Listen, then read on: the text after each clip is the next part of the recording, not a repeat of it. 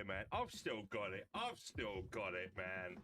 I might have got a beard and a bit of a belly, but if you give me a bandana and grease me up and shave me, man. I fucking love you, man. Between casting, living, and sizing the bullets. Oh, man, it sounds like when I was playing. What's that game on the PS4? When I was in New York.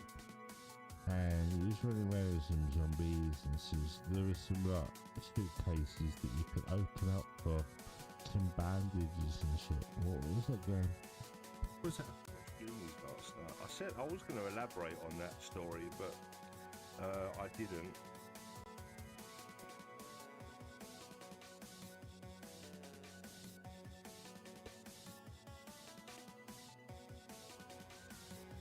Full retraction, not tied behind glands, is easy retraction limited only by continental adhesion to the glands.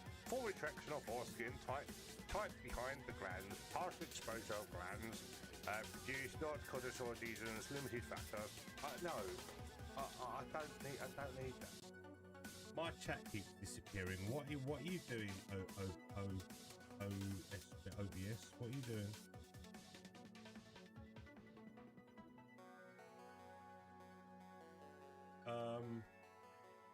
Whoops, OBS has crashed.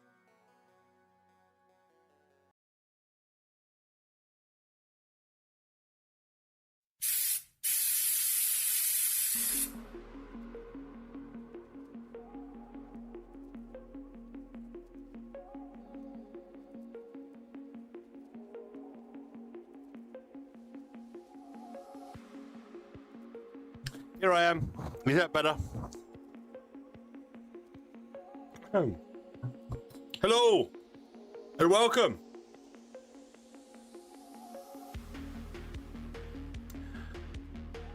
Okay, it's good now. Good. Glad to hear it. Thank you so much for being here and being nice and early. Oh, I've had a morning. I had to go shopping, and the day I decided to leave my house, there was roadworks there, there was roadworks there, there was roadworks there, there was roadworks there, there was temporary lights over there, there was a road closure over there. Yeah, that's about it. Like, essentially what should have taken me 45 minutes took me 2.5 hours.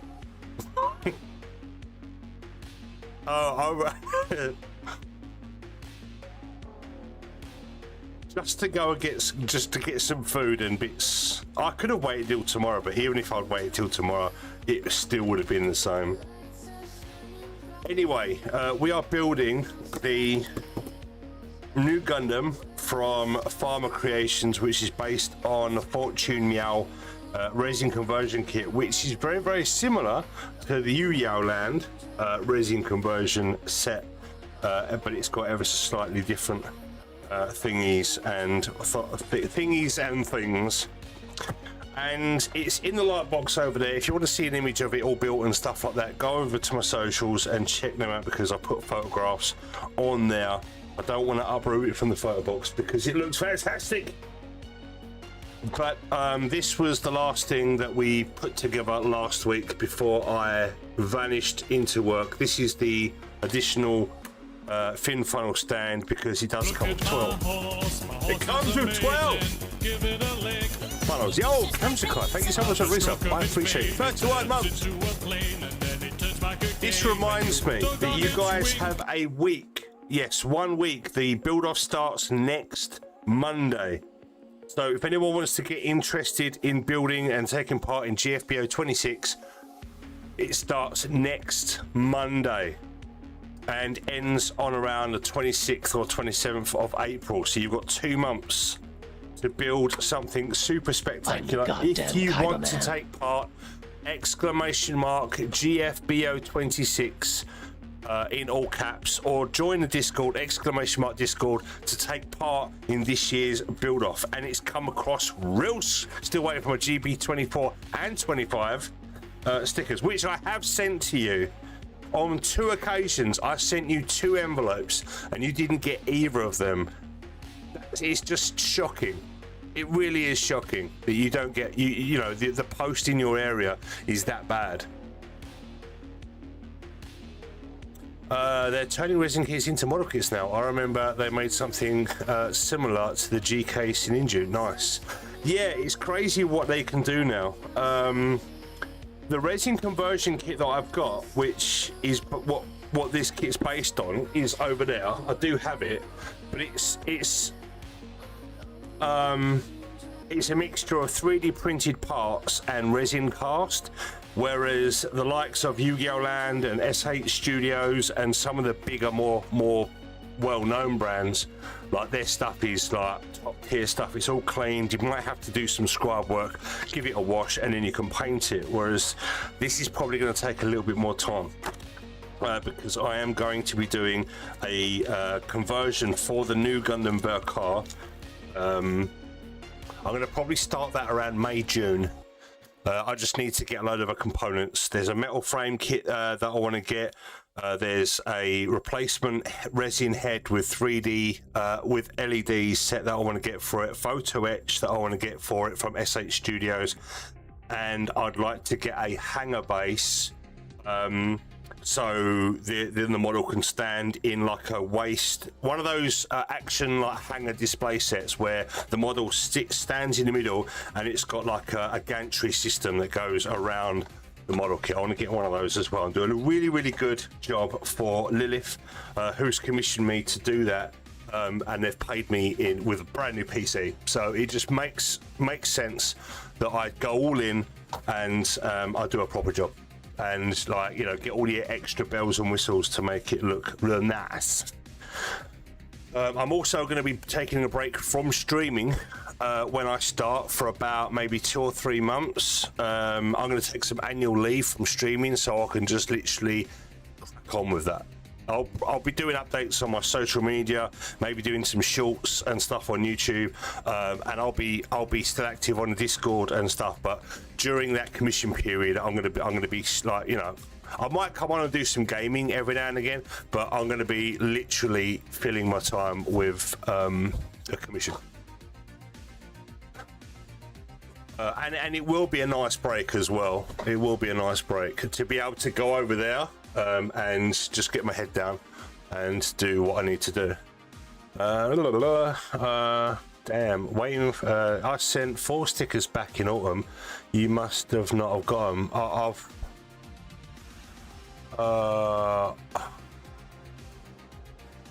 I don't think I did. I don't remember. Shit. Have you built any mechanical? No, but there is one that's coming up that I really want. I can't remember what mechanical it is, but the most recent one that I saw that they're bringing out from mechanical. I don't know how much that's going to cost, but it looks real nice. Not the Nightingale, no.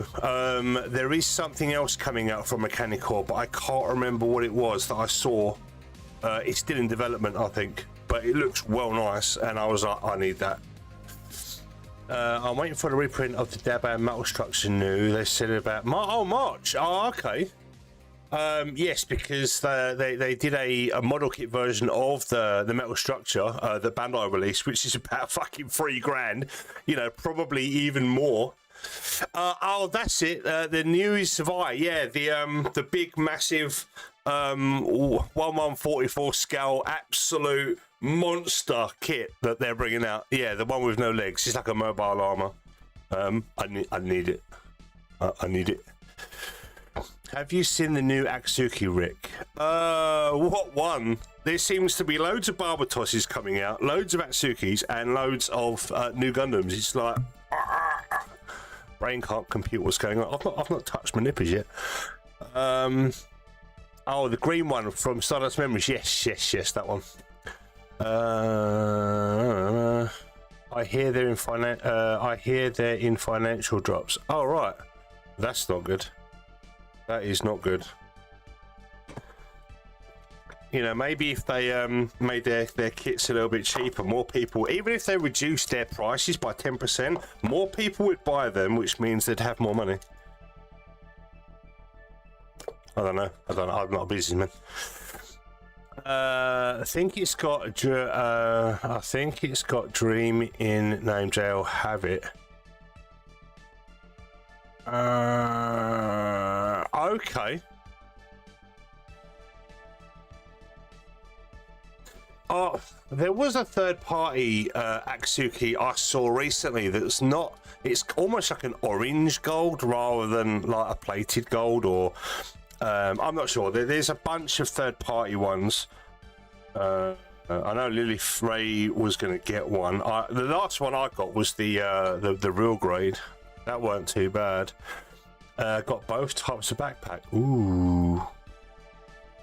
I've been eyeing on their Deep Striker for years now. I just can't justify paying that price for it. Yeah, it's a little bit of money. It's a little bit. They are expensive, the mechanical stuff. They are expensive. Right, okay, so I've done this bit, which is there. Yep, there. Now we times 24. Got to do that step 24 times, that step 24 times, that step 24 times. Damn. I'm going to do it 6 times, just to start with, right? Please forgive me.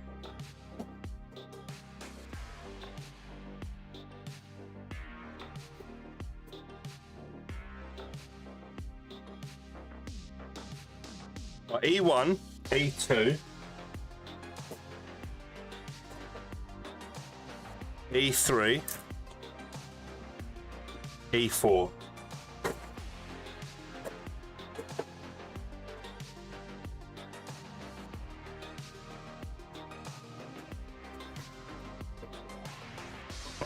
I'm gonna be seeing a lot of these because there's like 4 runners of each. It's crazy.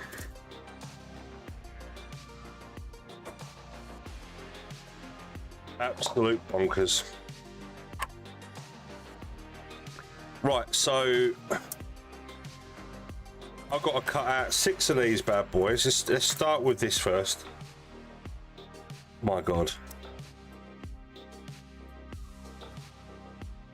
I will check on JL Gunpla.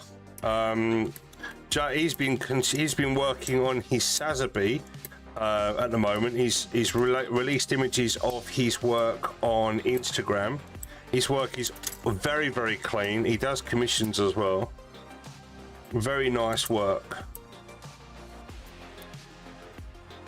And also, there is a 196 scale Sazabi coming. It's an RG Sazabi upscale. That looks like it's going to be a lot of fun. Why don't you do 6 times?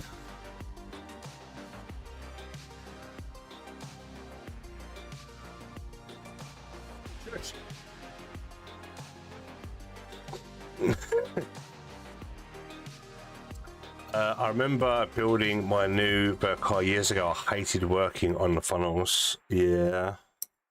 This is undergated though, so it's even more work. So, funds.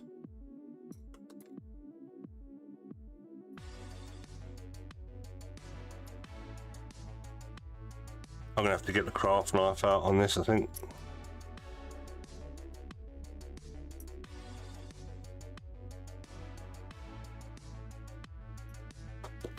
Yes.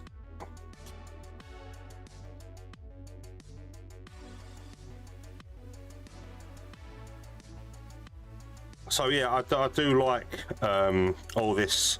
I mean, 2026 is looking like it's going to be a banger of a year for model kits. Unfortunately, my budget has just diminished through the floor due to getting work done on the house and then having to pay for it. So I'm going to do what I can when I can.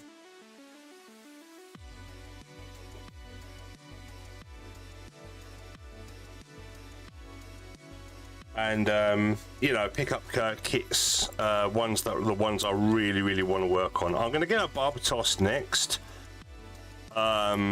Next Friday, I'm going to be getting a Lupus. I say next Friday. I'll be paying for it next Friday. But I've got a lot of boxes to ship out to people.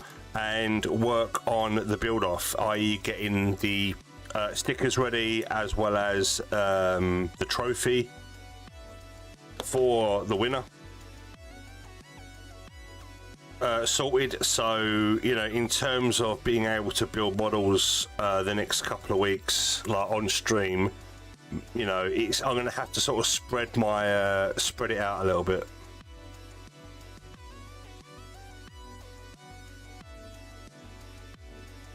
So there might be some gaming streams and other bits and pieces. I've got to sort of spread it out. Yo, Sonic, how you doing? Welcome.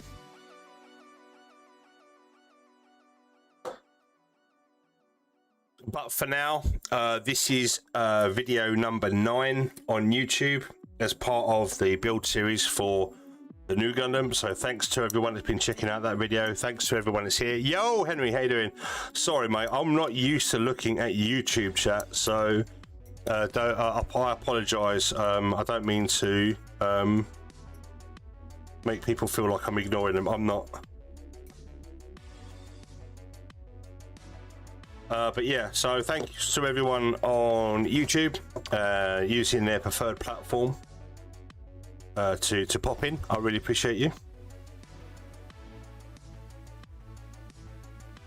So this is video number 9. I don't know whether it's going to be 10, wrap it up in 10 episodes. I'd like to be able to, but these funnels are just going to take up so much time. So it might be today, tomorrow, and Wednesday. And then I'll be able to button it up.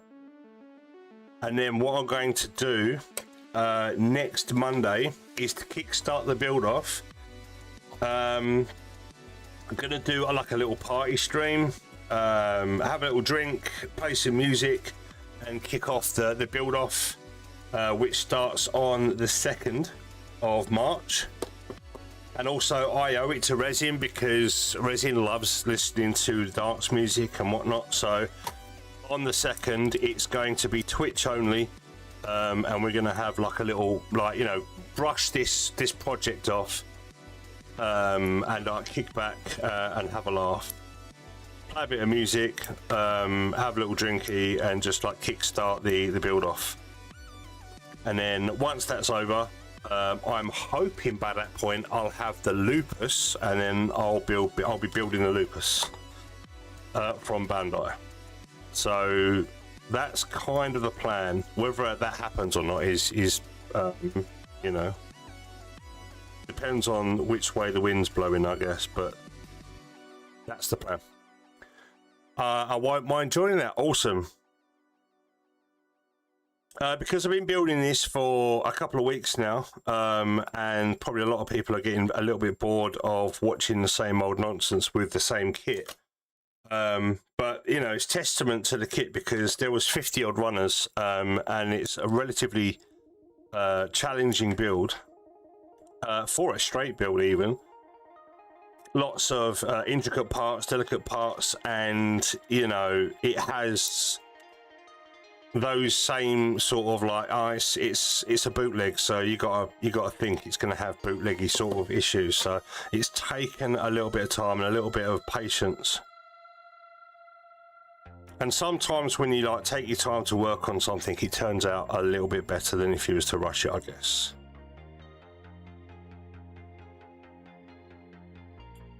But yes, next week, hopefully this kit would have been buttoned up and all finished, and then on Monday we can have like a little kickback stream, chill out. I might continue doing some more work on the clear Penelope P Bandai kit, which I've boxed over there, because as soon as this arrived, that got shelved. So, you know, I don't mind like having a bit of a drink, and maybe if I get drunk, it's no big deal. It's only a clear Penelope. Who cares, right? So I can work on that and have a bit of a laugh. And also, Resin's probably called in maybe 8 drop the base redeems now, so it's about time I sort of deliver on that redeem. Play a bit of tunage and just unwind and just shake it all off. Only one of them shit clear kits. Yeah, it didn't cost me anything, did it, Vink? Let's be honest.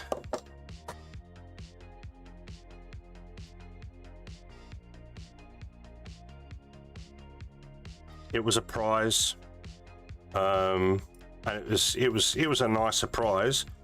But I've already built the normal Penelope, so the clear Penelope is kind of a little bit different, but it's like there's nothing new. It's an older kit now, so there's nothing really to write home about. But it's still a kit that I am, you know, I'm in the process. I mean, I built the Odysseus. I just need to sort of like now work on the Penelope armor. Whether I'll display it or not is another thing. I might even give it away. I might even give it away because I'm doing a big box giveaway in October on my birthday. And welcome, Gundam Modders. How you doing, dude? Hate to drop in and dip, but I got work. I got off work and it's bedtime. But wanted to say hi. But who the fuck is Bert? I don't know. Apparently, Bert has the same energy as Pedro Pascal.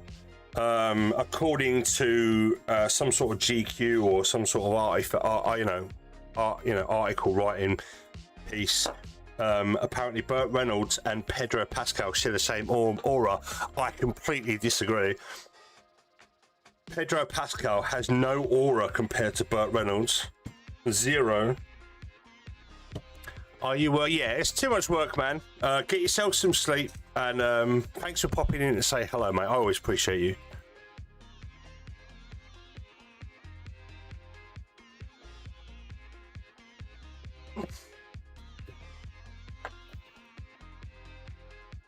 The thing with when you're clearing up undergates, you get loads of little bitty bits everywhere.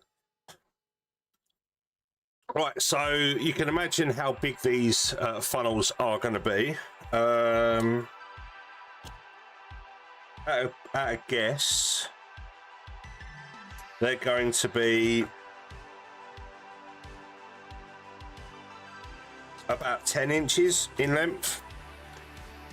Maybe 10 or 11 inches in length when fully deployed, which is kind of cool.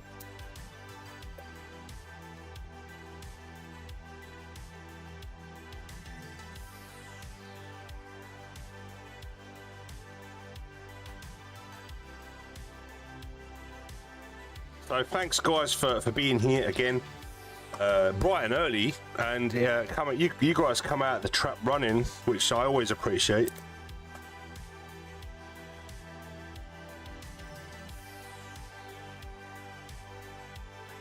Right, so now I'm going to cut out the other bits, which are here.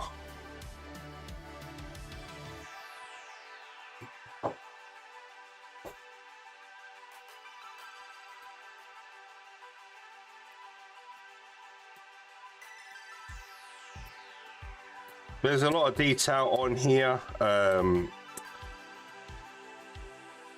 do sort of color separation and washes if you wish. There's loads of moldy details on these fins. It's kind of wild that they've printed these in 8s and not like 6. But obviously they wanted to use as much of the print, but it's kind of wild because the actual tooling machine that they had for this, they're all different sized dies, like print dies. Like you've got this shape, and then you got this shape, and you got this shape. It's like I can't even fathom what it must cost to make an injection mold tool, unless they they do like laser CNCs and it's all engraved within like minutes, and then they just put the slabs in the machine and away they go. It just blows my mind how quickly that these things can be made. 1, 2, 3, 4, 5. One more.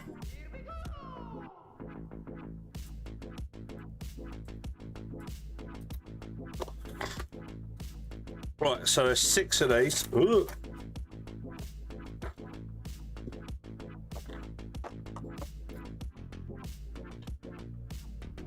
Oh, Blood Moon on Tuesday. Just for... What's it all about, thing? What's that all about? Blood Moon? What? Sounds magical. Tell me more.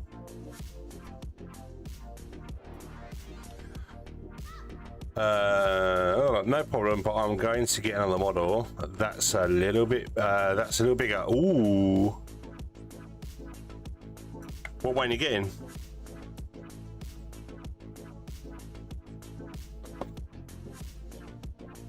I have it on good authority.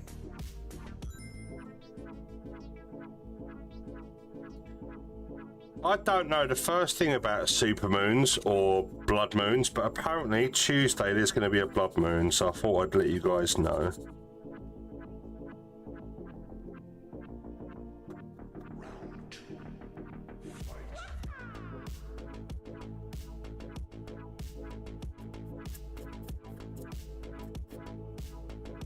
And has everyone seen Matt Armstrong's Ferrari right now, which he can't get started?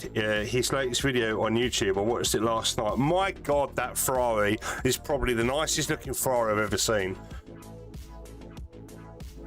And it's a hybrid of the actual Ferrari, but with the race car's body kit on it. But funny enough, the race car's got less horsepower, so it's going to have all the horsepower of the road version, but like the look of the track version, so that's kind of cool. It's going to have nearly 900 horsepower, whereas I think the track car has 7,000. But it's obviously lighter, isn't it? So power to weight and all that science.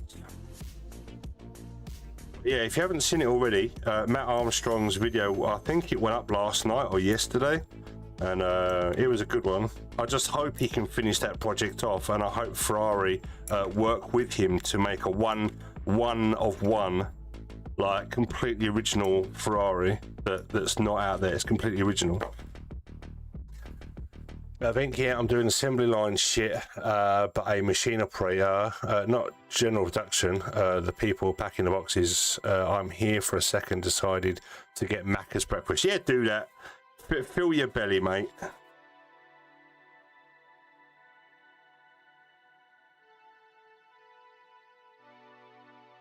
And I'll tell you what. I've worked in a machine shop before. Packing and maintaining some of the machines and whatnot. It was only a little. I was only there a little while. I went there as a forklift driver originally, but they said, "Oh, the forklift driver position's already gone. What else can you do?" And I was like, "So those machines over there, I can maintain those and do other bits." And they said, "Okay, cool, we're interested." And I was just going around making sure like everything was all like tip top and working, and operating. And this, that, the other. I was only there for about 6 months, and then I got my work in Andrew Sykes, working as a pump engineer and plant maintenance operative. Similar sort of vibe, but you know, on a bigger scale. Going to building sites, making sure dumpers and pumps and other various equipments that people have hired out from the company were working, or they're within their service window, or there was a breakdown. The company, like the customer, had put water in the fuel, for example, which happened all the time. And the battery's flat because they've run fucking water through the fuel, so it's then flooded. And then I'll just keep turning the key. It will start eventually, right? And then they fuck the battery, and then they fuck the rings, and yeah, all of a sudden the piston and the con rods are just don't need to tell you how fucked it can be when you put fuel and water for an engine.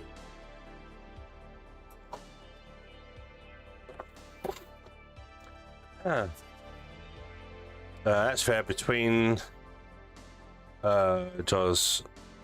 I'm here just while I do schooling for full stack development. Yeah, exactly. Well, once you've got that qualification, you can go bye bye to your current job, and go work for the big cats, the big bucks, doing full stack. I don't know what that means, but it's going to be cool. I want to retrain telecoms on its arse in the UK.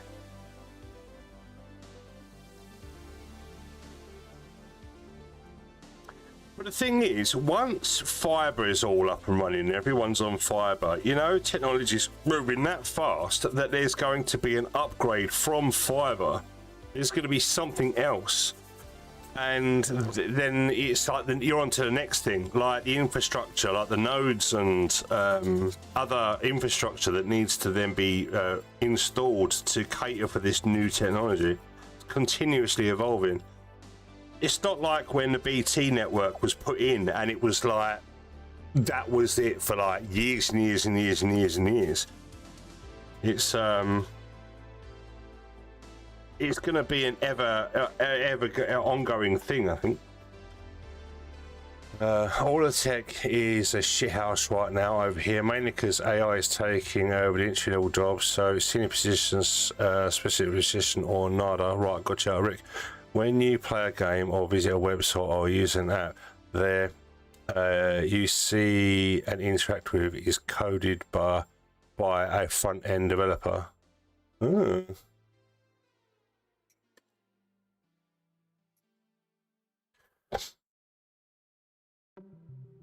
The gears and inner workings behind the scenes stuff, that's coded by a back-end developer.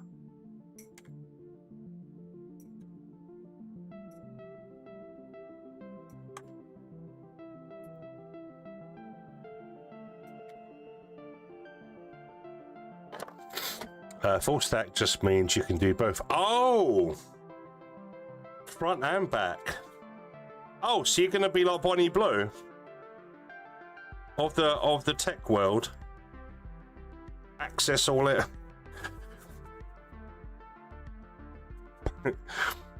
Open both ends.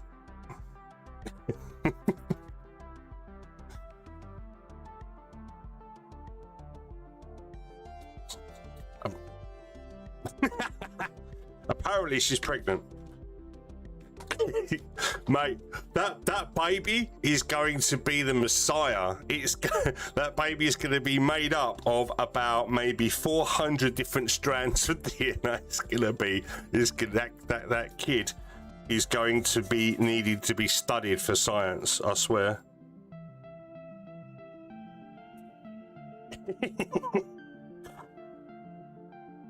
Who's the daddy?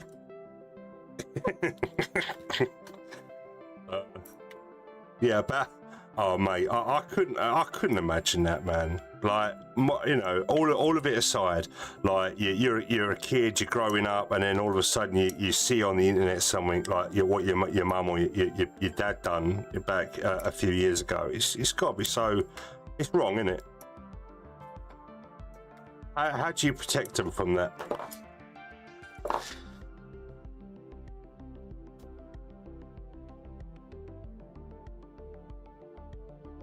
Right, I'm getting off my soapbox. I don't want to go down that rabbit hole.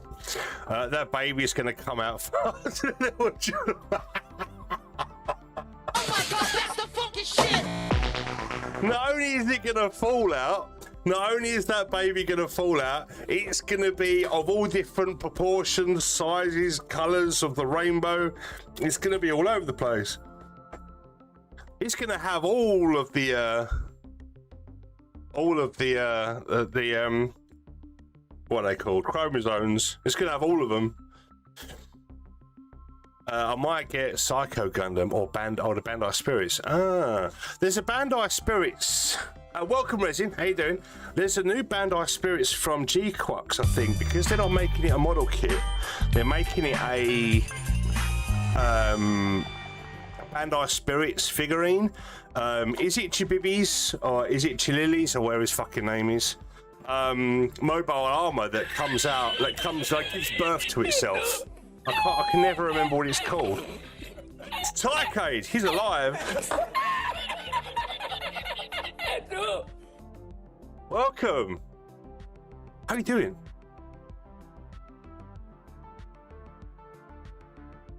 Sorry, I can't hang long. Still dealing with a kidney stone from yesterday. Oh, man. I can't even imagine how much that hurts. I've never passed one, but I heard they're excruciating to the point where you might want to get a knitting needle and sort of like put it in and give yourself a bit of a boring out. Oh man, lots of water, dude. Lots of water. I'm alive. How are you, my guy? I'm doing. Sounding with a knitting needle. Sound. Just put the like the 4mm knitting needle in the end of your knob, and then just give it a good workaround like this. Don't follow my advice. Don't do that unless you're some sort of sadist. Always seek medical advice if you're having trouble passing things.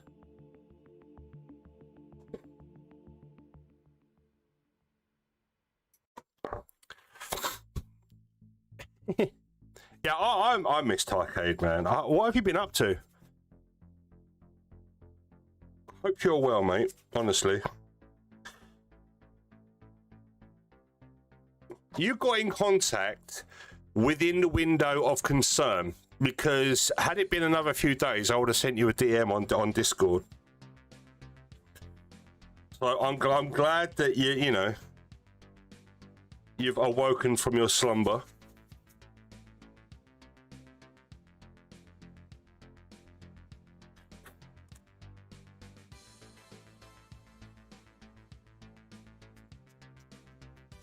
Working our very little gunpla. How you been? Hey, wow, Jesus Christ! Right,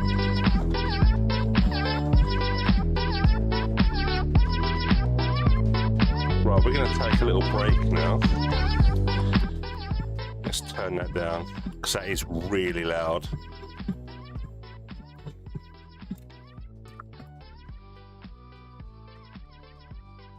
We're going to be here for a while.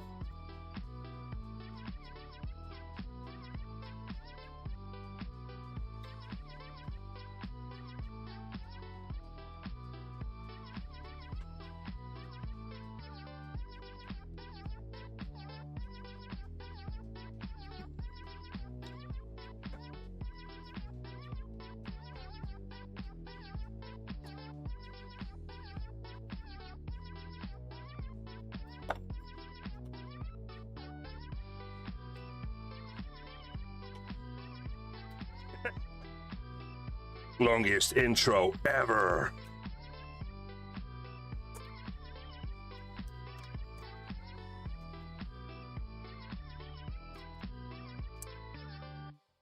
Hey.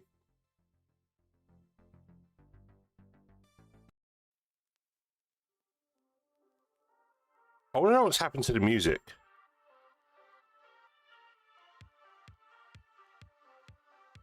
I can kind of hear it. How you been? Longer than calves. Yes, it is longer than calves.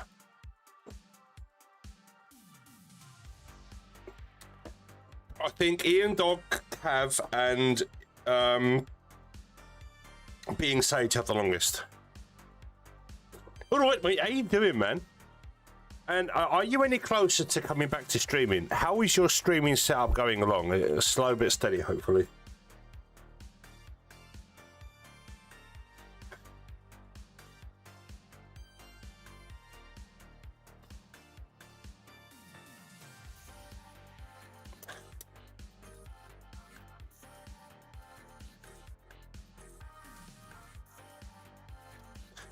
Please don't tell me I've got to do the. Yeah, I suppose I've got to do this 12 times. Because what I'm doing now is for 1/2 of a funnel times 6. And I've got to do, and I've got, once I've done one side, I've got to do the middle brace bit. And then I've got to do all that again to then do the other side. So yeah, not looking forward to that, to be honest, but you know, it is what it is. Content. Very little. I'm all right, dude. I'm all right. Very little gunpla. Oh, that's sad times. Well, I do hope that you're joining the build off though, which starts next week. So for anyone that's interested, GFBO 26 is starting next week, next Monday. So from next week, you can post your registrations when you can do it, and there will be a trophy for the goat and some cash prizes for the winners and runners up. And Lilith again, thankfully, is going to be doing another best in comp prize. What that prize is, we're not sure, but it's going to be good. Now, I'm going to be entering, but only as as an excuse to like get my head down and work on my narrative Gundam. So I'm going to be entering that in its current state, and I'm going to see how much of it I can get done. But I've got no intention of winning. I'm just using the competition to...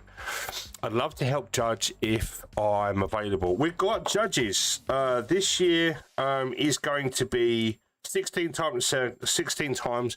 It's going to be Lilith, and Cav is returning. But by all means, next year, if you want to put yourself down as a judge next year, yeah, we'll have you on next year. And you'll probably be in a better position by that time, hopefully, as well. Like in terms of availability and stuff like that.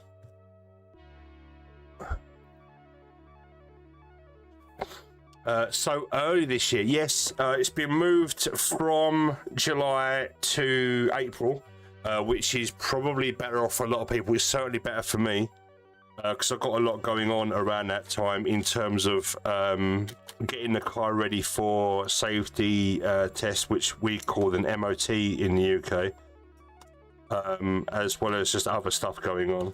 Also, there's a wedding that I'm going to in July, and yeah, so I just wanted to move it forward, just to free up some space personally, and it works out better for other people.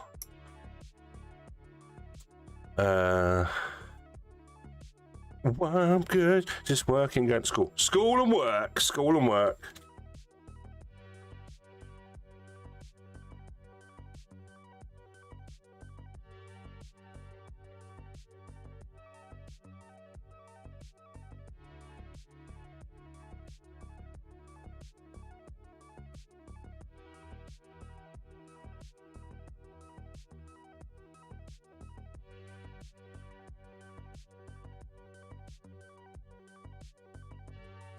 Yeah, it's going to be nice going to see Sean and Amy tying the knot.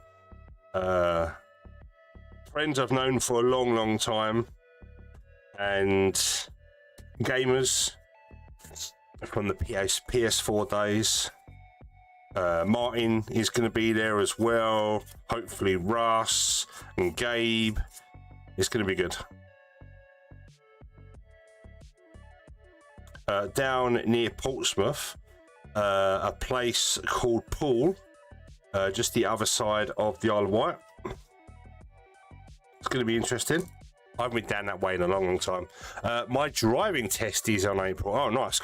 What, for car or bike? Good luck, mate. I know they're making it harder and harder for people to pass their test. It's a joke, but you've got it, mate. You've got it. You got this.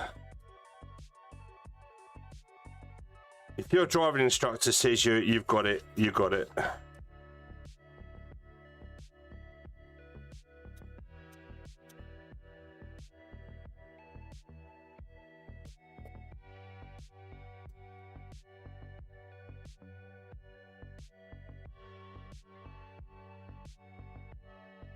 They're also changing the rules when it comes to taking your test now. For people under 25, they're making it that you've got to have at least 6 months worth of training before taking your test. So there's none of this like 1 or 2 lessons and then applying for your test. I think they're trying to crack down on unsafe drivers. So people that are over 25 and taking a test, you don't have to worry about it. You're obviously more mature, that you're not going to go around like speeding and being an absolute moron on the road once you've got your license. It's going to be a little bit more, you know, less of a risk. E2 times 2 times 24. My God. My God.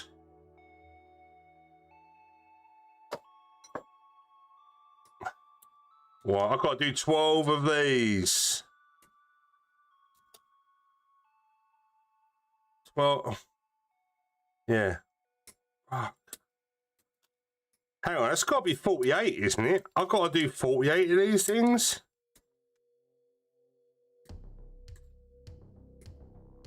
If it's 2, yeah, this is breaking my brain. I've got to do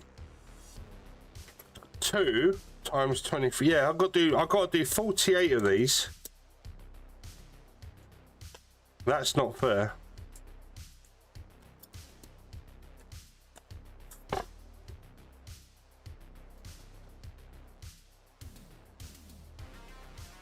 These little winglets. That can't be right.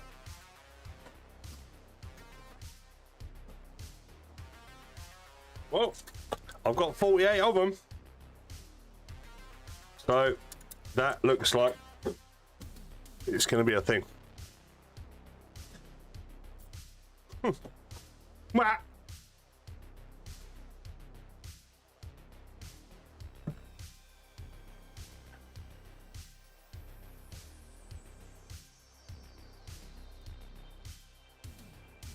Luckily though, the cleanup isn't going to be too terrible. There's no undergated on this, so it's just literally clean up the faces and move on.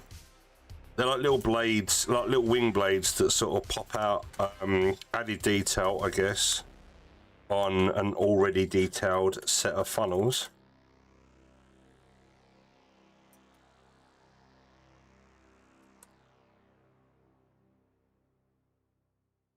So I'm going to be doing this today, tomorrow and Wednesday.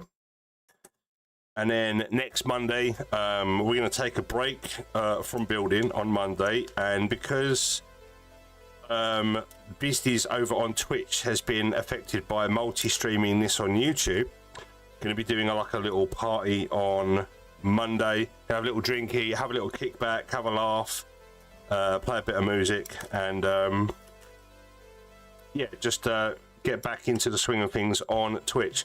Now, this is going to be like a playlist thing on YouTube, so this is episode 9, so if you want to go back and watch any of the progress building this thing, all the videos are on YouTube under the playlist for the new Farmer Creations new build. And then once the playlist has been curated, I guess, it's going to be boxed up, packaged, and there you go. It's going to be its own thing on YouTube for a little while. But then I'm going to migrate back to Twitch only, building the Lupus, which I'll be getting that in a week or so's time. And depending on how much traction this playlist gets on YouTube, I might do another one for when I get another model kit that might be that might interest others. I might do another like multi-stream where I stream on Twitch and YouTube again.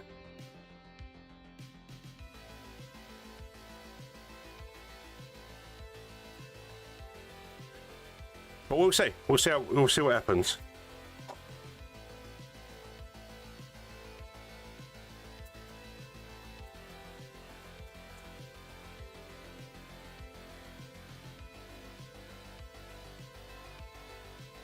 But I've certainly enjoyed doing it on both platforms. The last stream got quite a few, it's like 300 odd views or something like that. Upon posting the actual video, it didn't get many views after the fact, but there was quite a few people that popped in last week, and I was quite surprised. So I appreciate you. So thank you. All those operating in the shadows, fuck off them.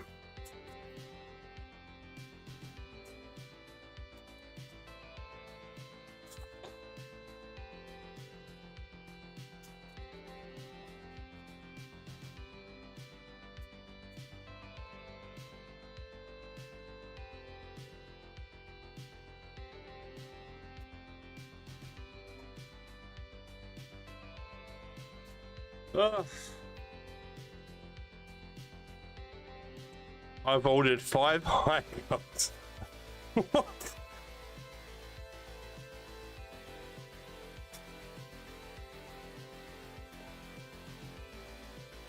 That's I want an army. Oh, okay. I think there's a third-party one coming out as well that you might want to purchase once that's available. Also, there is a 1/144 scale goof, which is available now, which has got like real grade style gimmicks. Looks pretty good. Had my eye on it for a hot minute, and then there's the resin high gog, which is PG size. Ooh.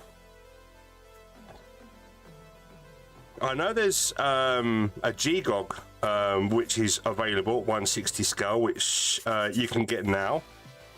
That's ready to rock for anyone that wants to pick that up. That's got motorized claws and backpack and eye movement, which comes with chargeable batteries and uses USB-C power. So that's kind of cool. That's ready. I want to pick that one up as soon as I can. That would be nice to work on.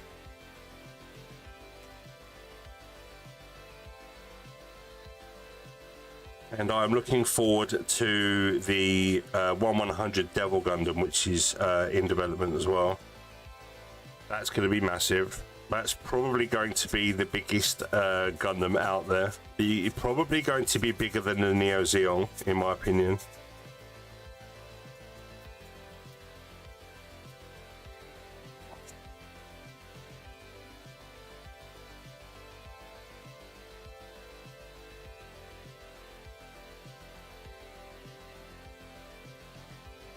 Can't believe I got to do this 48 times. 48 little parts.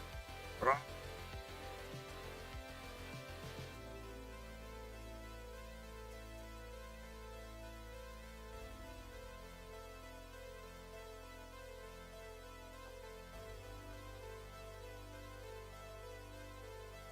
One 100 high gog. Yeah. I hope that's got like metal parts in it and a decent inner frame because of all the weight in the arms. That's going to be glorious. Show me what you got. From what we've seen, they've just upscaled the HG. Oh, it's probably gonna be arse if that's the case. You can't upscale a HG without like,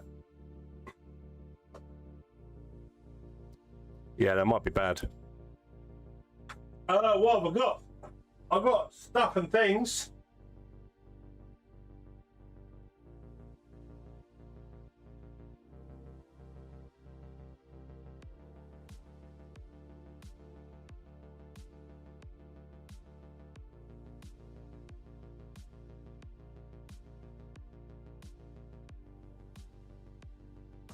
I don't know what to pick up. I don't know what to pick up.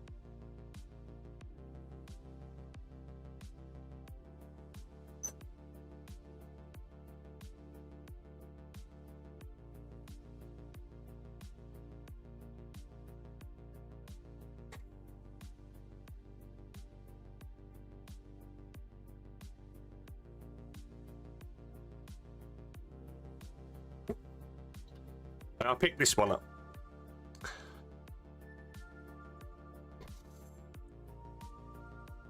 Built this recently. It's a lot of fun. It wouldn't surprise me if Fat Cat do a 1/100 version of this, because I think Fat Cat's upscales are doing really well. So I thought I would pick this one up just to see what it's about, and it ain't bad actually for a real grade. I thought it was going to be a bit bigger than some of the other wings, but it's on par with the rest in terms of the scale. But their legs are a little bit chunkier, and there's a lot more going on in terms of the transformation. And the backpack is really cool as well. There's a lot going on in there. I highly recommend the kit if you have been thinking about picking it up. I just thought I'd just throw it together, put it on a pose like this, where it's like falling out of the sky backwards, like shooting. I don't know, it's just a weird pose. I just thought I'd go roll with it. But yeah, certainly recommend this kit if anyone's thinking about it on there and they think, maybe not. Yeah, I highly recommend you do. It's all right. I was a bit blasé about it, like I am with a lot of kits. And then one was held for me by Rivals Corner, or was that the aerial? Oh no, I got that from Architects. What am I talking about? Exclamation mark Architects, and you can save yourself 10% off using Gundam Fan using my affiliate code. What a segue. So yeah, they now stock Ray Studio tools as well. So if you want to get yourself involved in that, click my link down below and use Gundam Fan for 10% off all your purchases and stuff that you put in your basket. Oh, let's get them right in my basket. Right, okay, so that was a bit squeaky as I put that on. That was a bit.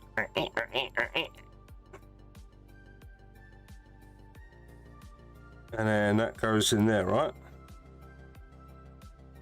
Or does that go that way? It goes that way, I think. I don't know.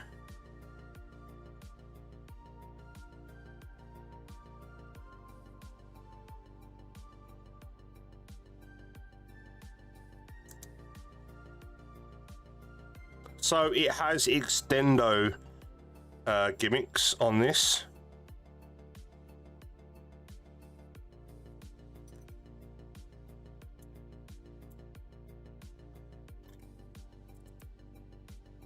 Okay. Yeah. So that's kind of the internals of one. There's a lot going on, and that extends, and then these wings come out. But yeah, I've got to build that up another 5 more times, and then I've got to do another 6 times.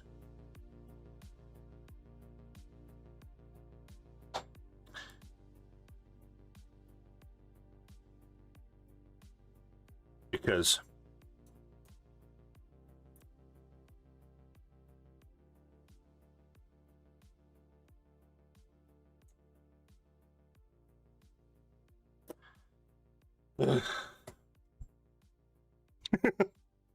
I love model making and I love gunplay and plamo.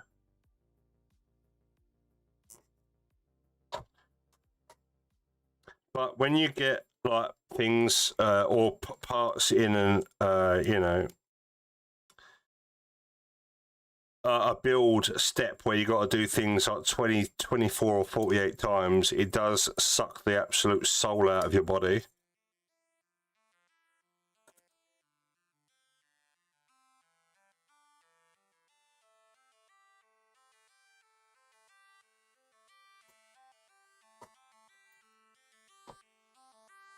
And it's like it no longer becomes fun because it's now work, or it's a chore, or it's labor.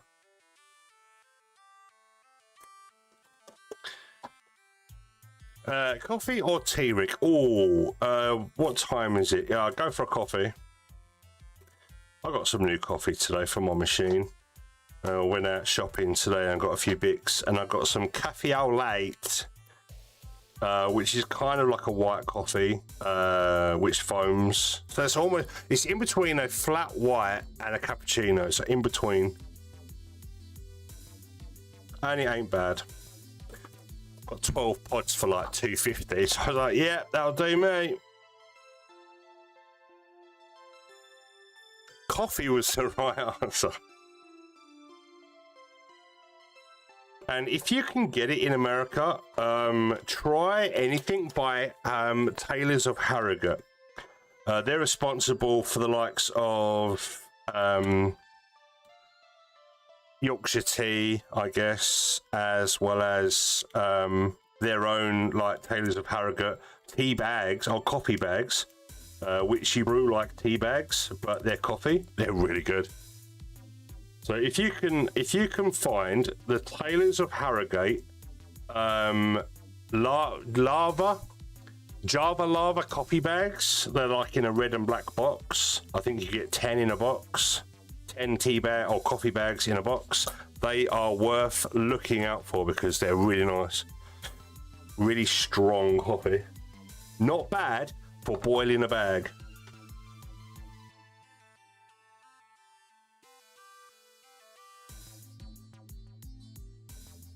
Yeah. Right. I've done that 6 times. Guess what? Actually, I'm going to do these steps. I'm going to do these steps before I do it all over again.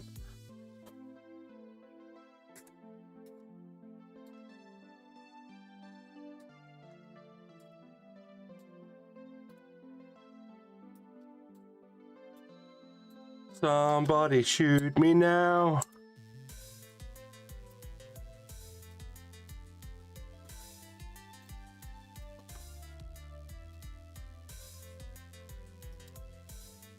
I was trying to remember the rest of the Duran Duran song, but I forgot it.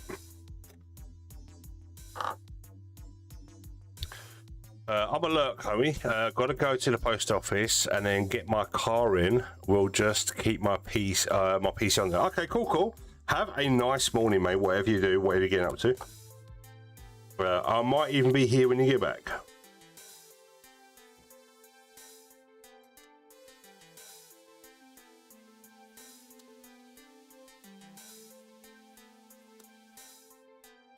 And thanks to everyone that's here today. Popped in, said hello, or perusing, having a little catch up. I value your time. Thanks for your patronage.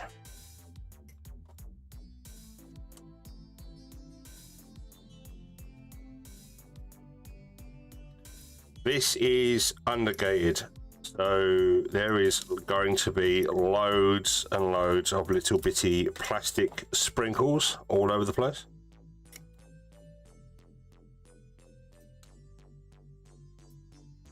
So if you like sprinkles on your toast in the morning, this kit has got you covered. For all you nub eaters out there.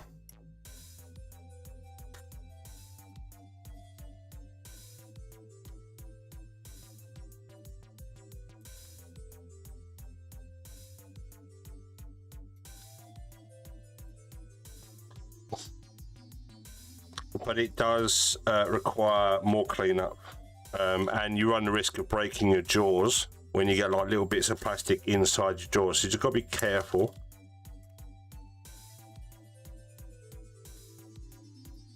Especially if you're using anything like Dispire or God Hand nippers. They are delicate. They do break.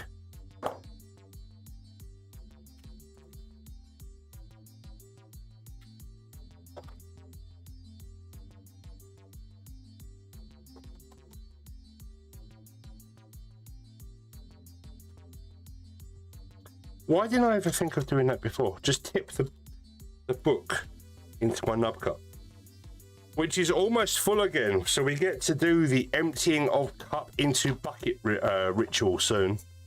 Almost full. Yes. So I've got a bucket of nubs. See, look.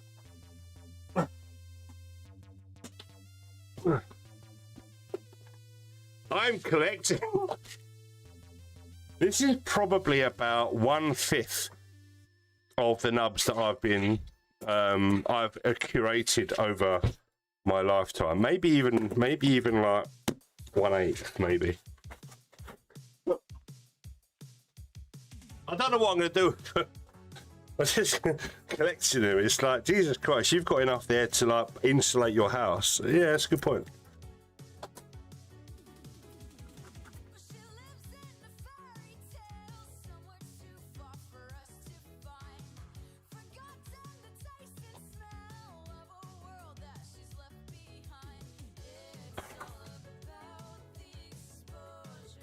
Why do we collect our nubs?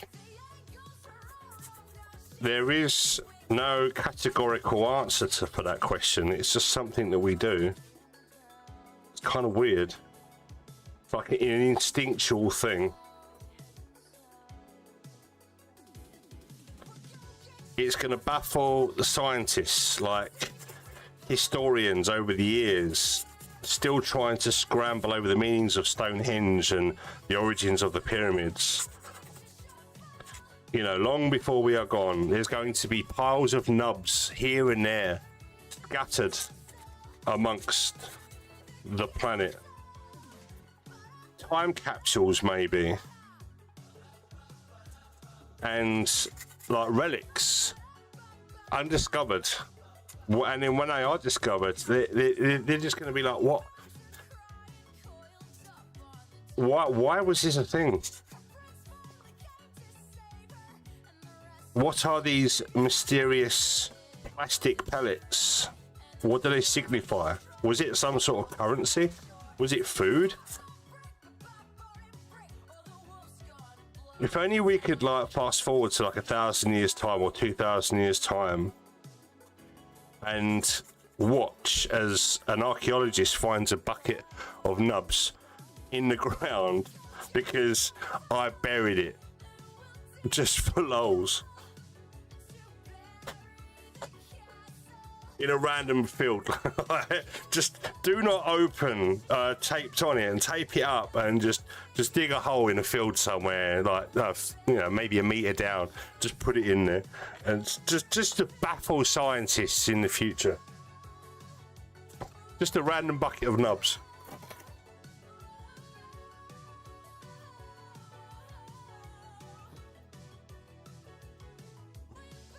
E2.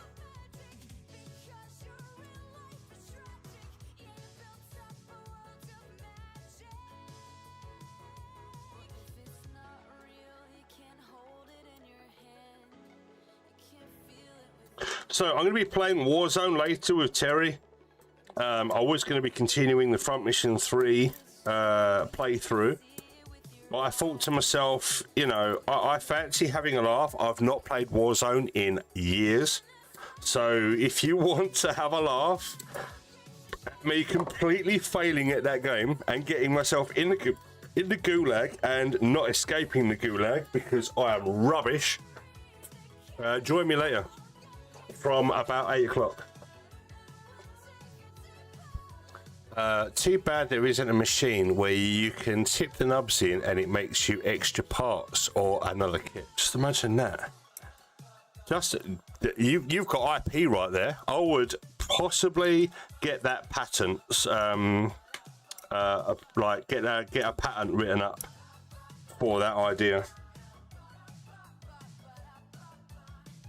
Where they have the CAD and the tooling, right, for a particular kit in a machine, where this month it's this kit, and they've got all the tooling in there, and you pour in your pellets and whatnot, and it goes, and it pumps out all the runners, and you pay a fee, and you add the plastic, and it prints out a kit.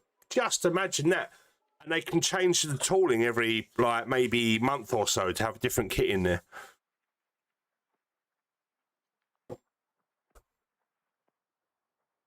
That would be pretty sick.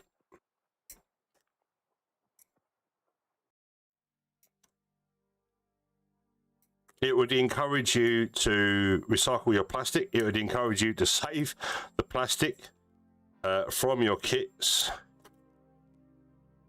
However, it probably would need a hell of a lot of plastic. So it's not like you could get one printed up a month personally. But, you know, had you saved up a couple of kilos of nubs, you can treat yourself to a kit, I guess. So yeah, go on the patent office and draw up your idea.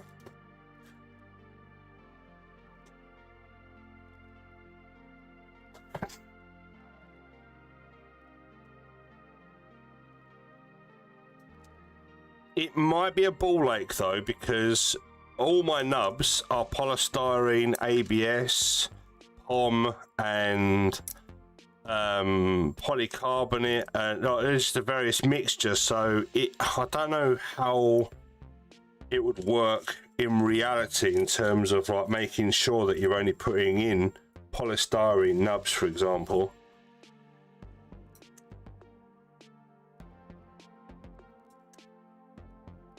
Unless obviously you consciously separate them all.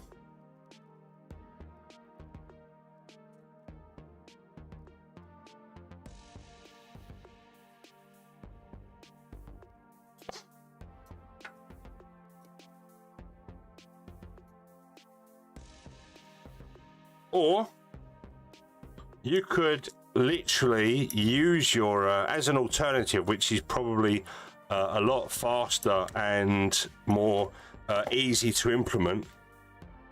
Bandai say authorized vendors which offer a trade-in system. So you taking your nubs and say you've got like 2 kilos of nubs,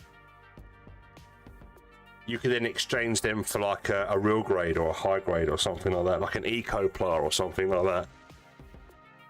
I don't know whether that's a thing in Japan already. I know they've got recycle bins where you can just go to a Gundam base and dump all your runners and stuff. I'm pretty sure that that's a thing already, but I don't think it prints out like a receipt that you can take to a cashier for in exchange for a kit, which should be a good incentive. I don't know if that's a thing already, but that would work here if they was to make a permanent G base and encourage people to recycle. That I certainly would go down there with all my nubs if I was going to get a kit out of it.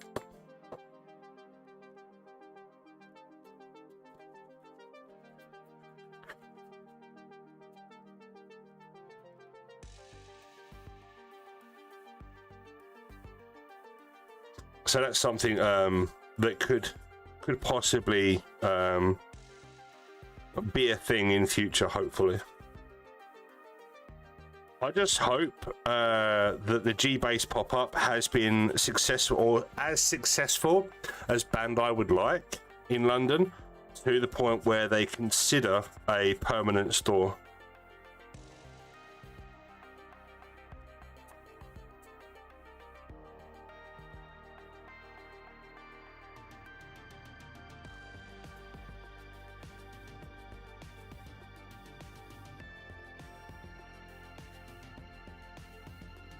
I hope that's the case.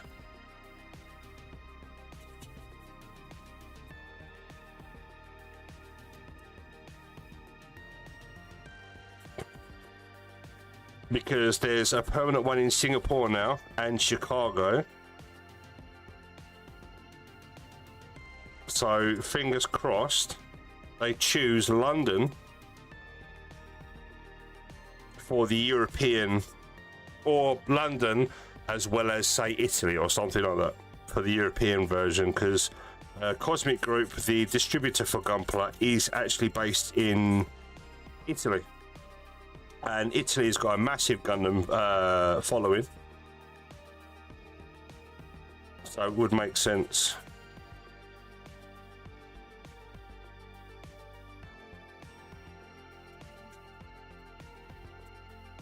For a London and Italy branch. One in Australia, one in South Africa, because there's a massive community down there that love Gunpla down in South Africa, so that would make sense. And maybe one in Brazil or Argentina. And there you go. That's the world covered by G-Base.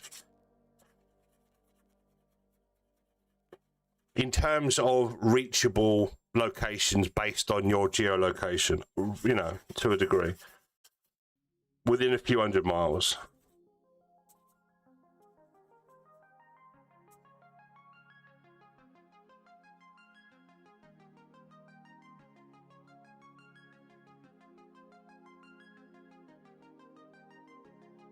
Maybe one in Russia.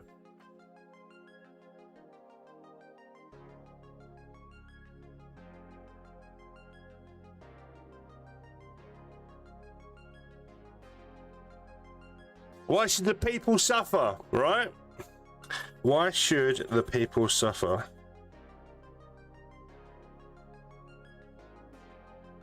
Na, na, na, na, na. Gunpla for everybody. Saying that though, in London, whenever it was restock day at the G base, the queue was around the block. So I do think that the fact that they sold their stock really fast is a good indicator that you know, a G base store in London would be beneficial to Bandai. So I just hope that they've got their, you know, their heads screwed on enough to realize that. But you know, Bandai do not care about Bandai do not care about anyone outside of Japan. They've made that, they're very vocal about that. I just hope that this sort of like goes against that narrative for them, and they go, you know what, fuck it, and create a store in the UK, which would be nice. Because getting Ecopla and specific G-base like special coatings and whatnot are quite, it's a bit of a headache because of import. So having a permanent base with stock rotation, like even if they were to rotate the stock every few months or whatever, it would be very beneficial to everybody.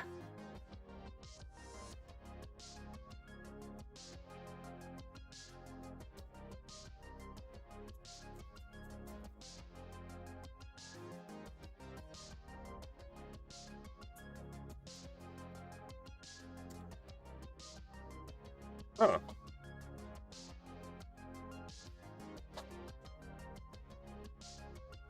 I was saying in the wrong bits, but never mind.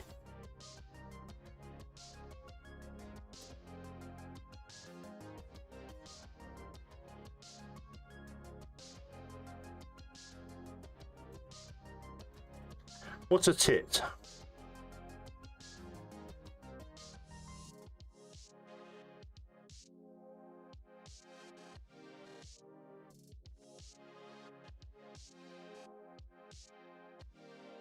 So it's Pancake Day tomorrow here in the UK, Shrove Tuesday. So are you prepared? I got myself a shake and bake pancake bottle thing that you just add milk or water or whatever, and you just sad. I mean, making pancake mix is one of the simplest things to do. I just couldn't be bothered. So I'll be doing that. I got some strawberries, I got some Nutella, and I got some chocolate crepes, which are like folded pancakes with chocolate in the middle. So I'm going to do myself a pancake breakfast tomorrow, possibly with some bacon. Bacon, pancakes, strawberries, and dip the strawberries in Nutella.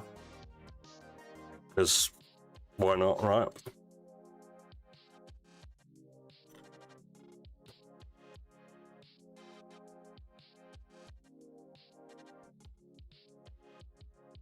Right, so these little posts are really, really long, and you can mushroom them. So I'm going to give them a little bit of a chamfer just to help them in the holes.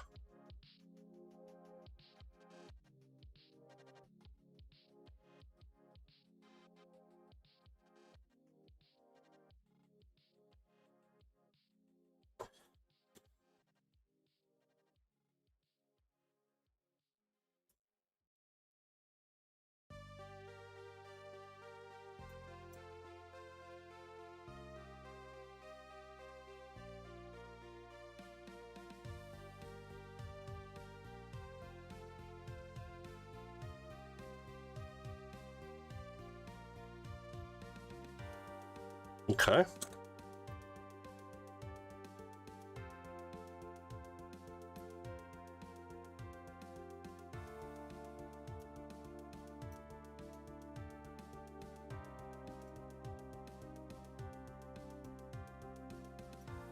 So who's going to see that? Good luck, don't have fun, don't die, which is out in March, or is it end of this week? No. Oh, it's already out, isn't it? The 20th, I think it came out. Yeah, I think it came out Friday. Hopefully, I'm going to see that in the cinema next week.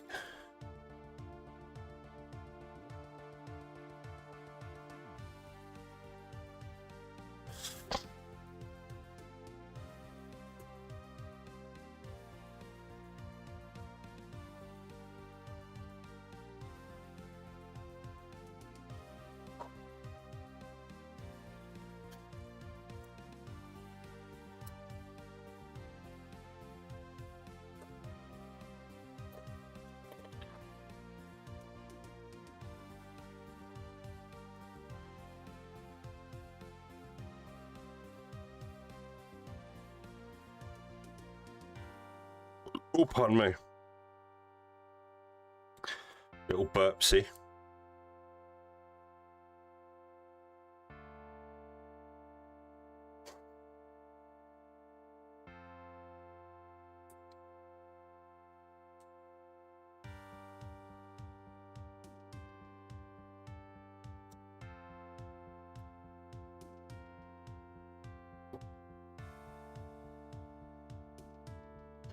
This is, once they're cleaned up, these parts go together real nice.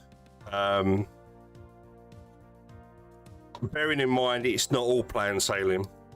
This kit does have some delicate moments where things can break, have broken. You've got to be careful.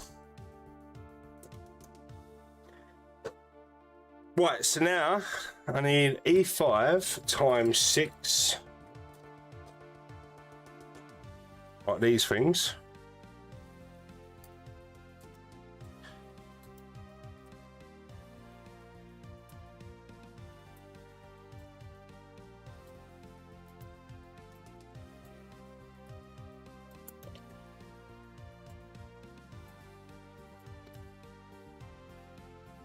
One, two, three, 4, 5, and 6.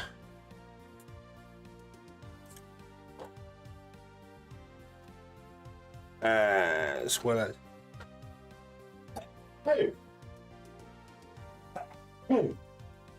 oh, excuse me. As well as E4 7.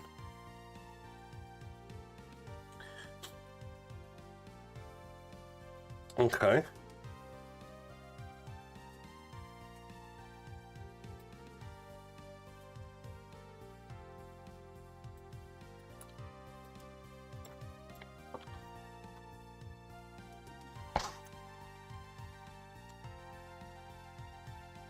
Now apparently that clips on there, but I'm not entirely sure because it's got 2 ends. Now I'm assuming that that opens up for when it folds up or something like that. It's like it's got a little clip so it can collect on itself.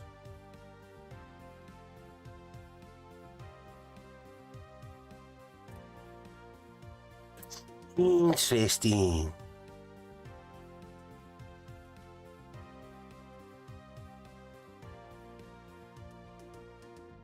But I've got to put them the right way around because there is like a little arrow or detail on it, so they're not universal. So there is an up and a down. I've got to make sure they go on the right way around, otherwise I'll be in trouble for breaking the rules.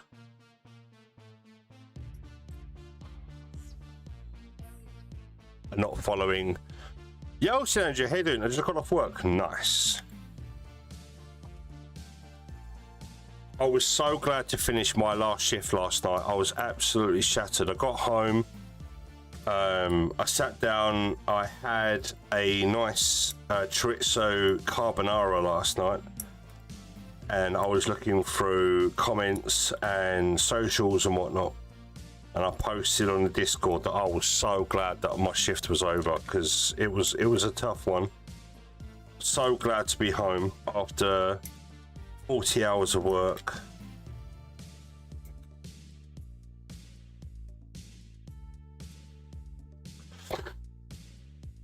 By the way, I'm going to pre-order the MGSD Destiny Gundam. Nice. That is a kit I am keen on.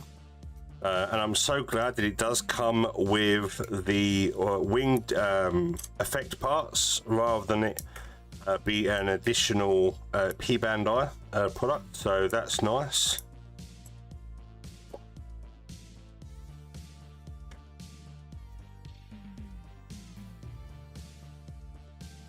And it's wild that they announced the Kshatriya first, which is going to be coming out around, I would have thought, like September sort of time. And yet they go, oh, we're also doing a Seed Destiny MGSD, and that comes out in a couple of days. Like that, I think that's just wild. It's really mad how they operate. Like a complete stealth launch. Madness. It's good though.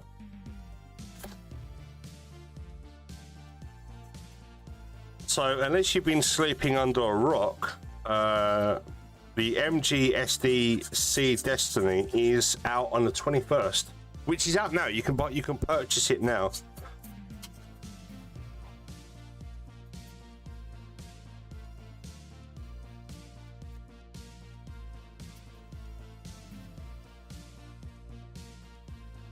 Unless you wait for it to be available in your country, by which, you know, you're going to have to pre-order it and stuff ready.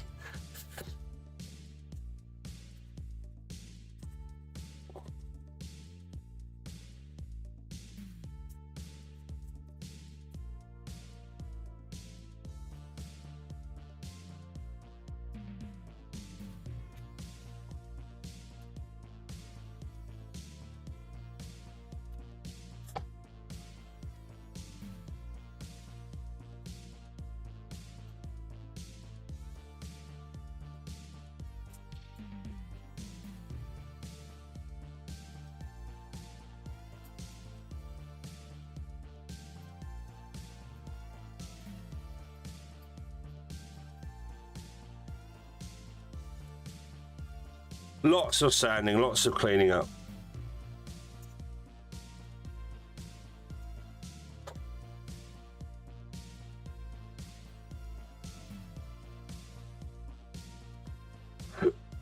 Oh, pardon me.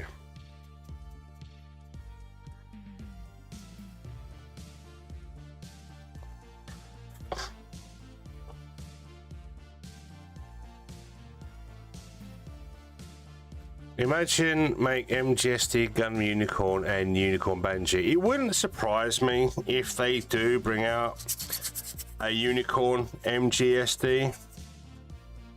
But they've been really random with their entries. So, and I am quite surprised that they haven't released an RX-78-2 or Mark II MGSD. So,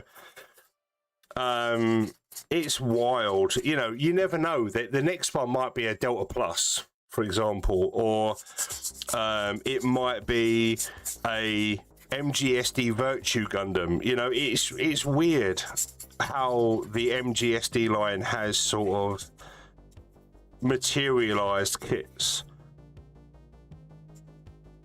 They started off with just doing like extended universe stuff. But yeah, it's wild that the first UC. Yo, welcome. We still McDowell. Welcome. Thank you so much for the raid. What are you up to? Little Red. Mom, somebody just followed me. Love it. Thank you so much for the follow. Probably the MGS RX they designed looked too much like the Sun Toys version. Yeah, because the Sun Toys version's been around for a little while. So it's kind of hard. Just imagine that. You can't make your own licensed product because it looks too much like a third party that's came out before it. That would be kind of wild. But they can make the Mark II though, which would be nice, because we still haven't got a Mark II Vercar. The Mark II MG hasn't had a 3.0 or an update in such a long time, so it's due. And considering what we've had 4 double Z Vercars now, it's like, come on, dude. Yeah, the irony.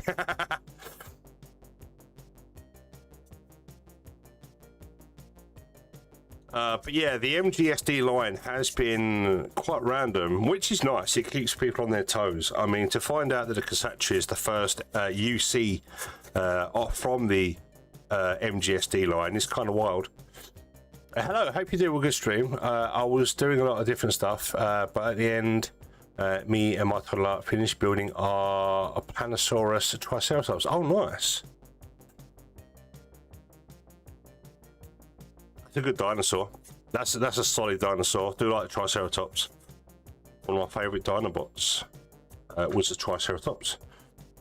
I've not built a proper Gundam yet. Oh, you need to do it. You need to. This isn't a proper Gundam. What I'm building. This is a third-party kit. But yeah, definitely get yourself a Gundam, even if it's an entry grade or a high grade, just to get yourself into the groove. And then go from there. What one would you choose if you was to go? You know what? I'm gonna buy a Gundam now. What mobile suit tickles your pickle?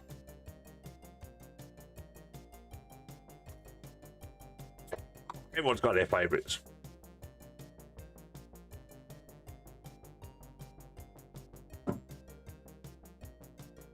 Right, so I've got to put this on first.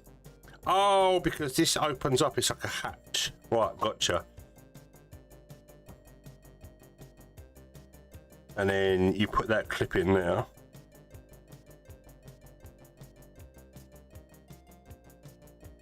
Yeah?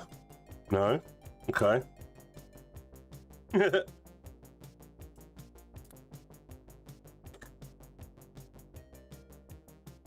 And that just pinged off. Okay, cool. So this is going to be lots of fun.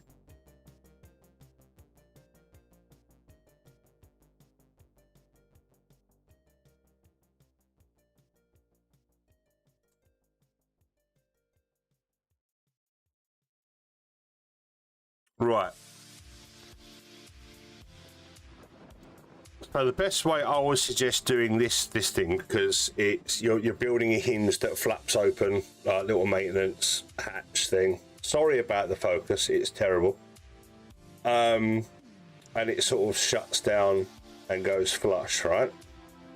So I think it's telling you to put that bit on, then that bit on, and that's not working. So I would suggest putting this bit on first, because you can clip it in and it makes a really satisfying click. And then lift it up and then click in the panel that way. And then it's done, and then you can close it. Because trying to put that panel on like it's saying to do, no bueno. So click, raise it up, and then push in the panel. Lovely. And that works. Okay, tried and tested method. Awesome. I have two. My friend keeps gifting me something nice. I built an armored assault mecha, a Pikachu, and a little bear, and they were all easy. I have a Gundam Age FX and a Super Deformed World Heroes Knight. Nice. Those little super deformed knights are pretty good, actually. They're some of the newer MGSDs. I'm not really a massive SD fan, but the World Heroes are pretty good. They are insanely sticker heavy for all of the details, but for a cheap little kit, they are a lot of fun if you don't mind the sticker aspect. Obviously, if you paint kits, they're really possibly some of the better kits for doing lots of hand painting or hand painting practice, because they're cheap. But yeah, certainly a lot of fun, especially if you build with your kids or whatever.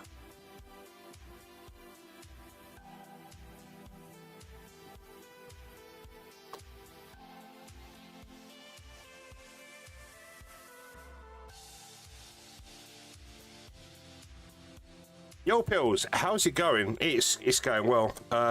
I've done 6 funnel halves now, out of a possible 12, so I've got to do this another 3 times. But I'm not, because on stream I plan on only doing 6 funnels for the backpack. I'm going to get the Gundam now.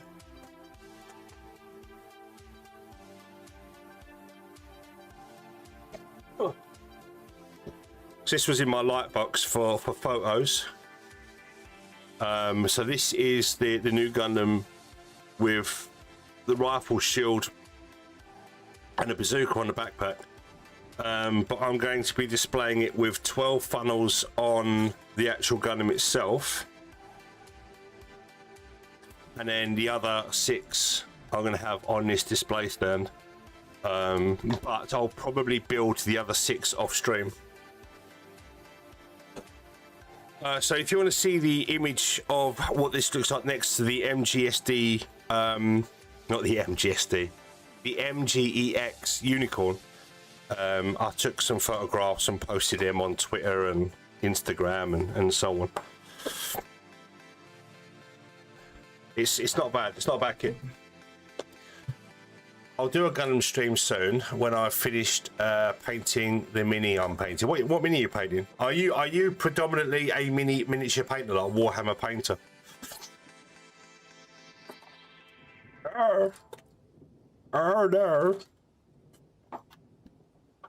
I haven't done miniature painting in years, and there's so many little things like firing in my brain that say, do it. Get yourself, like, because I've got a paint station and I've got loads of acrylics around, and I've been meaning to sort of like buy some miniatures and get back into it, but it's been a long time. So I don't want my miniatures to look like I've been painting with my fingers, which is probably what would happen, because my eyesight isn't as good as it used to be. Oh, they're Gundam mini. The miniatures from the board game. Okay, cool.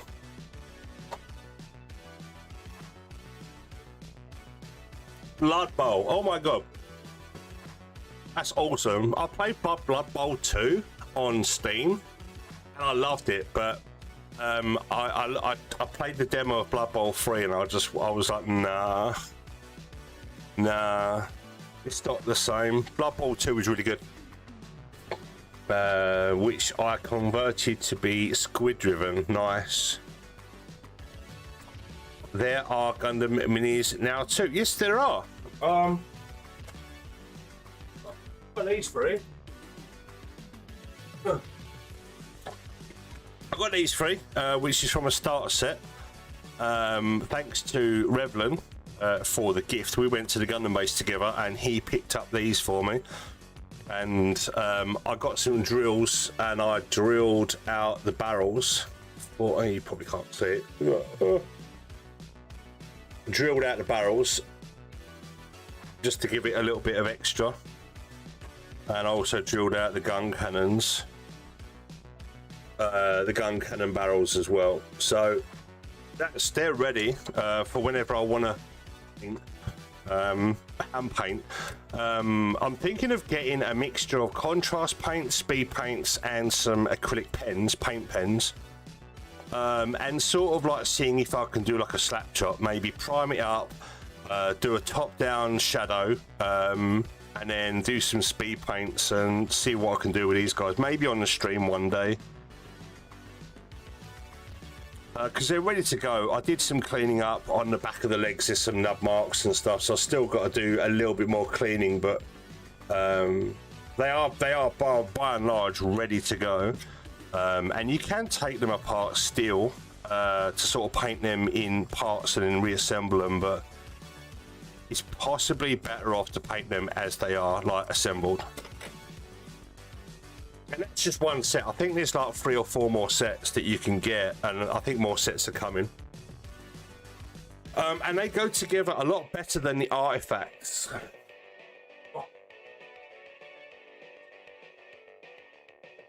Now, don't get me wrong, the artifacts are great things if you can get hold of them. They are resin, but these take a lot of cleaning up and seam welding and putty and just a little bit more time, patience and skills to make these work. Because like, look at the legs, there's horrendous seam lines down the legs and so on. But these artifacts are a lot of fun if you can get hold of them. Now, I'm not saying that they're hard to get hold of, but you've got to import them because I don't know many UK stockists or stockists near you have them on the shelf.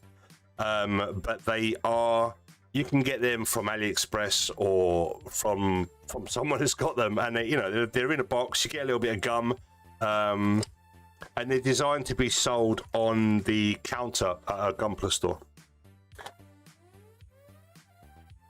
Just test what works for you. I'm a classic layering kind of girl. Cool. Yeah, so when I had a Dark Angels army and a Tau army years ago. They ended up getting thrown out by my mum by mistake. She doesn't know she done it, and I don't have the balls to tell her. But yeah, it was about over 4,000 points worth of Warhammer went in the bin. Yeah, she was cleaning out the garage and she was throwing out other stuff and she didn't realise what she was throwing out, bless her. I was like, I really wanted to choose murder.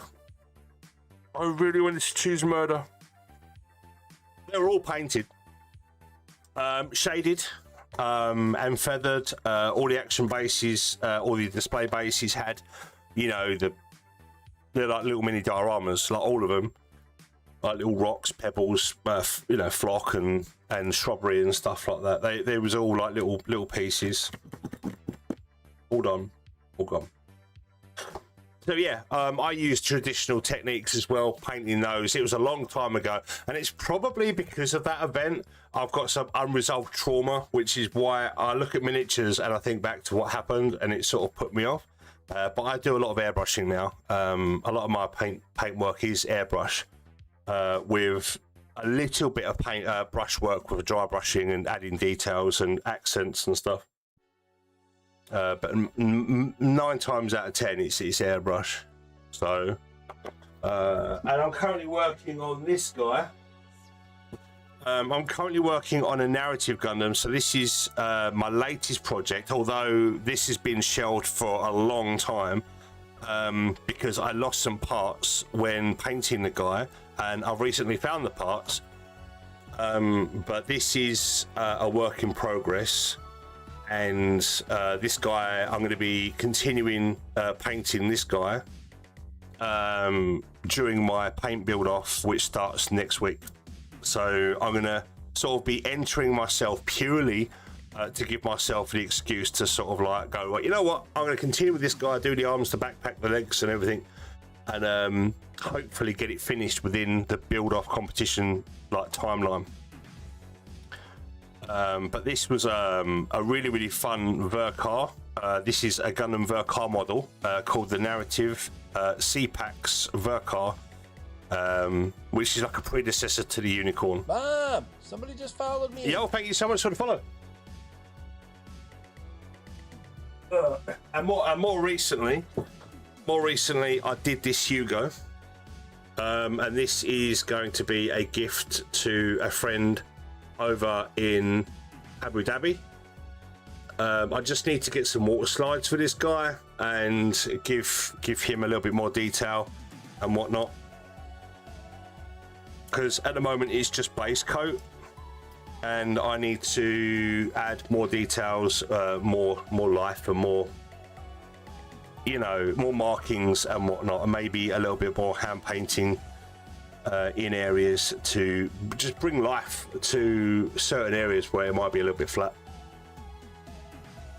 But yeah, this Hugo is going to be a gift to someone who was kind enough to secure the perfectibility perfect grade for me. So painting this guy and getting him finished once I can try and find some Hugo water slides, which I don't think exist, but I might have to get some just generic IBO markings and sort of finish him up and get it out to him.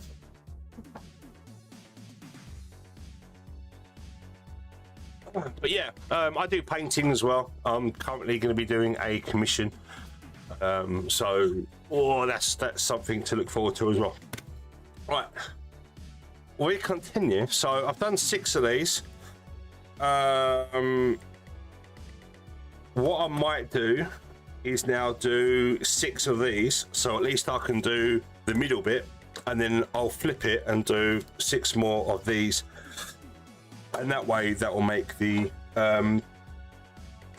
things. This is hard. Mentally it's hard because there's so many repetitive steps.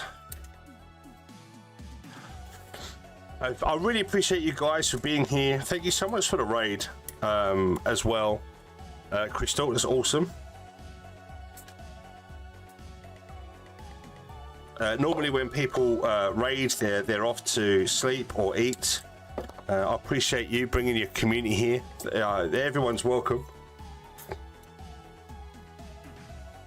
But if you have to run, you have to run. It's all good.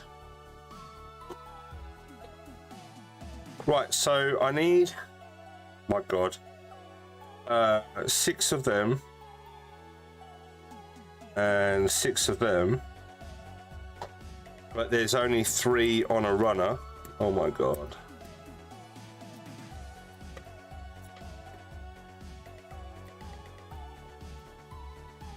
This song sounds like it's been going for an absolute age. I do apologise putting you through that. Let's change it up.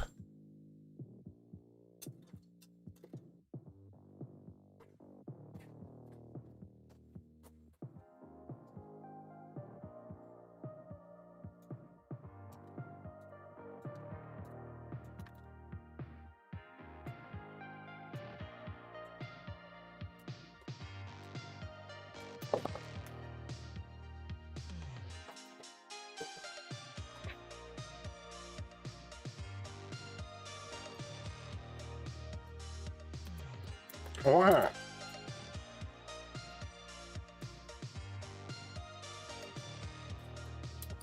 Right, so all this nonsense is going to make the middle bits. If anyone that knows what the middle bit of a V funnel is, please let me know. From, you know, as far as I'm aware, you know, I'm probably not the only one that calls it the middle bit, but it is the middle bit.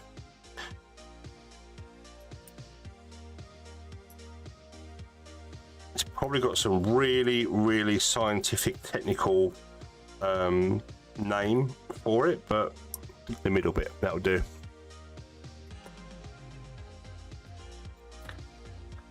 Now, everything on this kit is undergated to a degree. There's a lot of undergating. Not all of it is undergated, but the majority of it is, so it cleans up really well. The only trouble with undergating is there is a lot more steps involved, but ultimately you get a cleaner finish.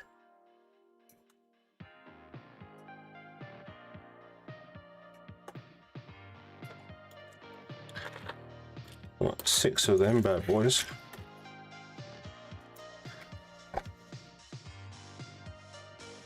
Yeah.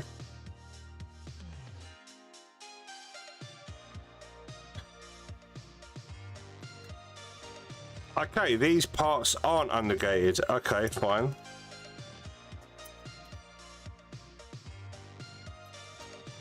But they are cleaning up really well because the way that it's designed, when you clean it up, it's pretty much on the edge, or the face, if you like.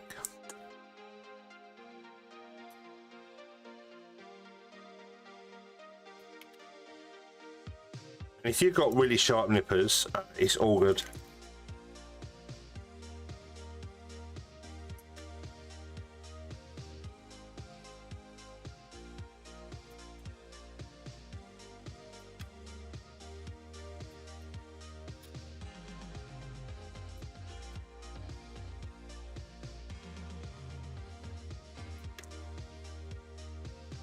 And you know, when you do repetitive stuff but you're doing the same step over and over and over again, you can end up going into some sort of trance. So if I do end up just like I forget to talk or engage with you guys, just press a button. There is a shock the streamer button available where, you know, high voltage current will go through my arse and I will jump. Everything I just said there was an absolute lie, but I had to think of something to say.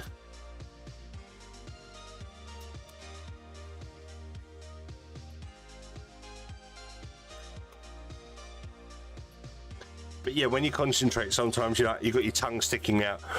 Drink water, please. It's got hops and sugar and barley and some carbonated carbonation to it, but it's pretty much water, right?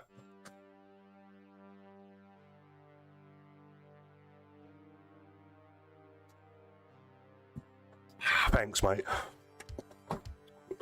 It's so nice that you're looking out for me. Hi, friends. Geezer! How you doing, mate? I just mentioned you.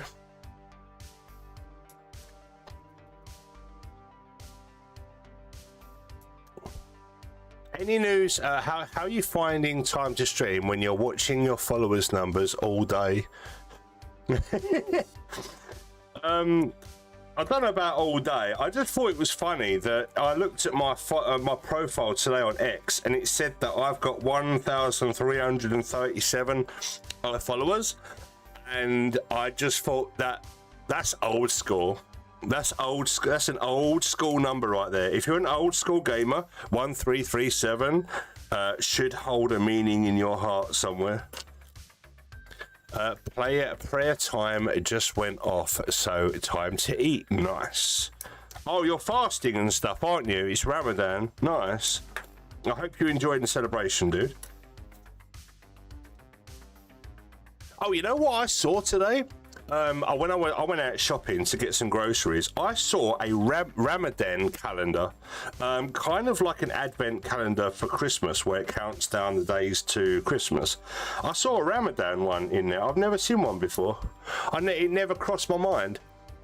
So that's kind of cool.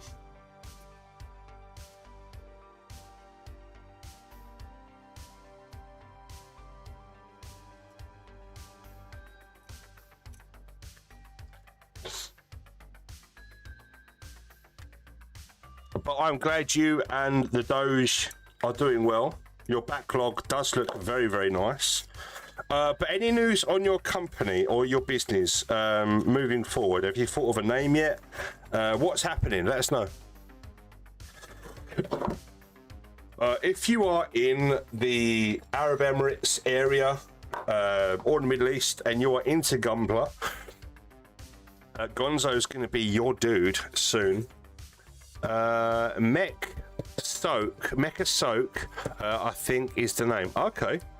What does SOUQ mean? Is it a word play on the word soak? What does it mean? Because I haven't got a clue. And I am all about educating. It's an Arab.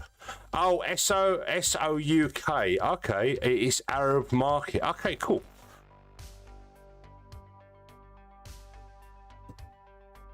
I really hope that your business does well and it just it takes off and you become a bajillionaire. That'd be sick.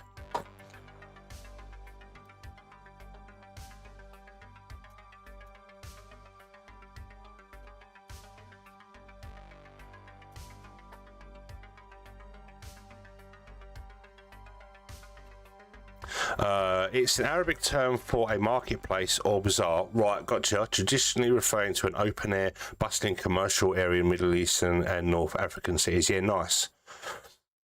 It's the market you see in Alad. Yeah. I've never been to Egypt, but I think my first like visual like exposure to something like that was probably footage of Egyptian markets and stuff like that, and like you say, Aladdin. That's cool, man. There are some in the UK as well. In East London, I think there's an Arab market, which is all open air, and we've got markets here in the UK that do very, very similar things where you can buy fruit, vegetables, and linen and clothing and whatnot. We've got markets here in the UK which we just call them markets. You know, we're quite boring, really.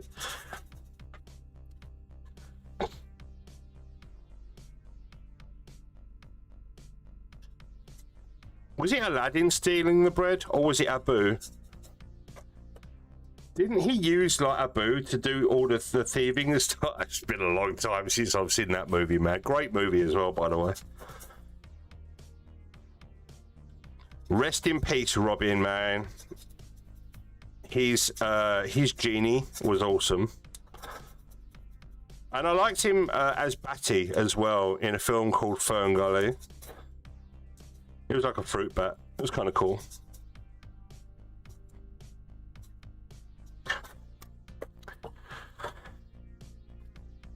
Yeah, Mecha Soak. That's cool. It's got a ring to it. I like it. I'm probably pronouncing it wrong, so I apologise.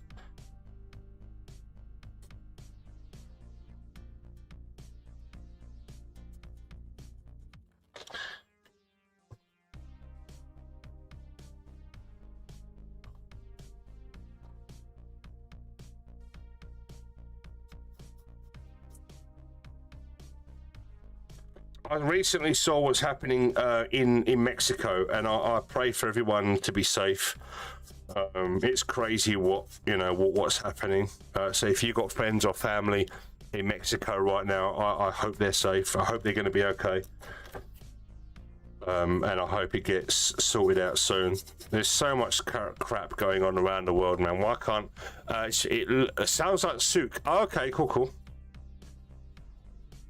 There's so much rubbish and it's just a shame. It's such a shame that so much bad stuff is happening around the world. You know, there's a lot of good people in this world, and everyone has to suffer the bad decisions of evil people. And it's just, I just wish that one day that everything can just be good, and we can just like live our lives in peace. Cartel been doing crazy shit since I was a teen. I'm not surprised one bit. I mean, I am aware of the cartels and hanging people from bridges and kidnapping rich people's children and for ransom and the drugs and I'm not naive to it all. I know it's going on, but what they're doing now is, I mean, all eyes are on Mexico right now. It's crazy.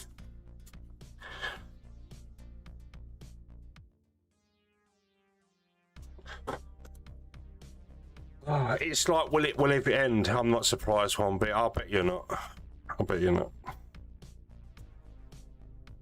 I just want it to all end,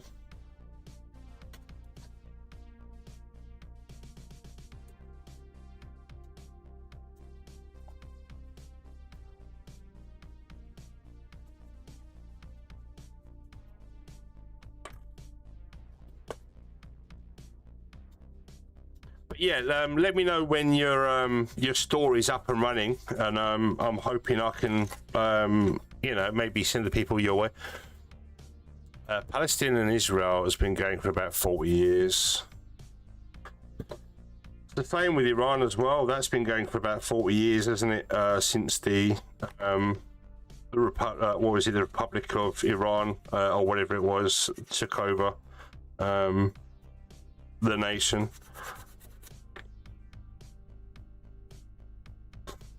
I wonder what's also cartel's been going on about the same time. Yeah, I wonder what happened. Was it the World War? Was it World War II that was like, you know what? It like just absolutely displaced loads of people and it caused loads of nonsense. I don't know. I'm not a historian, but everything happening around 40 years seems oddly specific. The Reagan War on drugs as well. That probably done it. Yeah. So we had the Cold War at that time as well. War and drugs. Man, war never changes, man.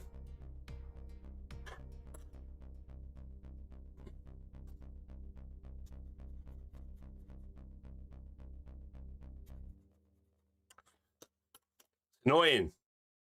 Stop it. Do better.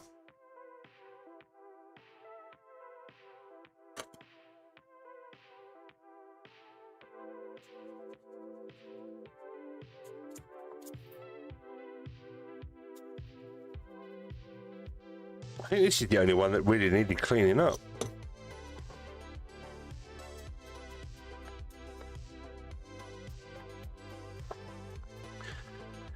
PGUV is en route. Nice. It's the only thing from a large order that is for me. You do it, mate. You deserve it. I wish I could afford one, but I just can't right now. I might secretly save a little bit of money each month and try and get one. I was asked by Rivals Corner whether I was going to pick one up, and I said, mate, honestly, I can't afford it. What with paying for the house renovations, windows, boiler, and so on, I've got to really drastically reduce what I can spend for the hobby, which kind of sucks. But it is what it is. I've got 3 years worth of paying the bills off, so I'm going to be sort of like relying on breadcrumbs and seeing what kits I can like feature on the show and whatnot. It is what it is. It is what it is. But I would like to pick one up one day, but it might be once everyone's got one and everyone's like not bothered by it, and I can just secretly build it on stream. It's like, yeah, yay! I've finally got one because I do want to build it. It does look good. Chinese cost for it is cheaper than US retail price. Right, okay. Yeah, you're obviously in a very good spot to get stuff at good value.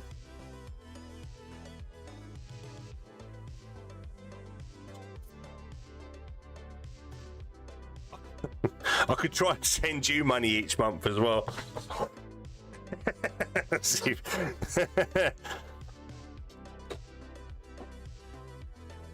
Just drip feed you some pennies into your PayPal.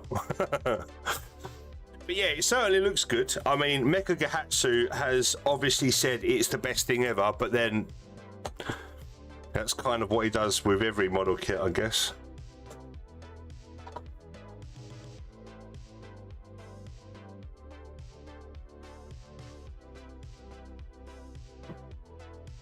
Right. That bit's that bit. And that goes there.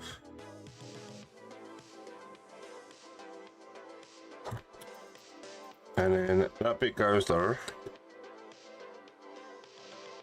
And then that bit goes over there.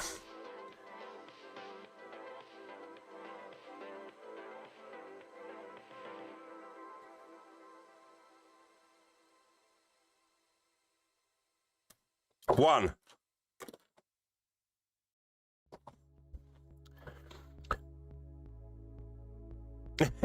Mecha video is summarized in one sentence. This kit is absolutely beautiful. Oh, you're on the home stretch for this bad boy. Yes, yes. I'm only going to be doing 6 of the funnels on stream. Because I kind of want to button up this straight build so I can continue doing my thing on Twitch, because this is multi-stream on Twitch. Medium Rick. Oh, hello. Hey. Hey. So yeah, I'm kind of like trying to button it up, the multi-stream on Twitch and YouTube right now, because I'm doing like a little series on YouTube. And then probably work on the rest of the funnels, like, you know, even if it's like something to do off stream, or like maybe one afternoon streaming, just do the other 3 just for something to do while I'm talking to everybody. But next week is the build off, so I'm going to be sort of like doing a little bit of a launch party next week. So next stream on next Monday is when the build-off starts over on Discord. So if anyone wants to take part in the build-off, exclamation mark Discord in the chat. There will be a GOAT trophy for the winner. Also, there will be a best in comp prize, thanks to Lilith Ray. And anyone who wins first prize will get cash monies and the trophy. And there will be runners-up prizes as well as commemorative stickers for everyone who takes part, which starts next Monday at GFBO26. It's the 3rd annual build-off, and I've been trying to put that in upside down for the longest time now. That was stupid of me. And yeah, that starts next Monday. So what I'm going to do is next Monday, we're going to have a little drinky and play some music and just like goof off. So everyone's going to have a little pie because Resin has been trying so long. He's a redeemed drop the base for like what 8 or 9 times now, maybe 10 times. So yeah, it's going to be a little party dedicated to him as well as kickstarting the build off. For anyone that wants to take part. Right, so these are, like I say, the middle bits for the funnels, which I don't know the real technical term. The powerhouse, the engine, the generator, the new type magic box, I don't know, but it's the middle bit. It's in the middle, and they go like that. So I need to make now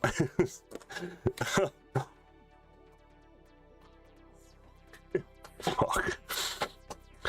What's a disgusting colour one could do for the new? A disgusting colour? Now I'm going to trigger a lot of people here and say purple or in yellow together.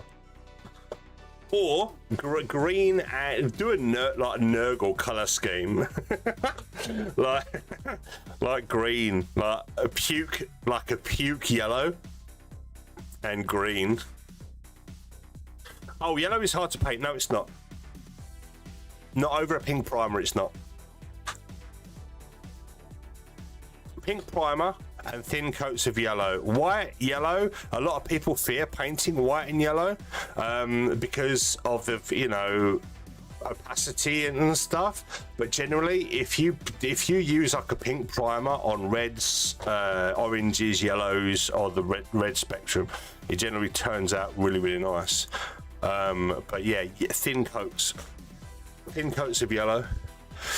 I want to buy this kit. It will be my first non-Bandai kit. Is there anything important about it? Any issues? It's very delicate, and in parts, you need extra care and attention, and just take your time because some parts might need like some cutting, and just you've got to be careful when putting it together.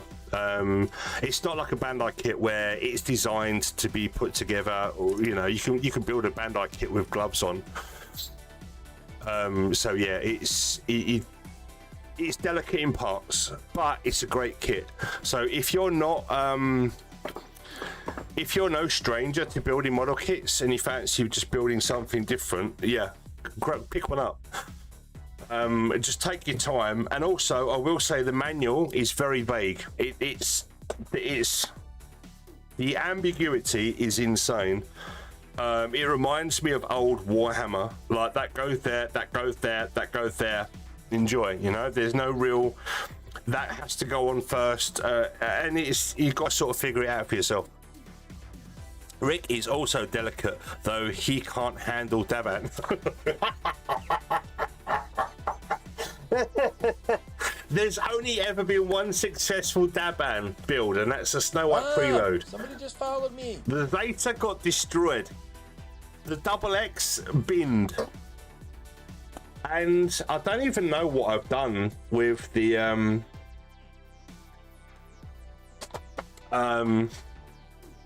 Australia Type F white version. I don't even know what's happened to that. Oh, so the Curious HG shit, Kent, I sent you. It's still there. It's still there. That, you know what? I built one too. I pinned it. the Curious HG shit kit that you sent me, I actually fucking finished that. It's worst HG ever. Not yeah, it's terrible, absolutely terrible. Thank you so much for the follow, Saki. I really appreciate you. Thank you. All right. Right. Okay. So let's kind of like get these joint up. With the hinges, and then we'll see how it looks. Because I think it is just these guys.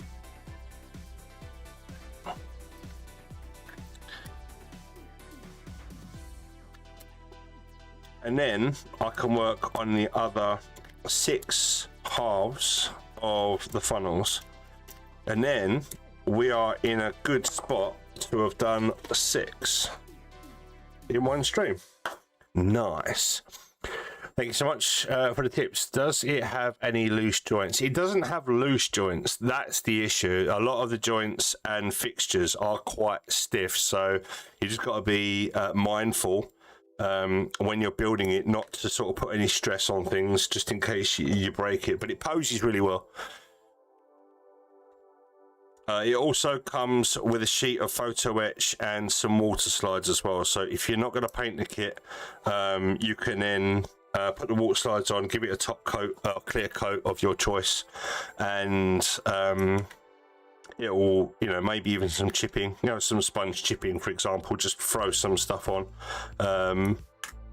Maybe some dry brushing and some panel lining, and it'll look all right because the plastic isn't too bad. It looks all right.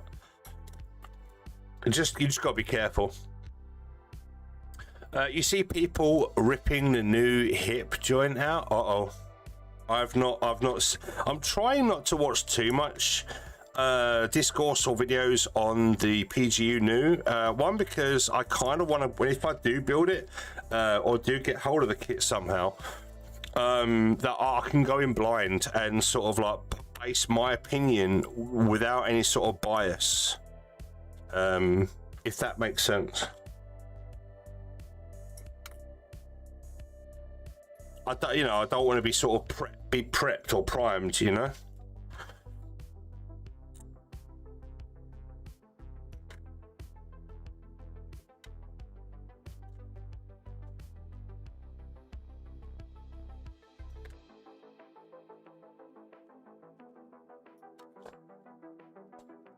Really appreciate all the love today. Thank you so much, guys, for the follows. And that raid was epic.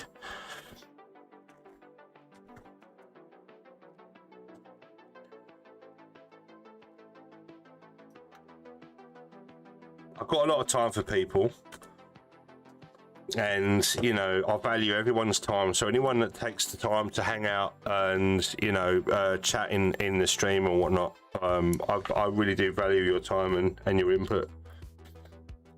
I've always said it, like, it's the chat that makes the stream, not necessarily the streamer. So, you know, whenever I'm watching, say, Asmongold or the Burnt Peanut, for example, off the top of my head, I'm always still looking at that chat. Even though Asmongold's chat goes really, really fast, I'm still looking at the chat because sometimes, man, chat's on fire and it's funny. In my opinion, it's better that it has some more stiff joints than loose. I like my kits rock solid, so they hold their poses well, and if they're too tight, I can just sand them down. Yeah, exactly. Of course. I mean, you can stiffen joints as well. You can get products like the Display joint stiffener, upper pen device product. Can't remember what it's called. I think it's called like the joint stiffener pen.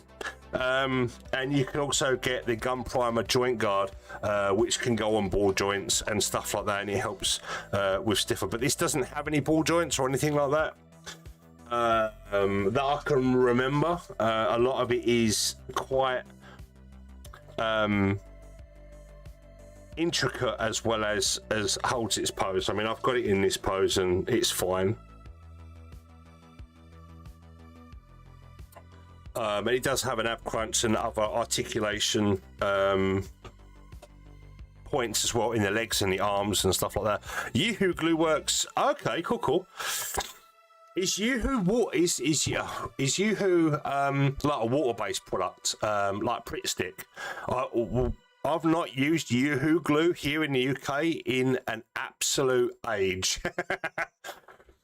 But there is like water-based glues and stuff like that where you can add it and it will dry and it will stiff, and it's basically like PVC, like a UPVC sort of plastic, which I used to put on my fingers. I used to put that stuff on my fingers at school and then sit there peeling it off. I was weird. Oh, we're doing Megatron purple paint scheme on the new with Decepticon. I mean, painting it silver, making the legs black and the nappy or the waist unit black, and painting it all red with all silver with red joints in the knees and the elbows. Mate, giving Blitzwing. Okay, we said Megatron, so we're going to do Megatron purple paint scheme. Oh, Blitzwing, right. I thought you was going to paint it like Megatron. I was like, man, that's sick. That would be sick if you painted the PGU in Megatron colours. Ooh. But yeah, I was saying that. Yeah, Blitzwing is kind of a pukey yellow and purple, isn't it? Yeah, that'd be pretty sick. Megatron is 2 silver, right? Gotcha. I changed my mind halfway. Yeah, Blitzwing. Yeah, that would be sick. It's a silicon sealant. Oh, okay.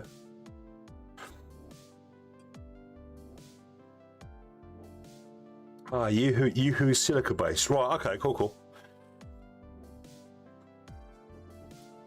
Oh, that's the point here, because if you use like UPVC, like PVC glue or whatever, and you put it on a ball joint, as you move it, it's just going to peel off, isn't it? Yeah, that makes sense. Yeah, but their stiffening breaks easy, so they are back to being loose quickly. I know from example. Right, gotcha. Experience, sorry. Understood.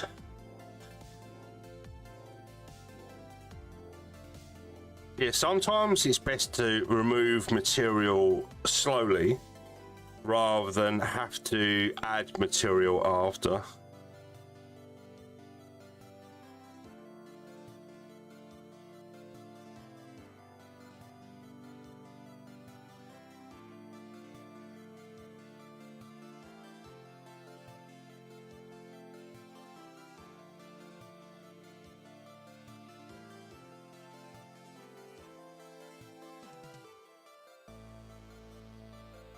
Right, this is going to either break me or I'm going to throw this against the wall. This part is going to be pretty nail biting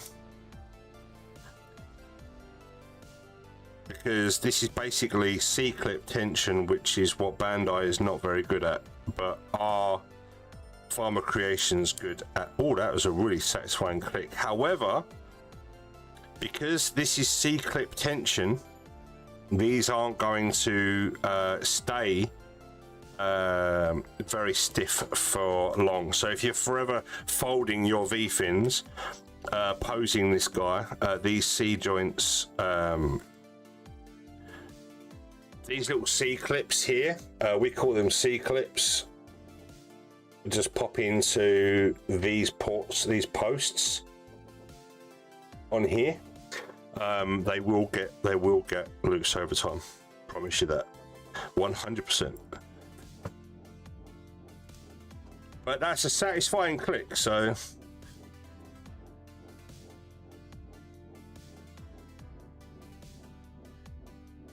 I just put 2 end caps on top of each other. That's not what that's supposed to do.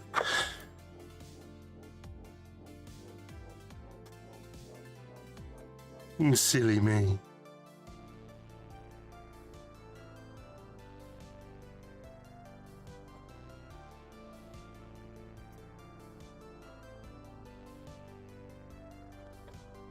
Yeah, so this is chewing me up right now.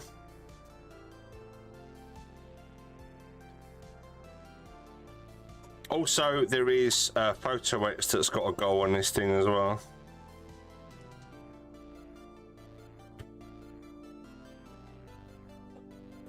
God damn it.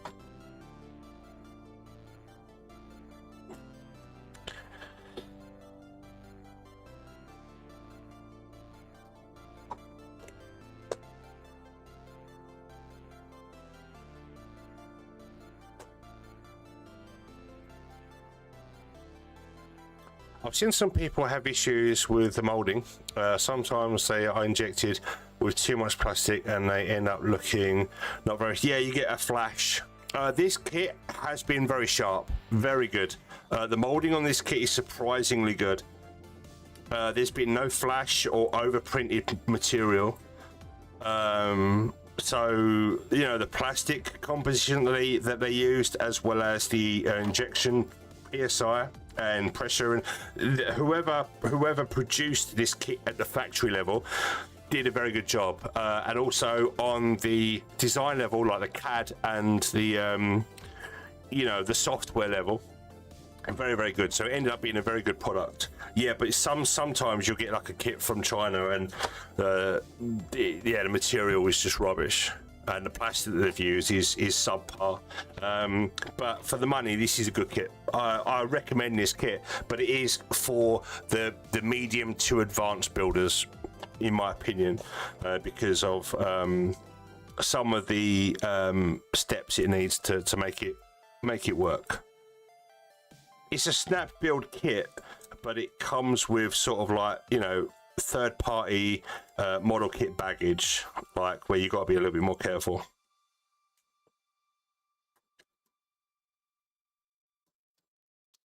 Ooh.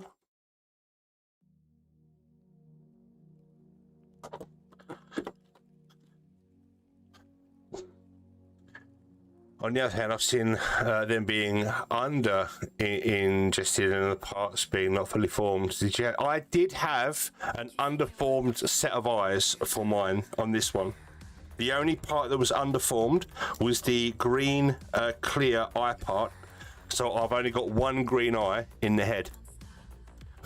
But you can go on AliExpress and get a replacement head, which you can get this head, but with LEDs installed. You can get this head with a golden crest, and you can get this head mold in like resin, so you can paint it yourself. So you can get the whole head assembly separate on AliExpress for about 10 bucks, 15 bucks. And it comes with all the parts and components to sort of replace this head. There are also resin kits by Nu Gundam, I believe, which did resin kits for the Aerial Gundam and the Osiris Dominator, which I've got here. These resin parts here are for the Osiris Dominator Kshatriya, which is behind me there. That's a fantastic kit, by the way. But Nu Gundam are the people that are making these kits, and their resin 3D resin add-on parts are spectacular, and they come in these cool little plastic tubs with pre-cut masking instructions and the parts themselves, and also you can get photo etch as well. So, you know, if you go on AliExpress and have a little look around, and see about different upgrade parts and stuff that you might possibly want for your build, there's loads and loads and loads of stuff coming out of Japan and China in terms of additional upgrades and stuff. And Nu Gundam are a new 3D printed resin company which are doing these like little add-on box sets. Damn, I didn't know about the LEDs. I'm a sucker for LEDs. I've bought the LEDs for the FM aerial, and yeah, I've got the a Cosmos set for the FM aerial and a Cosmos set for the Sky Defender, and they're really good. So yeah, definitely. If you've got a model kit out at the moment and Cosmos do an LED set for it, pick it up. They're relatively cheap and they look really good. And not only that, there's an app that you can get for your mobile phone. My Sky Defender is up there, but I still need to finish putting together the wing units and stuff. But once it's all done, I'm going to have it on display behind me, plugged into USB-C, and I can change all the lights and the fancy LEDs via the phone app, which is really, really cool. So that's in the pipeline.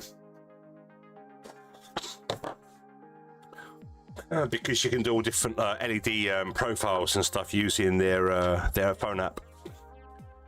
Very old backlogs. The click can be terrifying. Broke too many parts that way. Yeah.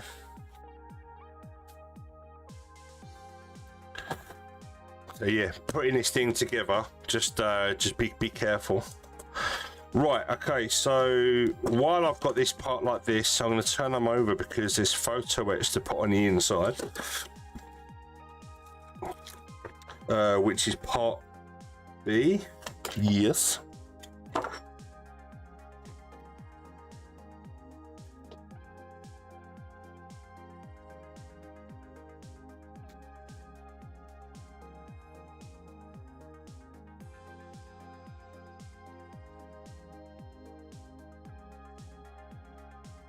I'm not painting this kit, so I will be doing, like, this is just basically a straight build, because I will be painting the actual resin conversion kit on the Nu car, which is what this kit is based on.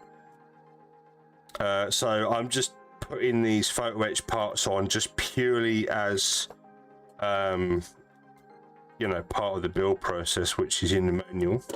So just copying what the manual was saying.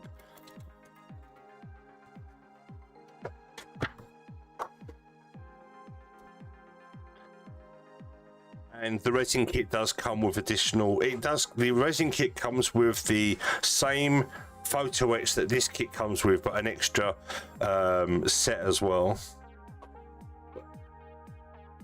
It's just an extra little bit of detail on there. But, you know, it doesn't have to be there, but once you've got the, Jesus Christ, they're long. Once you've got the funnels set up, I suppose, it adds a little bit of extra. Yeah, just extra detail. And these extend. And they open up like that.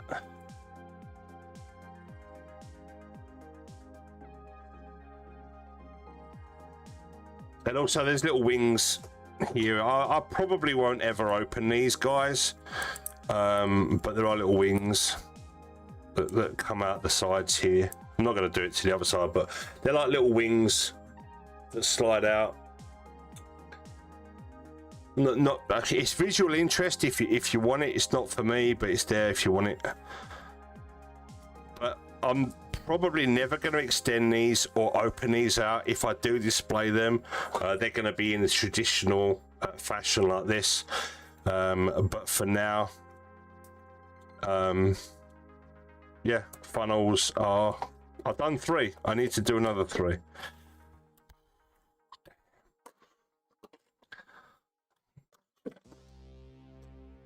But for now, while I've got them, I'm going to put them on here so they're out of the way.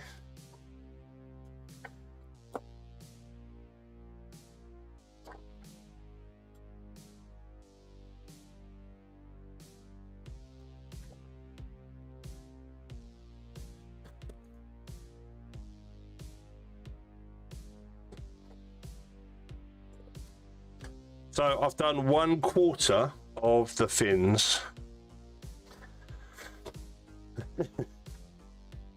But 3 of the middle bits. Yeah.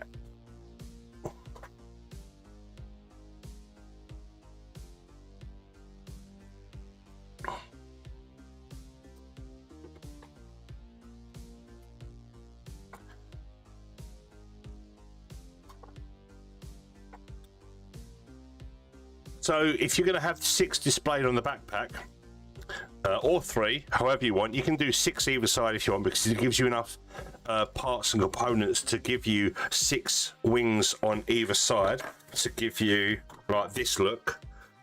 It does give you all of the components to do that if you wish, but I'm going to go with the traditional 6 on the shoulder and then possibly either have 6 on this display stand behind, or try and find some display adapters to have the other 6 in orbit around the Gundam itself. Maybe.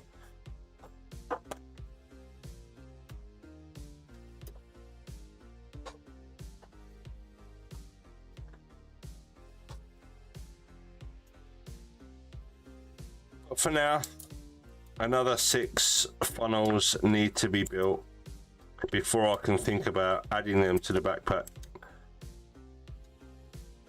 and seeing how it finally looks from a snap build, before maybe doing some extra water slides and stuff like that, because I will plan on doing that moving on.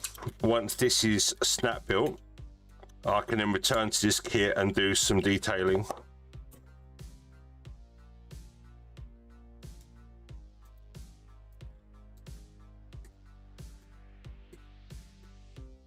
And I'll probably give it some Mr. Hobby matte finish, like super matte or whatever it's called. It's a good product. Pardon me. I was using that on the Sky Defender as just a clear coat. It works really well on decals. It doesn't frost decals from when I've ever used it.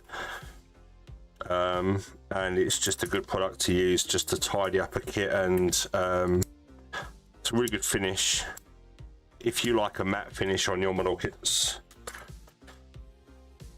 Just if you don't have a spray booth and you do use the rattle can, because you can buy it for airbrush as well, which I do and have used, but sometimes just getting a rattle can for a model kit.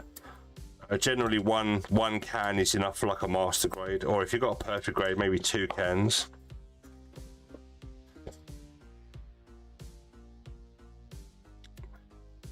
But if you don't have a spray booth or any sort of extract, definitely use a mask and use it out of the cans outside of the house, because lacquer or solvent or alcohol based paints are quite toxic.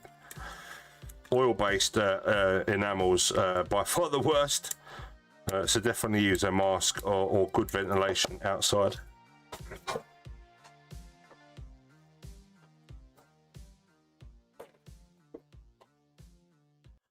Don't need to use them.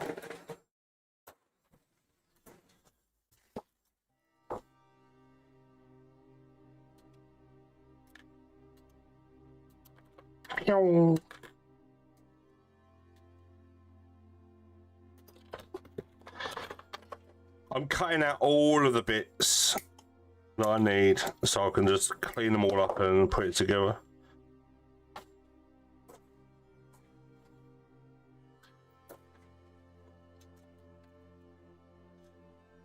Madness when you've got to do 24 steps per thing. It can get really daunting.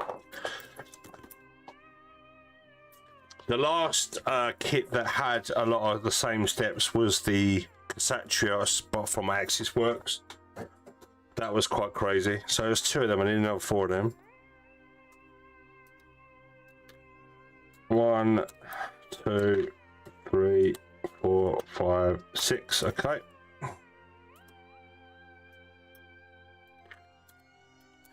Now I'm using cheap nasty nippers from China to cut the parts out, and then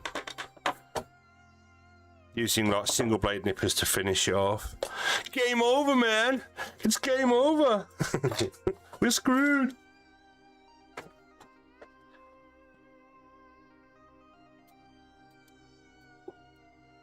Rest in peace, Bill Paxman, man. Absolute legend.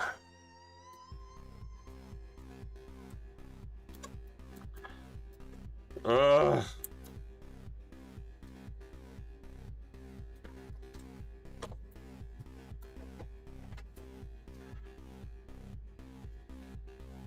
Right, now I need 12 of these bad boys.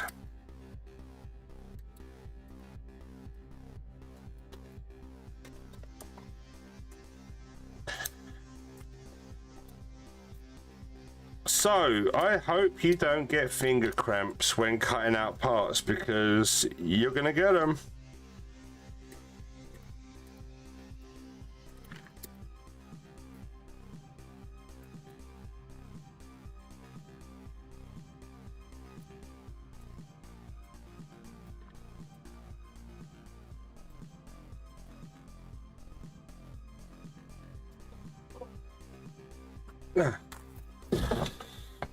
And we are almost done.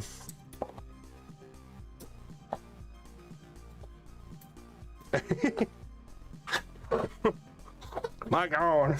Oh my God. Oh my God. And even though these were cheap from Amazon, like I think I paid what, maybe 12 or 15 pounds for these nippers. They do come with a case, some oil, like silicone oil, a little adjustment grub screwdriver.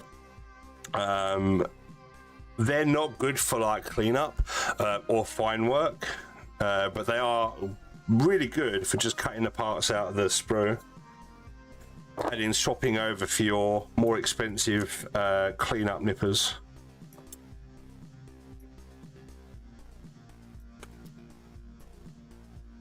They ain't bad, they do the job.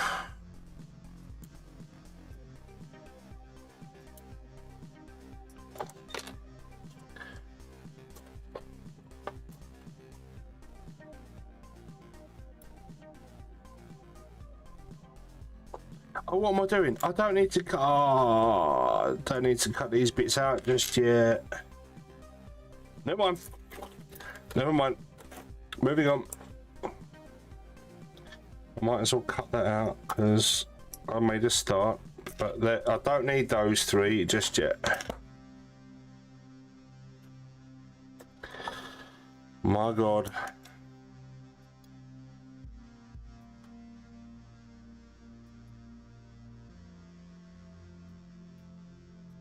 There's a lot going on.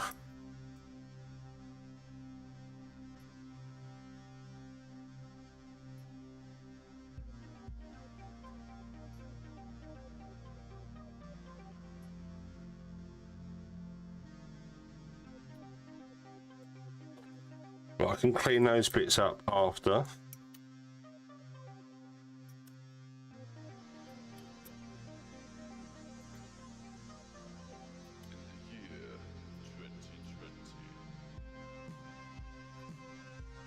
Yeah. I don't know what a guy just said, but he sounded like Rambo.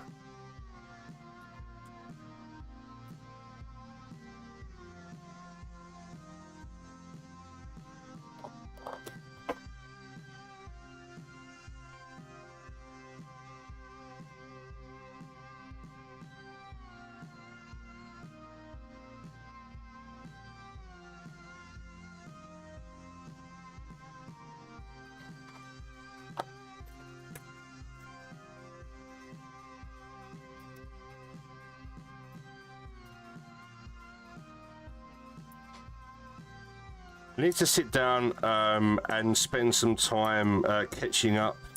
I've been sort of slacking because I've been watching Dragon Ball Z again, and I'm on like episode like 58 or something like that.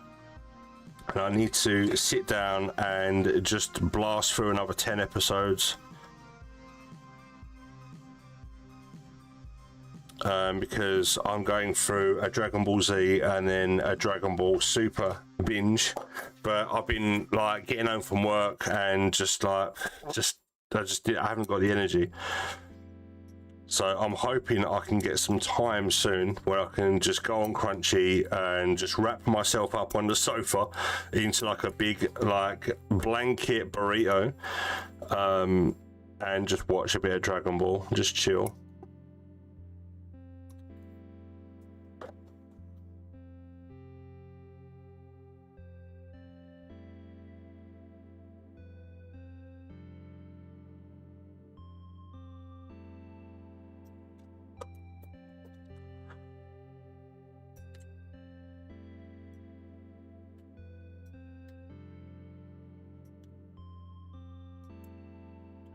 But after my break, I'm going to be making some food soon, and then I'll be back at 8 p.m. tonight to play some Warzone with Terry from work. That's going to be fun, hopefully. Really stressful for him because I'm going to be like, I haven't played that in absolute ages. So it's going to be fun catching up on Verdansk and just like trying to get a win. It's probably not going to happen because I'm so useless at that game. But I've re-downloaded it. It's good to go. The 24 fin funnels did it a few weeks ago. Good luck. I'm only doing 6. I've done 3 already, but I'm doing 6 for the display, and I'll probably do the other 6 on another stream or off stream another day. But yeah, fun. It is what it is, man. Some of us are sadists, and we love this shit. Yeah. It's nice that they supplied 12 funnels, right? They could have just given us like 6, and we would have been fine. But it's even better that they've given us 12. Like, it's crazy.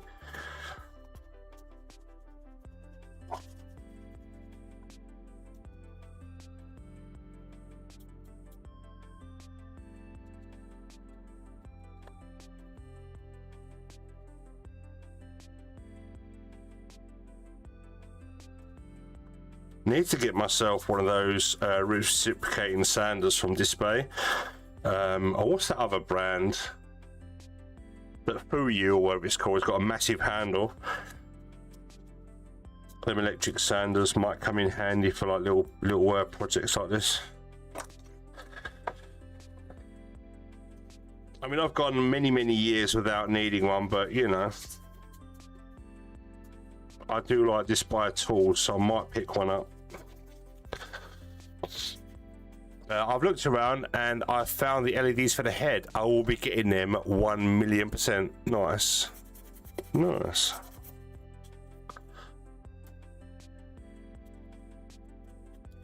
Yeah, and the supports for posing as well, which is really nice. Totally agree.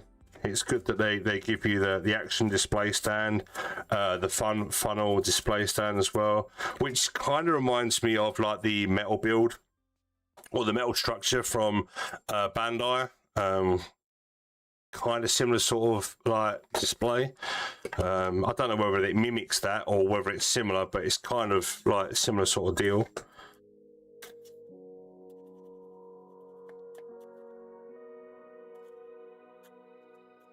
But I didn't have to pay £3,000 for that, so that's nice.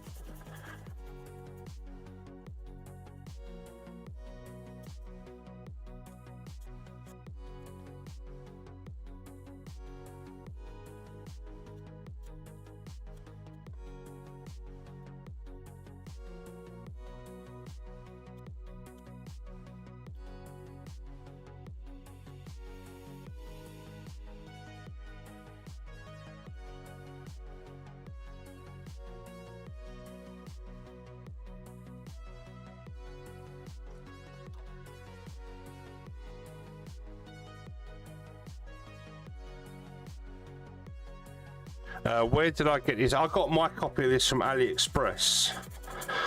Relatively good access here in the UK using AliExpress.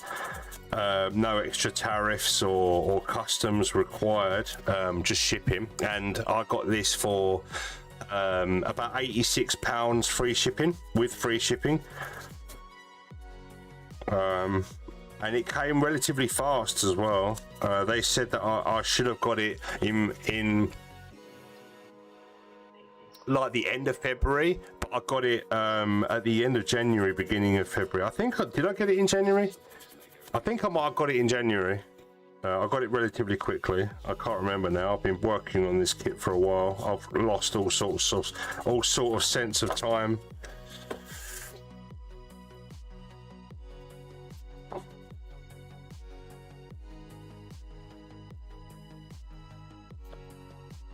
I pay for the Ali Saver service as well, which is like a subscription on AliExpress, and they offer you discount codes, and it's almost like it's like a discount service. Like you pay like, you know, £3 or £4 a month, and if you use AliExpress regularly, they give you like loads of discount codes and like money off and free shipping and offers and stuff like that, which is kind of cool. I love how this kit has a shit ton of little moving parts and bits. Yeah, it's very good, and even though it's still got loads of moving parts, like in some of the like flaps and arms and bits and pieces, like it's not necessarily open hatch per se, but it has loads of like armor shift and stuff like that, which is kind of cool.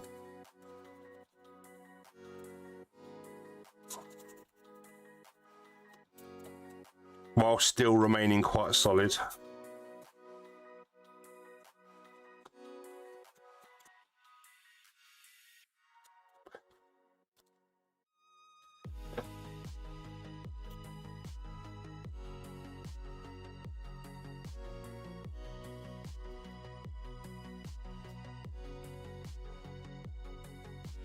What's your first kit ever? Oh, my first ever kit, I was about 10, and I got a Macross Valkyrie kit, which wasn't snap build. I think it required glue, kind of like a Tamiya kit, and it was quite expensive at the time. I don't know why my parents got that for me as a 10-year-old, but I got a set of turntables at 11, so they obviously thought I was gifted in some way. But that kit was horrendous. I was 10. I would love to remember what version of what Valkyrie it was, whether it was a YF1 or a YF5 or a 7 or a 19, whatever. I just don't remember. But yeah, I do distinctly remember getting a model kit of a Valkyrie from Macross back when I was about 10. My first Gundam I didn't get until I was about 23. 25. My mate John in South Korea, he sent me some model kits. He sent me a Wing Gundam Serpent and Heavy Arms HGs from around 2003 sort of time. I don't know, it might be older. And the polycaps were all warped and bent and buckled, and I couldn't build the kit, so I was a bit upset. So he sent me like, I think it was all of Wing on Blu-ray or DVD at the time, and Endless Waltz, as well as Seed and Seed Destiny. Like he sent me a massive pile of CDs. So I watched all that and I thought, you know what, I'm going to look into this Gundam. And then I went online and I bought the RX-78 4 and 5 master grades from Side Story. Those were my first proper Gundam builds. And then I bought a Phaz, master grade Phaz, the original one, which was recently given a Verkar remake. So yeah, that was one of my first Gundam experiences, because like we don't have anything like Toonami here, so Gundam wasn't televised. So I didn't know nothing about Gundam until I was about 25. Thanks to John.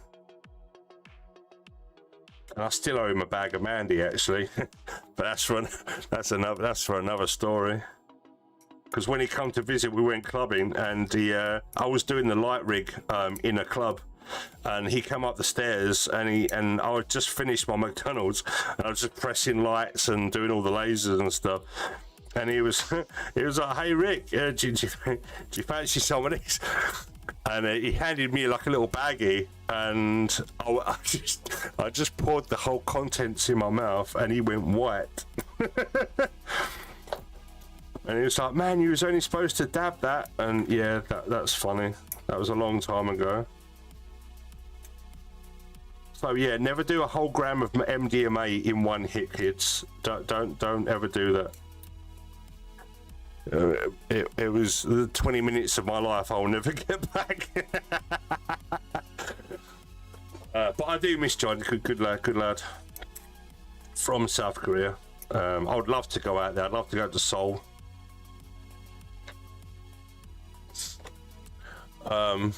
My first. It was a wild night, Ian, mate. It was a wild night. I weren't expecting none of that. I was helping a guy out. We was in the sound shaft in London, and he just started up this new club. And like, there was loads of people in there. It was going to be a packed night, and it was a packed night. But when we was in there, I was just like setting up the lights and setting patterns and stuff, and syncing it with the mixer and like loads of technical shit I didn't understand. But it was relatively easy. Using a light rig like a mixer for like lasers and lights is a lot easier than I thought it was going to be. But I was, like I say, I was just like, you know, chilling out, having McDonald's, like in the light booth, like minding my business, and he came along, and I was like up a platform with like a little ladder that goes up to it. And I wasn't expecting John to be here because I met him a few years back when he came to London. I wasn't expecting him back for that opening sort of thing. So it was a grand opening. And I was just sorting out the lights, chewing on my burger, like sipping my milkshake, and just making sure everything was okay. He was like, Rick. I was like, John, how you doing? I was like, hey, can't, yeah, somebody's. It was like that scene when Homer licked that toad or whatever it was, and his eyes went big, and he went on that massive trip with that fox or whatever it was, that episode. Yeah, it was kind of like that, a similar sort of deal. But yeah,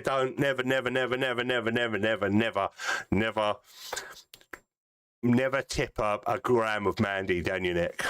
Okay. Trust me. It was quite funny though. My first Gundam kit was the HG Gundam Vidar. Nice. I fell in love with that design, but how the joints have loosened up. Like, yeah, the thing is with Iron Blooded Orphans kits is the frame, the Gundam frame isn't the best, unfortunately. It's probably the worst inner frame choice that they could have come up with. As much as it's a really cool design, it's probably the worst inner frame or frame, like in terms of upper body weight and the skeletal waist and the spine. It's just so loose. The arm and the backpack fin thing, never. When the MG Vidar came out, I instantly knew I needed that. I got it for Christmas for my girlfriend. And it's now my favourite kit I own. Nice. I've built the Vidar down there.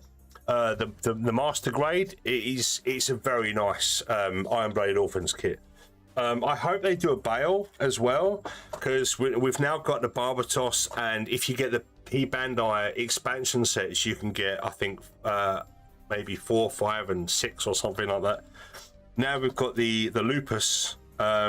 And obviously we've got the Lupus Rex as well from a different company like Wolf Technologies or whatever it's called.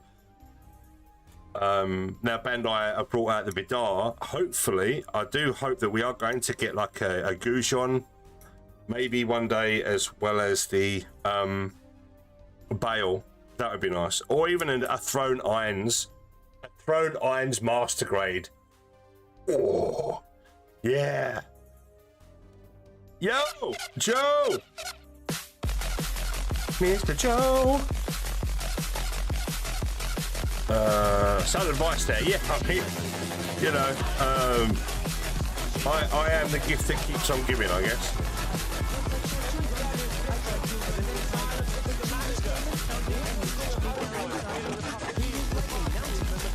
What's going on? Just a couple of quid on each pucker. His homies are also scoping for other doing? dealers on the block. When the homies have an illegitimate pucker e-dealer in their website, they tell the bouncers. The bouncers grip him, nab his stash, and kick him out with a physical warning. Gives the pucker e's to their homies, and they knock out to the kids in the club. What's your name? What have you had? Reach for the lasers. Safe as fuck. Oh, snap. That Euro track in the background.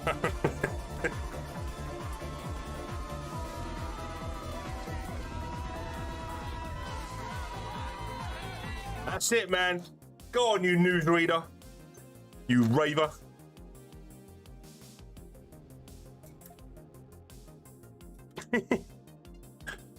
If you guys haven't seen the film Human Traffic, please do. It's a great film about club culture in the UK, which is semi-accurate. I'm not going to say fully accurate because I was like balls deep in the club scene over the years, and it's very, very good, honest adaptation of clubbing in the UK. So yeah, it's faithful. Heads up, we've detected video in your stream belonging to someone else. Stop using the redeems while I'm doing YouTube. God damn it. You're going to get me in trouble. Caucasian rhythm right there. That's racist. But you're true. But you're accurate. Hey, look. Restrain from using the redeems until it is a Twitch only stream, please.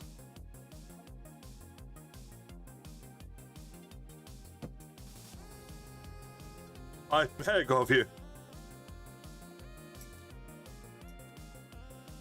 I've now got to go through my VOD, my YouTube video, and that part has got to be deleted.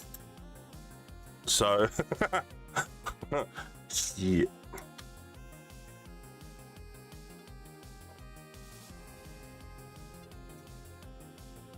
Anyway, thank you guys. Hope you're well. The chaos does occur every now and again. I can't blame you for that. There are buttons. People will press them.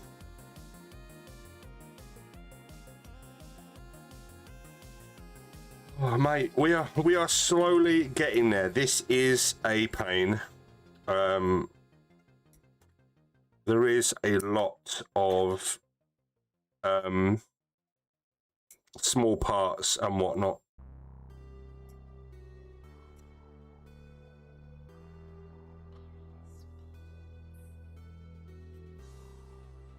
Absolute cinema. I hope your stream is going really well as well, Gonzo. I'm not blind to it. I have seen your things. It's just I've been at work, mate, and I can't interact with anyone whilst doing my job, unfortunately. Otherwise, I'll jump in your streams. And what with timelines and stuff like that, it's annoying. Otherwise, I'd be in there like flies on poo. Are you considering getting the head LED for this kit? Maybe not this version, but for the commission that I'm doing, I will be. Because I've got the Fortune Meow resin kit behind me. Just need to pick up the Verkar Nu Gundam. I'll also be getting the metal frame add-on kit, which is like a metal frame for the it's not the higher Nu, the Verkar Nu Gundam. There is a metal frame for it. I'll get the head LED set for that, as well as the SH Studios photo etch set for it, and do like a comprehensive Verkar Nu Fortune Meow resin kit upgrade with all the bells and whistles.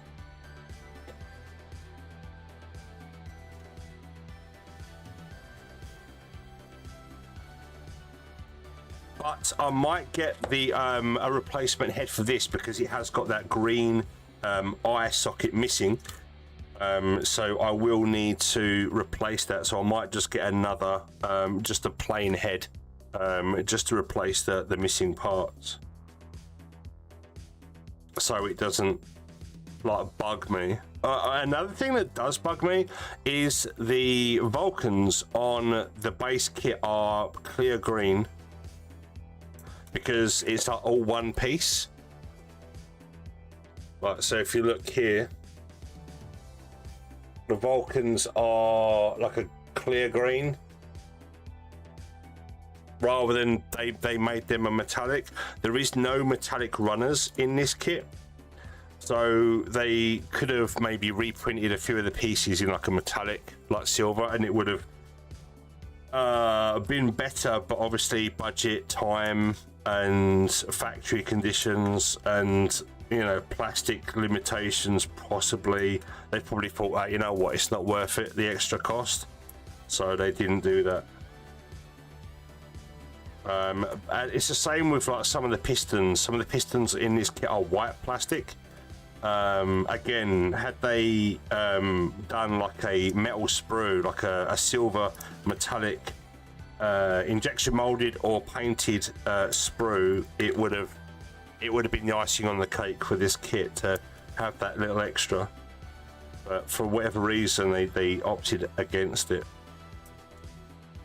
Probably to keep the budget down.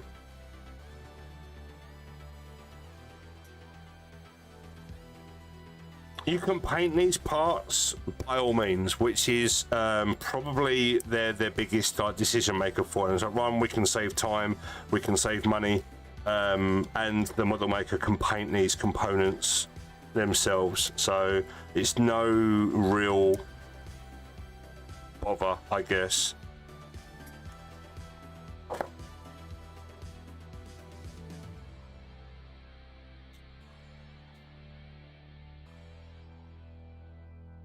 But we're slowly getting there.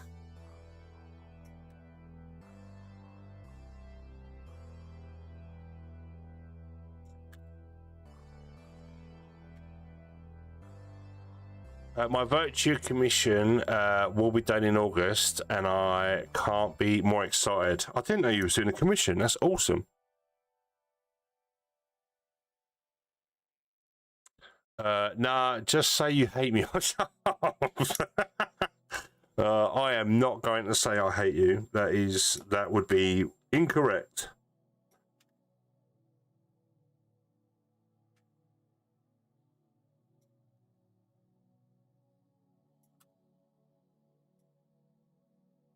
Man, this times 24 lark is yeah, it's fun.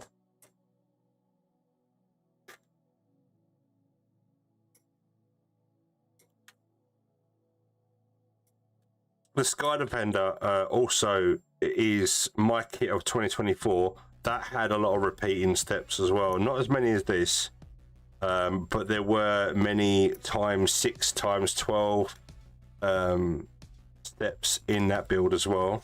And if you've not got, or anyone's in the chat has not picked up a Sky Defender, if you can do it, that thing is an absolute build experience.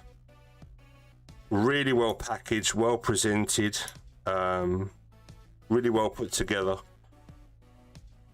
And everyone's like gushing and creaming over the Bandai Perfect Grade new box, and how big it is, and this, that, and the other.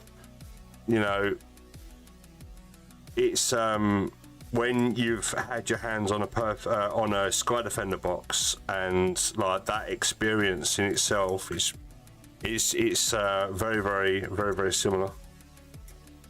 I can imagine it's something else. The build manual for the Sky Defender is like a it's like just over a centimeter thick. Insane.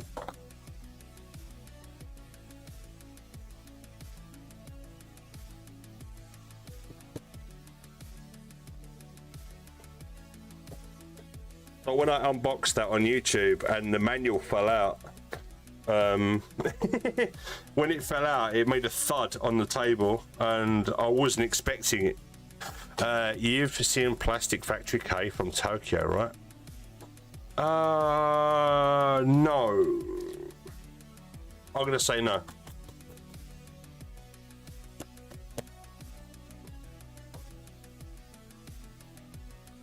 Will I lose points?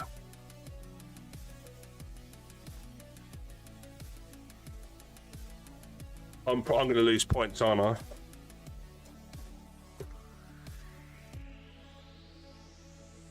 Because I ain't got a clue. That's who is doing the virtual. Oh, you've commissioned somebody. Oh, I thought you was doing a commission.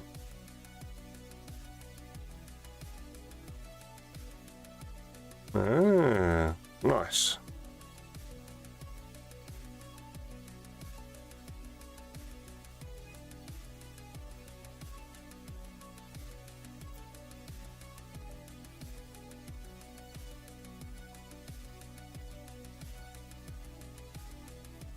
You might have to link me their account on Instagram so I can check it out.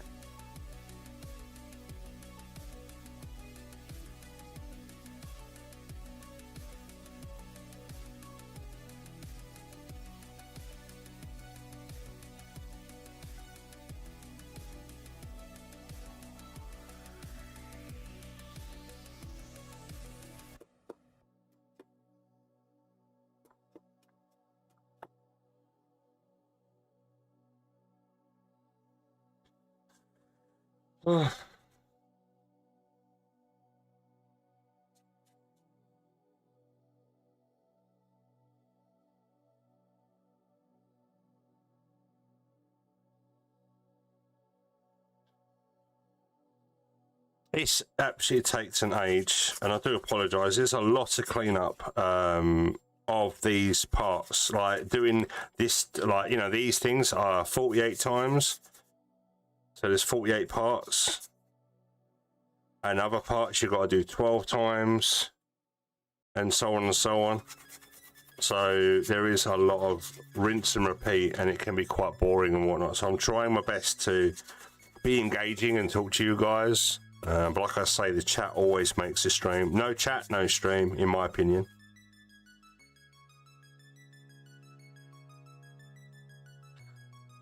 Didn't want to post a link in here and get you in trouble. No, just DM me their account on Instagram or something. Just share it to me on Instagram. I'll check them out.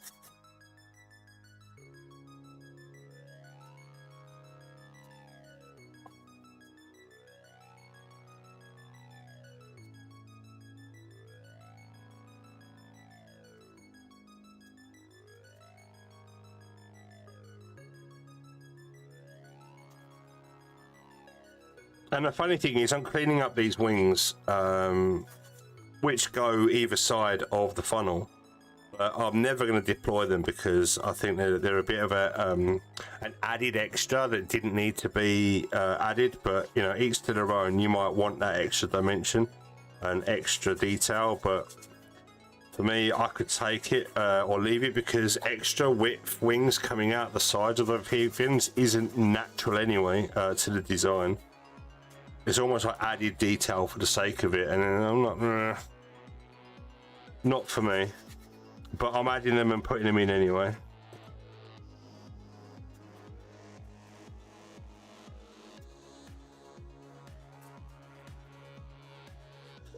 Oh, excuse me.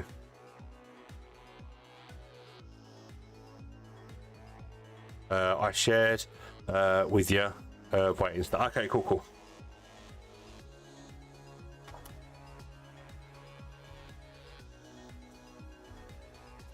But once we've got all these 6 together, we can start working on the combs, on how to get these sort of like fitted together. Whether there's any flex or stuff, I'm pretty sure that there will be some sideways movement on this thing. But when you put it on the action display stand does come with like a little armature that sort of cradles the weight of the funnels when on the backpack. So there is that to consider as well when displaying this thing. It does come with a support. But when it comes to like lateral flexing and stuff, I'm pretty sure that this is going to suffer from that as well.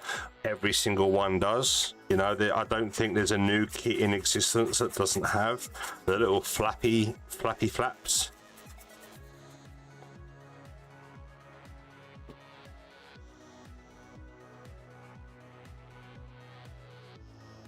My GPU is at 56 degrees, but the fans ain't on. I'm pretty sure that my fans are supposed to kick on once it breaches 50 degrees. Huh. I'm losing all confidence in AMD's adrenaline software. It's not great.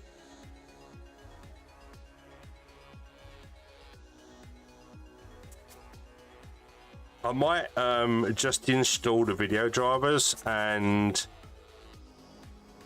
get rid of adrenaline and just install MSI Afterburner, because apparently that's better. I used to use that before and it worked out okay. However, some automatic settings in adrenaline are really good for like jumping into a game, and it recognizes what you want, you want it to do this, you want it to do this, and it just applies all those settings. So the adrenaline has its purposes, but sometimes when it comes to just like the basic running of like idleness, I just feel a little bit, I don't want my graphics card to like cook while I'm just streaming. Right, back in a sec.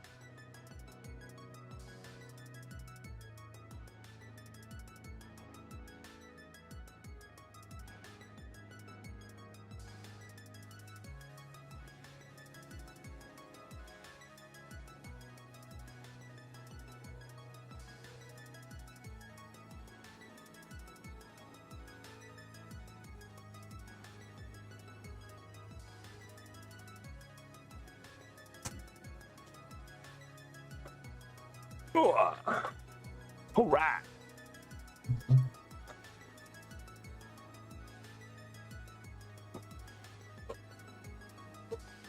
Right.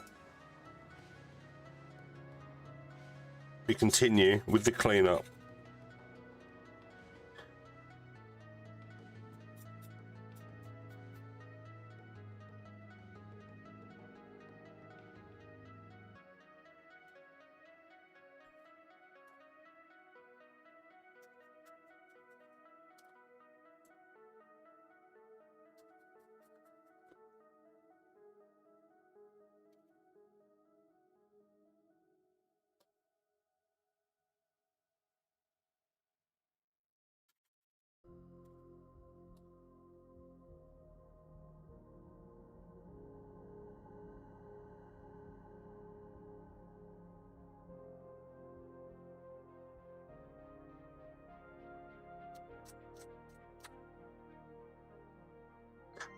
I really do need to get my eyes tested. Not necessarily for vision, it's just my focus. Everything's going a little blurry at certain distances, and I want to be able to bring parts to my eyes a little bit closer, but I'm just, it's all blurred. From about a foot away, any closer, like maybe 10 inches, it's just blurred. And that's kind of tragic. I've always had good eyesight, so I need to get them tested because it might be a problem. And I keep saying that every week. And do I book an eye test? Because eye tests, I think you can book for free.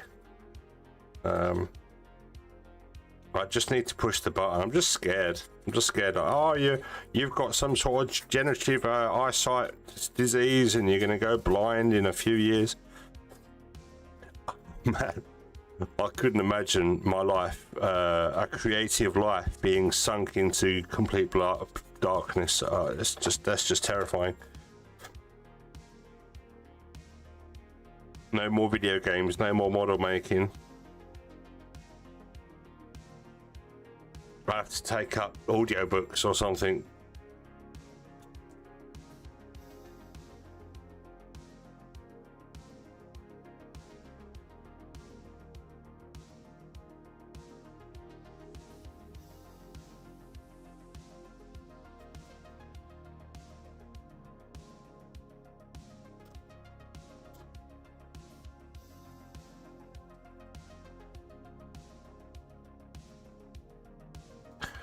Too much. I was just about to say, if I do end up losing my sight, I'd have to maybe get a subscription in Carol Vorderman's explanation, mathematical explanation bookmarks for some time alone, you know.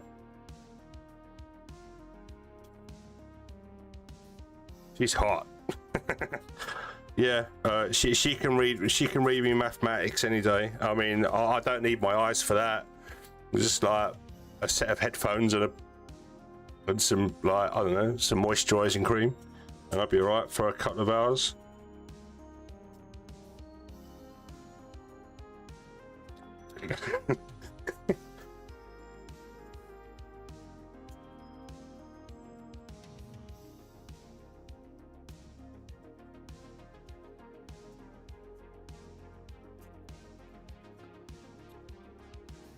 We're almost there. I've only got maybe a few more parts to clean up, and we can go full on assembly. And then I can figure out how to do the connection combs.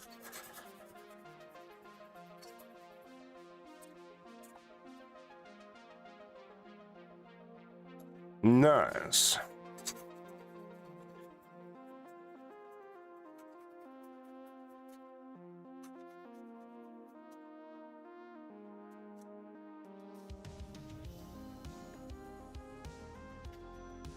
And then figure out how to connect it to the Gundam and see how it looks, and whether it stands up on its own or whether I would need to sort of hurry up and get the display stand fixed.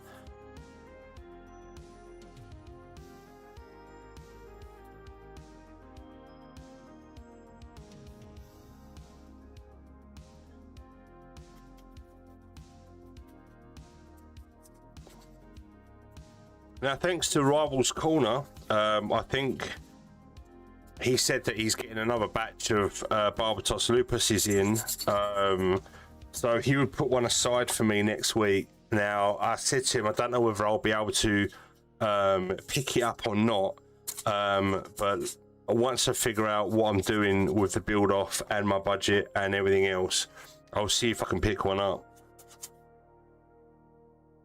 Because there's a couple of boxes that I want to get shipped out, as well as purchasing all the bits and pieces for the build off, so that's got to come first.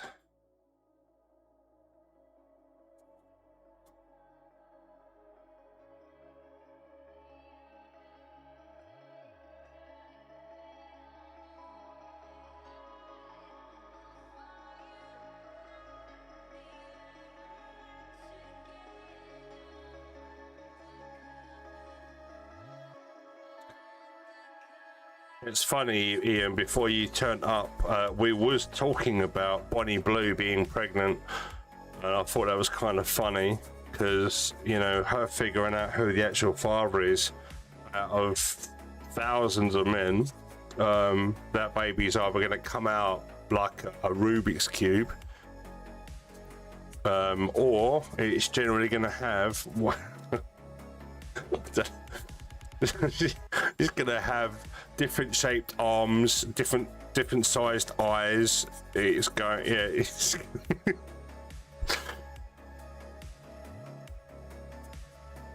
so a lot of people are saying that Bonnie Blue's a psyop, and she doesn't actually exist. It's wild, man. The internet is a wild place.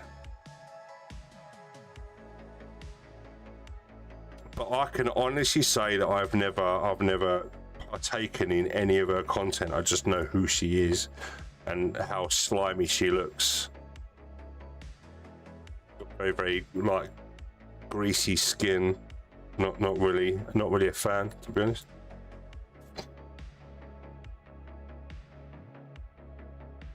Hey, I'm missing a piece. Ah, this ain't gonna end well. I'm missing a piece. God damn it. Oh no, see, I got it. Nice. I'm not missing a piece. All right. Right, these bits go on here.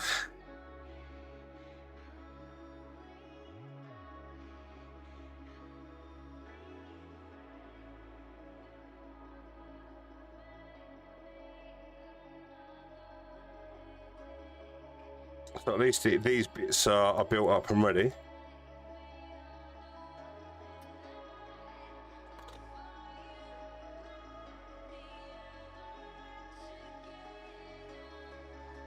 Wow. Oh, there we go. I just need to push it together just a little bit more. Because tolerances are like, I'm required. Okay, bro. It's all good. Tight. It's hurting my thumbs putting this thing together. Clipping these on.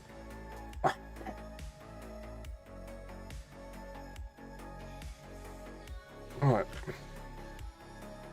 Done. Alright.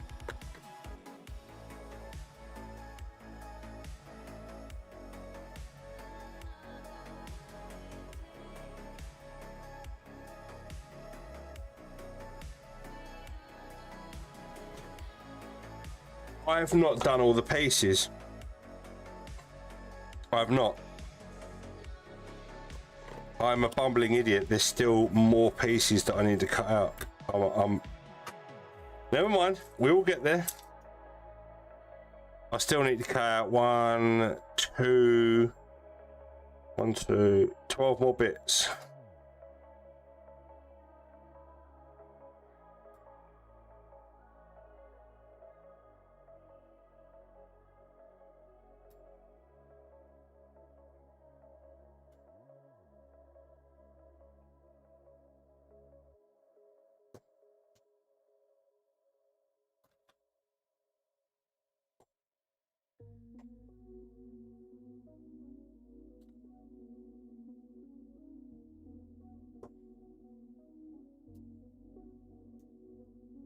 Snap. The baby looked like something from Akira. Yeah, it will. It'll just be like a primordial like mess.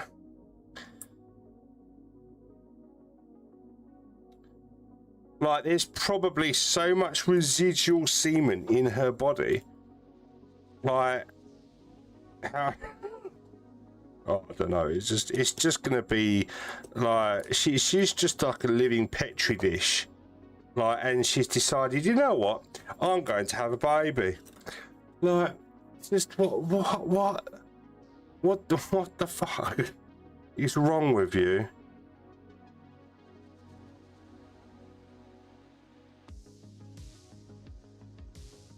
But you know, whatever. Book deals, magazine deals, all that bullshit. You know, we've all seen this before, haven't we?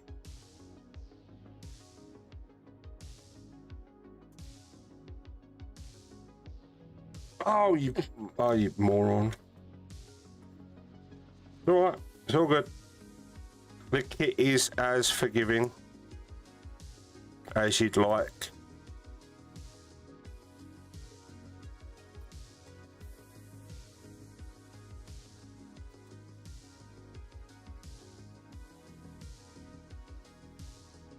I can't count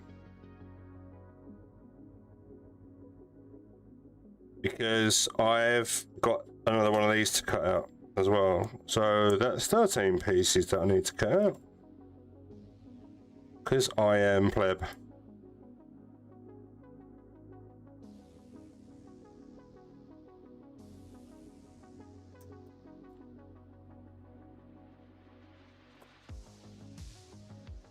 Oh.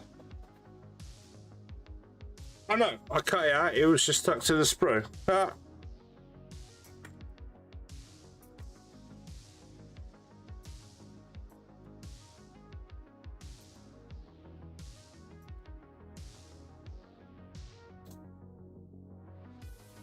That's an anime I have not seen in a long time, or manga video. Akira, what a classic. I mean, I've probably seen that about 4 or 5 times, and you know what? Like Donnie Darko, still don't understand what's going on. All I know is he just looks awesome, sounds awesome, No idea. What's it all about? Pipes and weird veiny babies, I guess.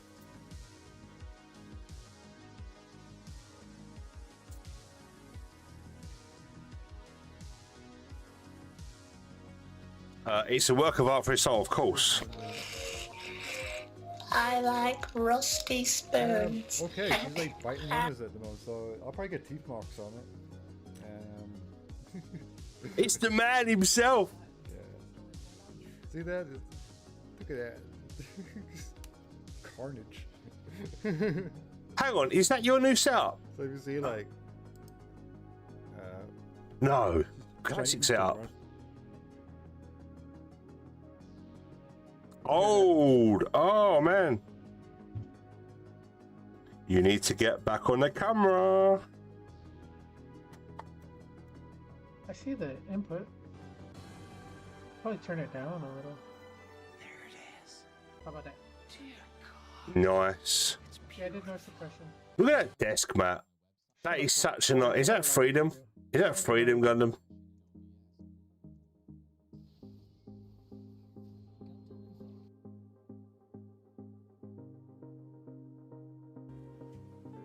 That was so nice. oh God!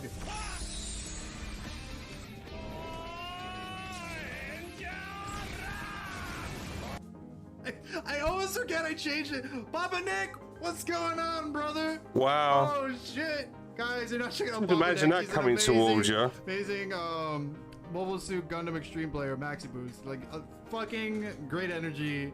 Also builds, but like he's multi. Akira is made more difficult to understand due to having some large chunks cut out from his OG manga story for pacing and runtime.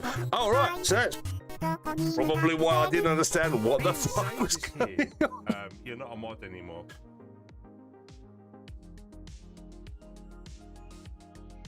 Demon had a little whinge yesterday about me giving out mod status to absolutely everybody, so you're a VIP now. I hope you don't mind. What? Yeah. Me want mod. I know you do, Mitch. If you... Classic. Welcome, Lilith. Welcome to the Pleasure Dome.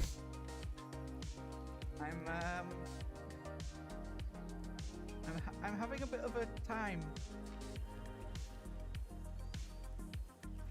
Is this working? Oh, you know what? No. I might download and reinstall Division 2.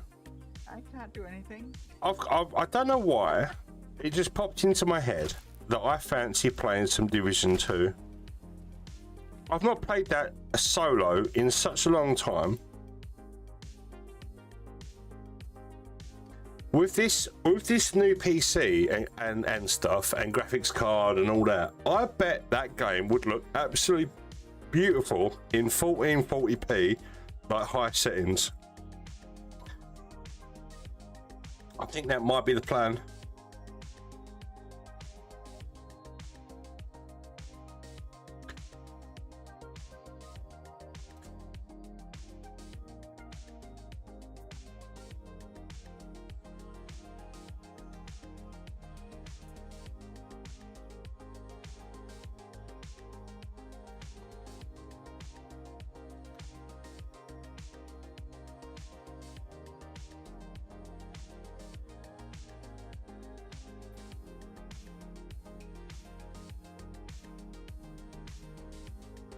Should be able to pull max 1440p. Oh wow.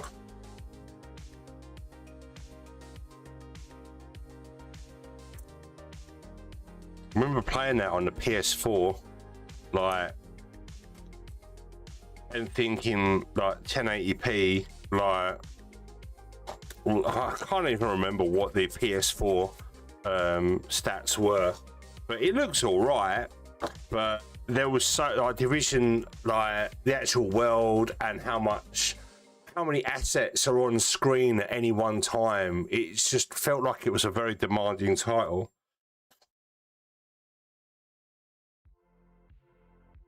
Right, I can't put these parts on yet because I've got to do the other parts. So we are almost there.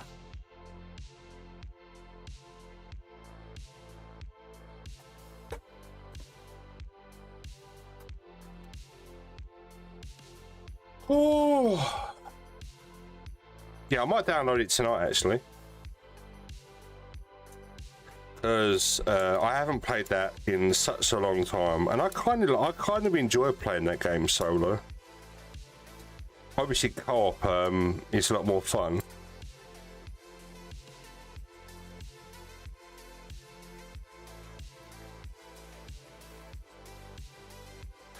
And there is a Division 3 coming out, I believe.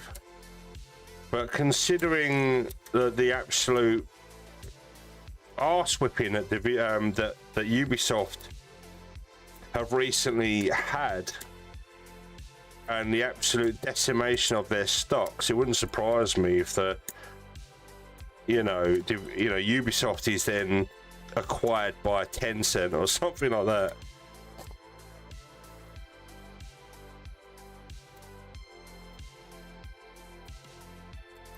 But then that would automatic. Excuse me, but you have another thing to do before that. You probably.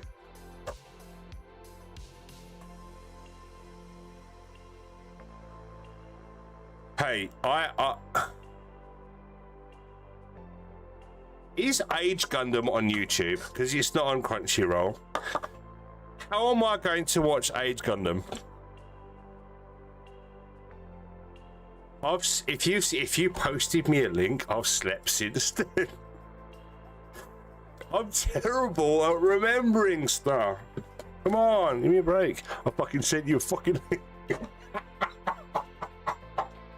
I haven't had the time, Nick. Honestly, I work for a living.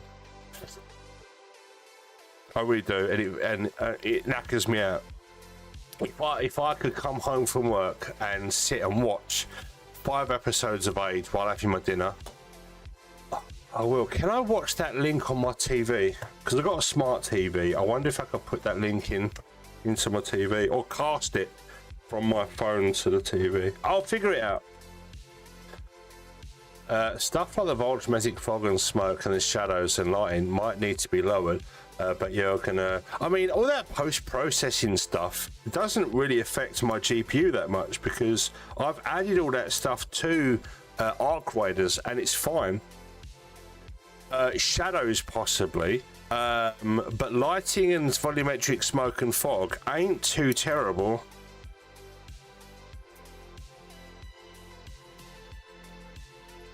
Especially with RMA4 or wherever it is, and using what is it, like that frame gen like 3.0 or whatever it's called. It's all right. I'll mess with it. Obviously I'll mess with the settings and stuff. Streaming it obviously will be a different story, but playing it offline can crank up the settings. It's actually pretty good. But yeah, depending on how optimized that game is in terms. Yo, 16, how you doing? 16 times the detail.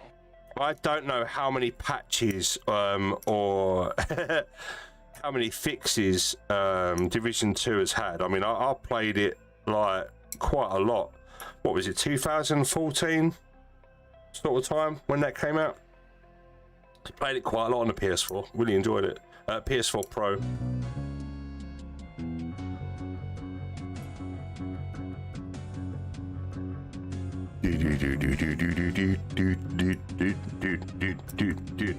That's boss fight music right there.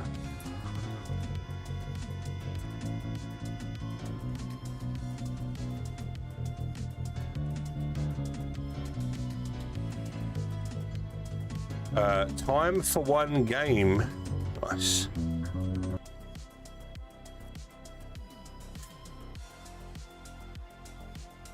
You said I have it on my YouTube now. I'll watch it. Oh. I now need to go through my YouTube history because I've looked at so many other things on YouTube now that's been pushed down The list. Sorry. Time for L game. Oh, I see. Arc Raiders is pretty decent for optimization though. Division 2 is a Ubi game, older, and they don't really care about it anymore. It's almost like Ubi are trying to learn from Bethesda. I call it Arc Ratters. It's alright. I mean, you do come across some. I've been very lucky. It's only on the rare occasions where I've just had my you know, my arsehole turned inside out by someone that wants the contents, but it is what it is.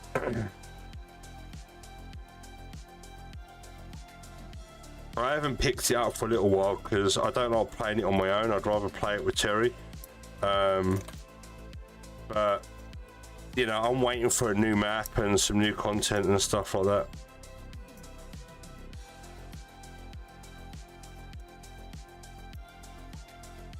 Possibly some like changes to you know, the cheating and stuff like that. There's people in that game that are just completely ruining it for everyone else, and they need to focus on that as well as bringing new content. So they might need to enlarge their studio somewhat.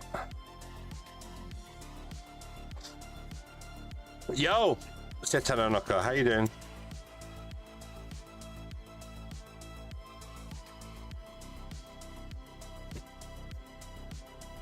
Please, did I just pronounce that correctly?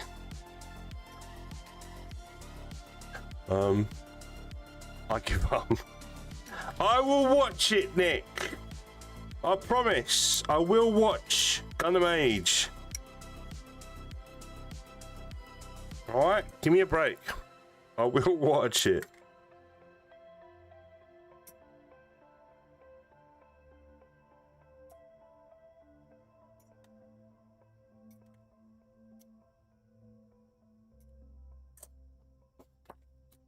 My God, I'm getting absolutely covered in little bitties.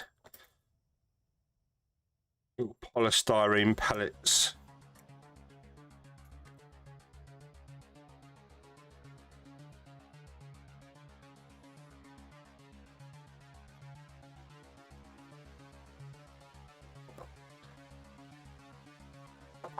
Yeah, whatever.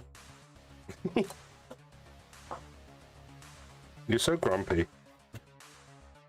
Grumpy old man.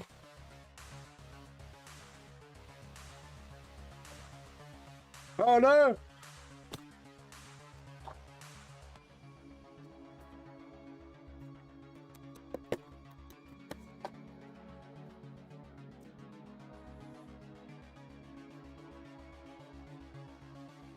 Ah. Oh, I just dumped a load of bits on the floor because I thought the bin was underneath my hand, but the bin was a little bit to the right. Hoover time, mate. Gonna be hoovering the room tomorrow.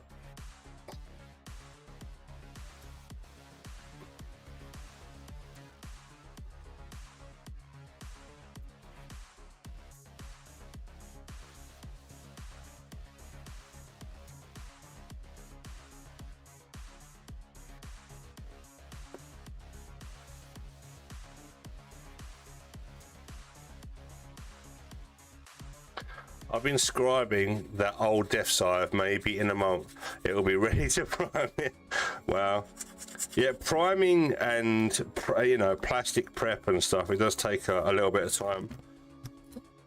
You know, the more you spend on prep and, you know, modifications and whatnot, the better off, you know, the final product is. 100%.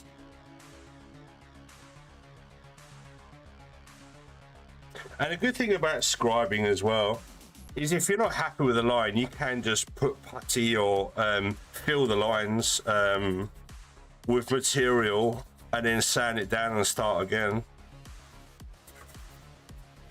And little baby scratches where you might have like nicked or come offline, you can just use like this stuff, fill the gaps, and then sand it down and start again. So scribing isn't a complete ball ache when, you know, there's techniques to clean it up as you go. I've been working on it on and off since last Halloween. Oh, okay.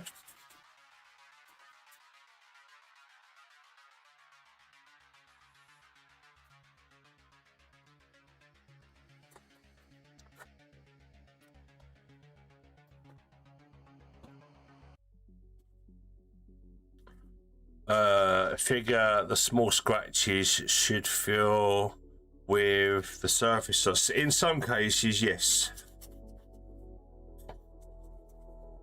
But if you do find once you've surfaced it and they're still visible, you can sand down, add a little bit of, like I say, Tamiya cement, let it cure, sand it down, reapply some primer, and Bob's your uncle.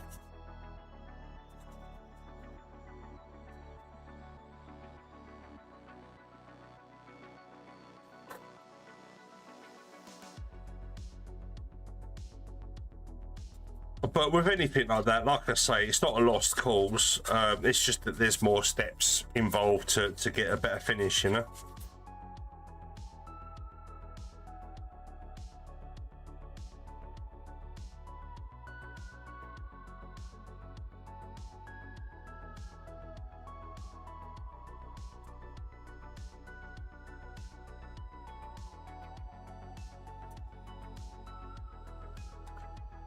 Bob is not my uncle, but Fanny's your aunt.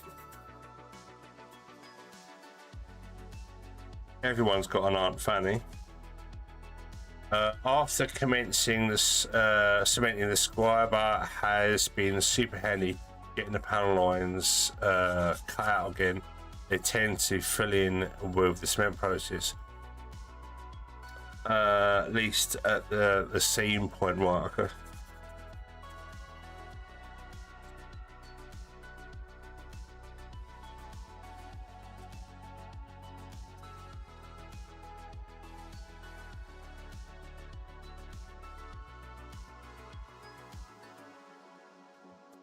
Almost. We are almost there.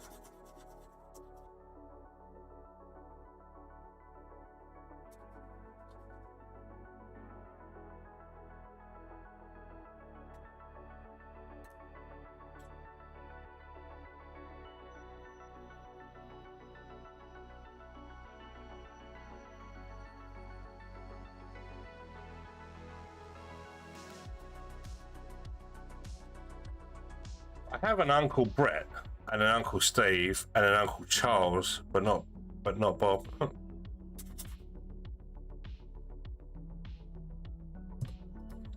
They don't sound like very Peruvian names. What, Brett, Steve, Charles? They sound like those names sound like they're like English.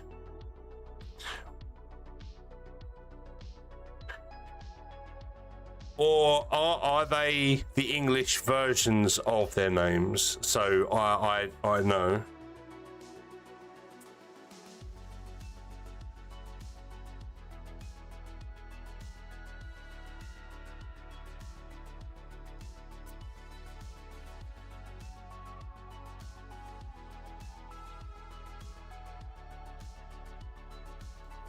I may try to push an easier model kit through, like a HD Origin, since they only take 100 hours with seams and deepening shadow outlines. Yeah, the HD Origins are really good kits. They are really good.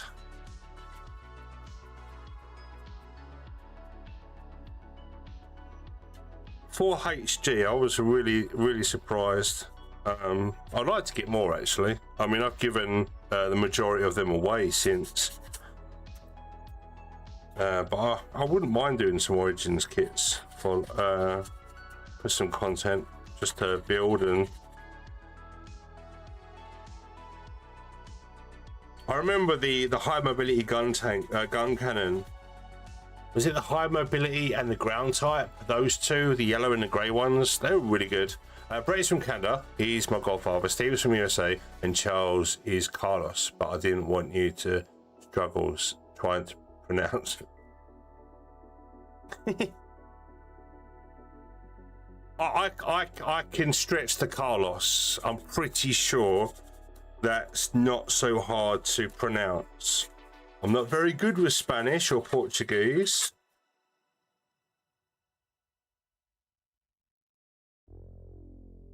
Alright, it's not my fault. I was never colonized by the Spanish, although they did try. Many boats were sunk that day. Those old kits are cool and all, but the extra work, so they don't look awful, is just time. Because yeah. I mean, they don't. I mean, honestly, they're actually really good straight build kits. But like I say, when it comes to seam welding and stuff like that, if you want to do it, obviously you can do that with mini kits. But to be fair to the Origin HG line, they ain't bloody bad for a base kit. You're getting a lot of good value for the money, and like mold and design and everything else like that. They're, you know, the Origins, the Witcher Mercury line, and to a lesser extent the G-Quux line, a good evolution in Gunpla we're seeing in real time. Man, oh no grade, right, I gotcha.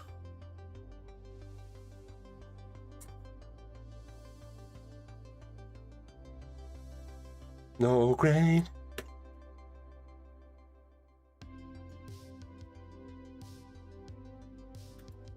My God.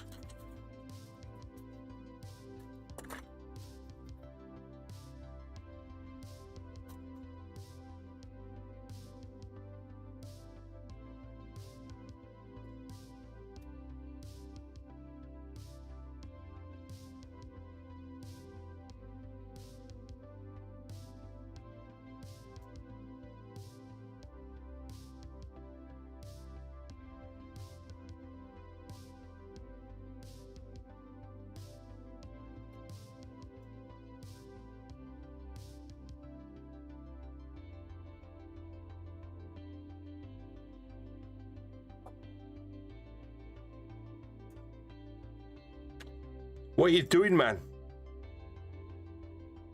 What's he doing?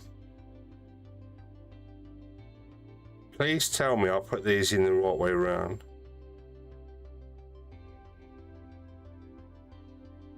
I'm pretty sure I did. Yeah, I did. Thank God for that.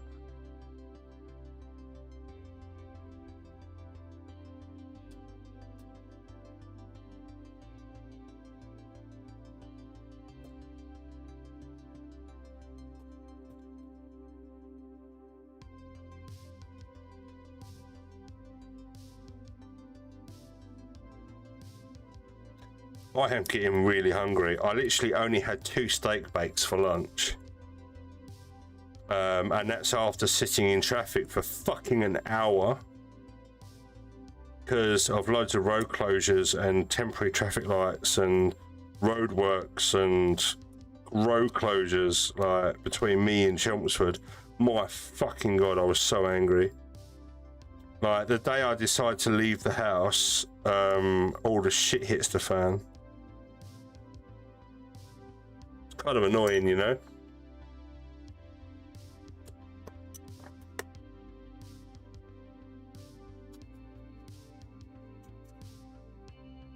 I go driving in my car and it's like, nope.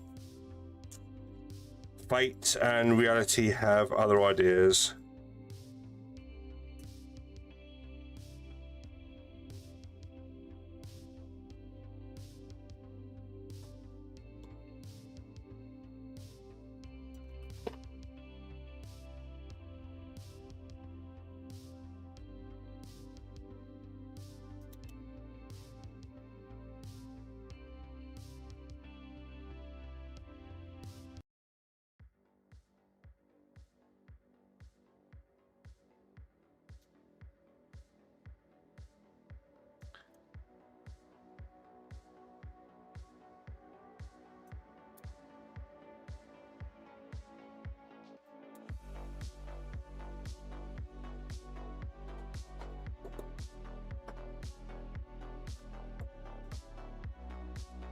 We're almost there.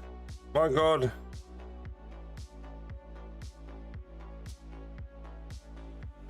It's almost like my life force is being drained away through repetition.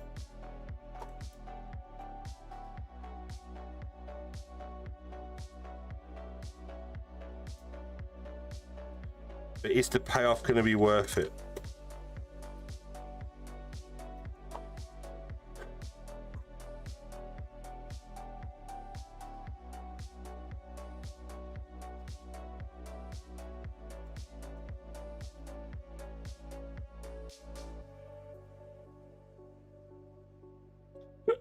Oh, excuse me.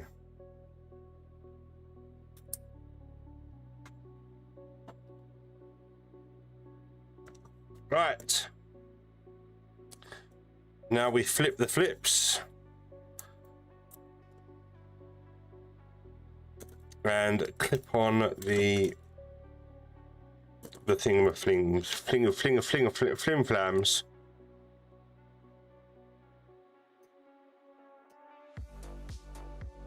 Flim flam.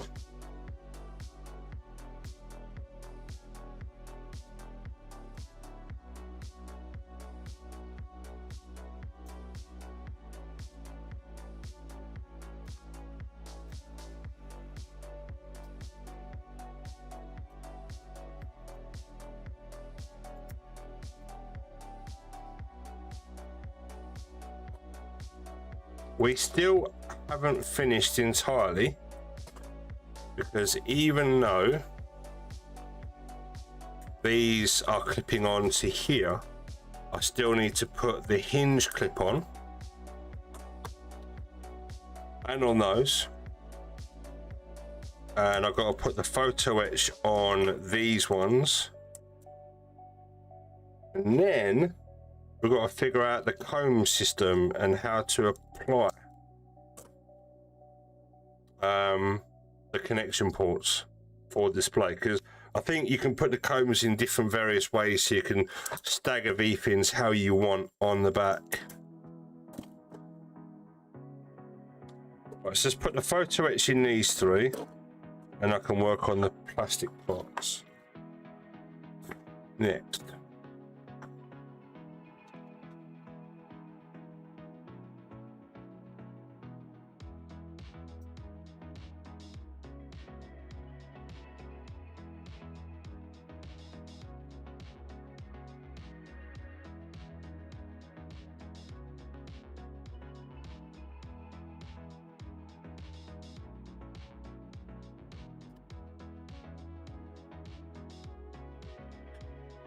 And the adhesive, I was going to say, the adhesive for these isn't too terrible. They do stick very well.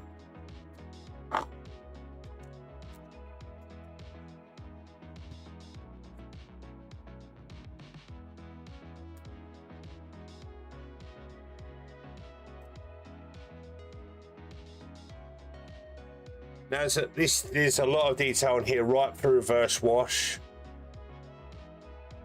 So possibly a pass of black, then a pass of silver, then a pass of metallic green, and then go over the whole thing with like an acrylic color, and then you can wash that away and it will reveal the stuff from underneath. And then once you're happy with that, then you can build up the rest.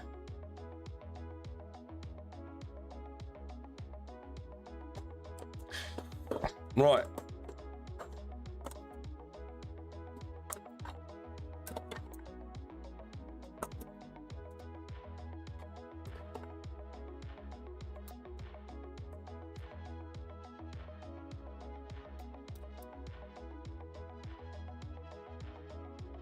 Fun.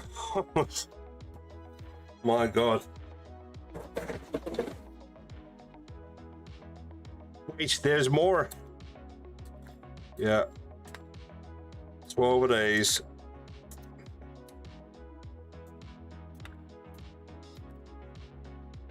And to think, you got to do this, and oh man, another 6 times. Provide, you know, should you want all 12 funnels, and why wouldn't you? But you know, it's kind of best done in shifts, right?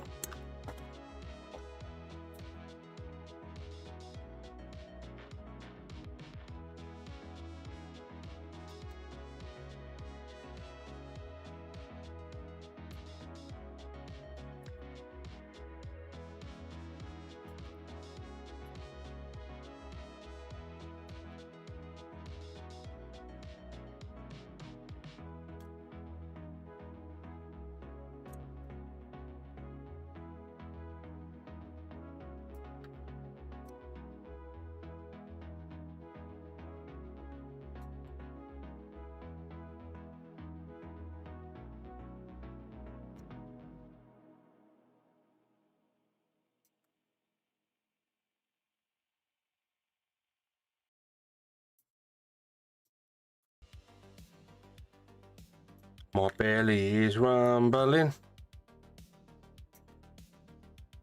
Oh, I saw something on Instagram today that alarmed me, but it's something that I might need to take up as soon as possible because I'm pushing 50, right? So apparently, going to the gym, gym bro stuff is less effective when you're old, right? So the answer is apparently this new wave thing called Tai Chi walking. Now I know of Tai Chi, but what the fuck is Tai Chi walking, and why do I have to start doing that now?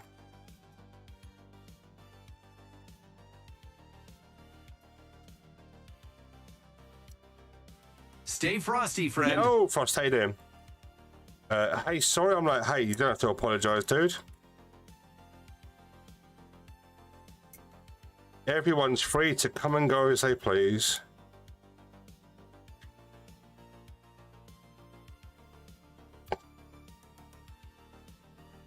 And I appreciate you being here regardless. Right, so let's tip all this nonsense away.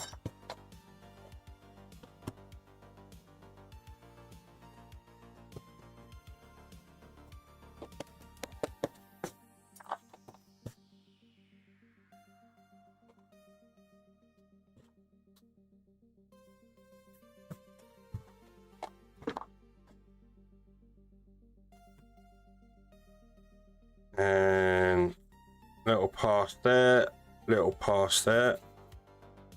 Done.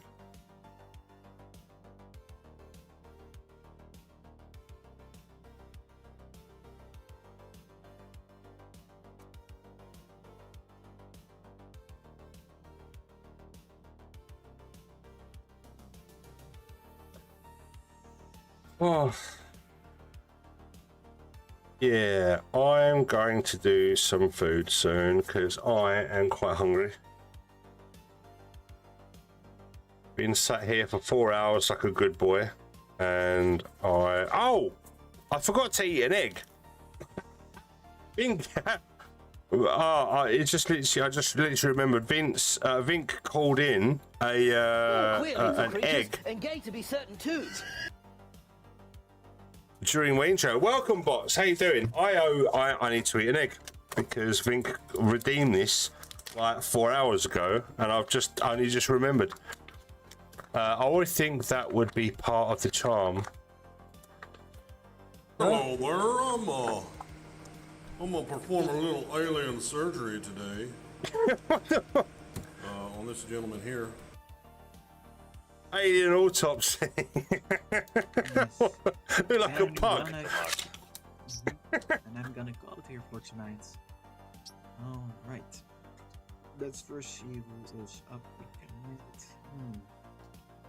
Warframe. I love Warframe, man. For a bit. Oh, we can't. That's strange. Can't I? Yeah. Oh, probably because we have. Yum yum.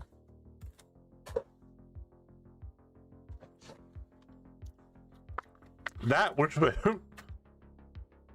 That was filmed. You'll be surprised where some clips come from, man. I've got another headbutt, bro. Oh, never mind. Got this little dickhead.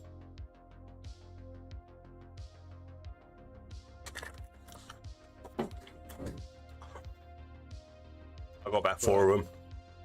It's not fine. I'm not well. The bottom is too thin, and I erupted because Rick sucks cock. Cunt. So yeah, that's a waste of resin. Yeah, that was a failed 3D print right there. It wasn't happy at all. See, I would make a unique mount for a minion conversion. What's a minion?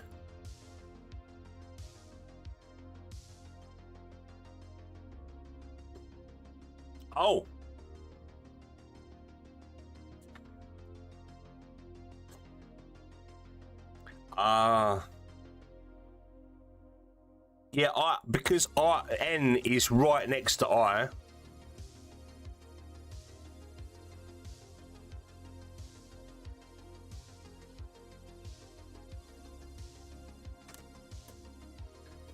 Completely believable typo right there.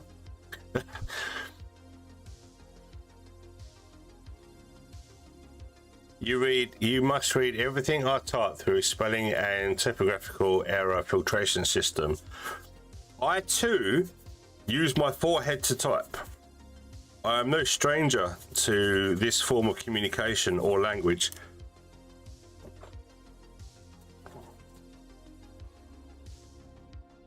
But every now and again, some sequence of words or letters still baffles me. Still learning.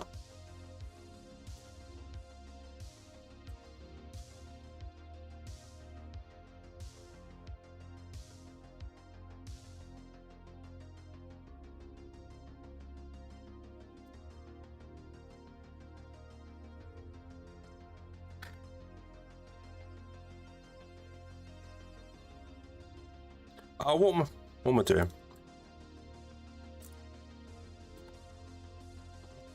One.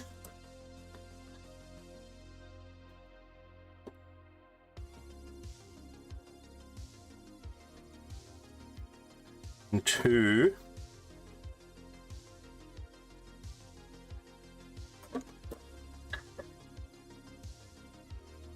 Three.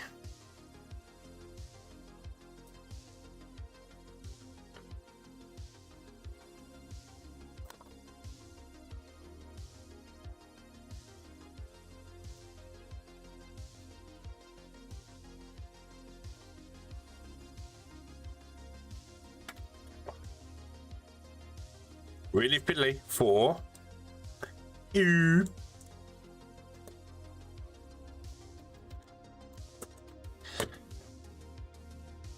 It's a nice peachy orange. I like the plastic that they've used for this.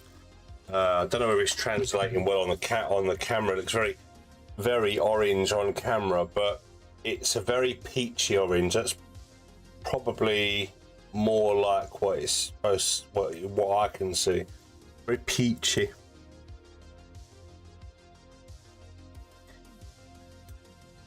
They were put there by a man.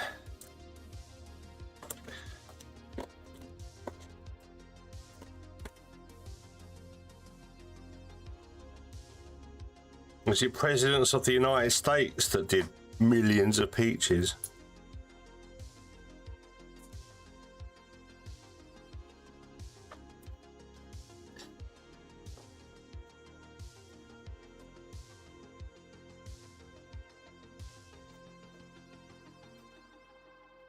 Right.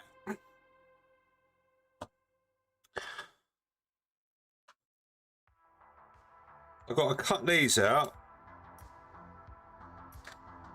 And I've got to cut these out. And I've got to sort of figure out how it goes to my heart's desire, I guess.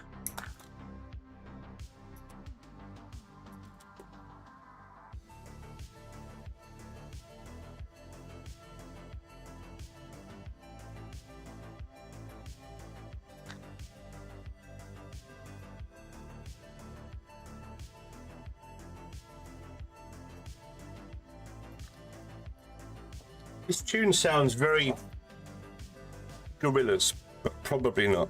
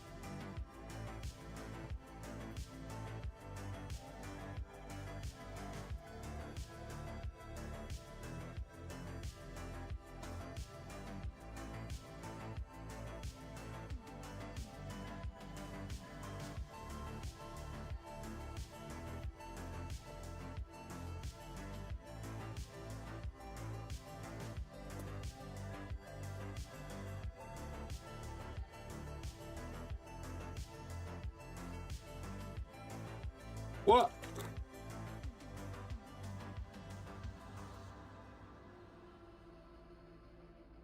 Oh, that bit goes in there. Oh.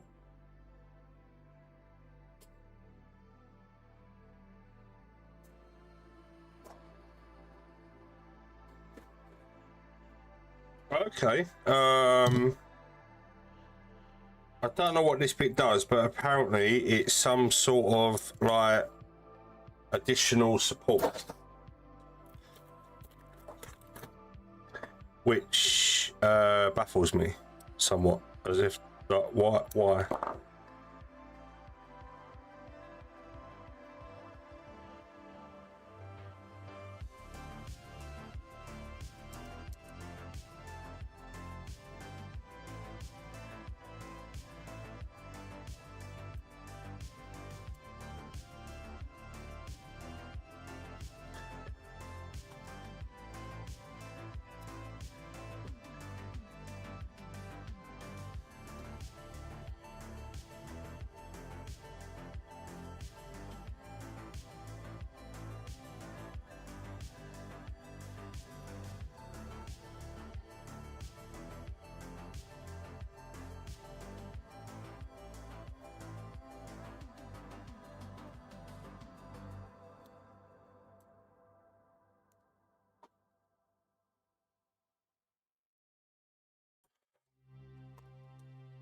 Don't ask me what I'm doing.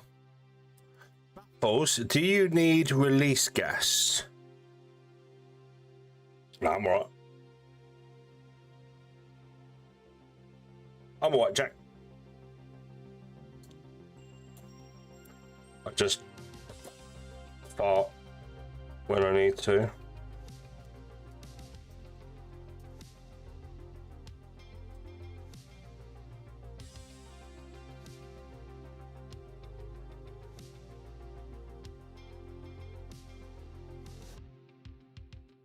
I'm doing these the wrong way.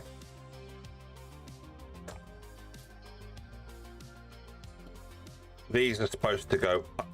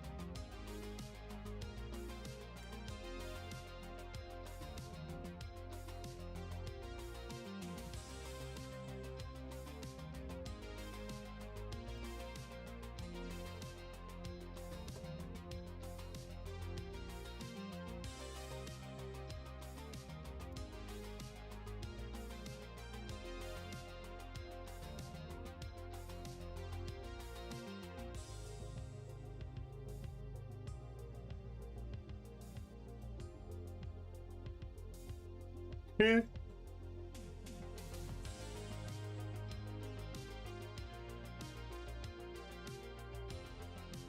Wah.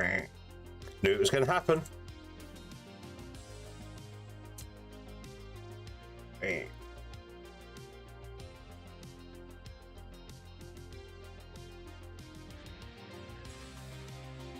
Ah, so that's what those little pips were for in there. Ah, makes sense now.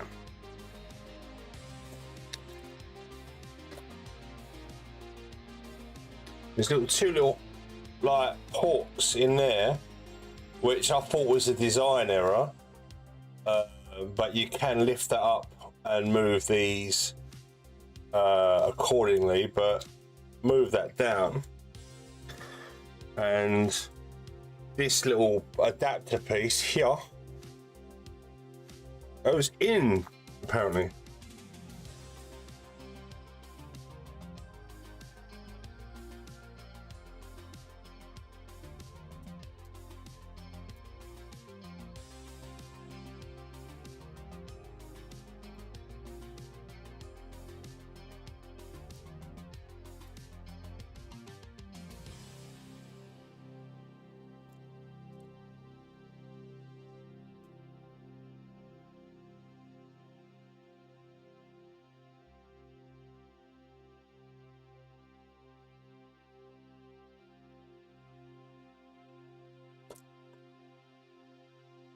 All right. This thing has gone from okay to uber delicate and floppy. Will it stand for a photograph without just leaning to one side? Possibly not. Yeah, I can get away with a photograph, but it's going to need the action display stand 100%.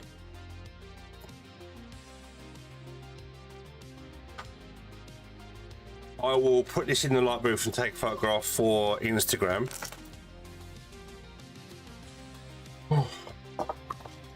My word. It certainly looks good. But it's going to need, I'll show you now in the manual. And there is an armature that goes on the display stand, which cradles the pins for display, takes the weight out of it. So that's going to need to be like crucial, I guess.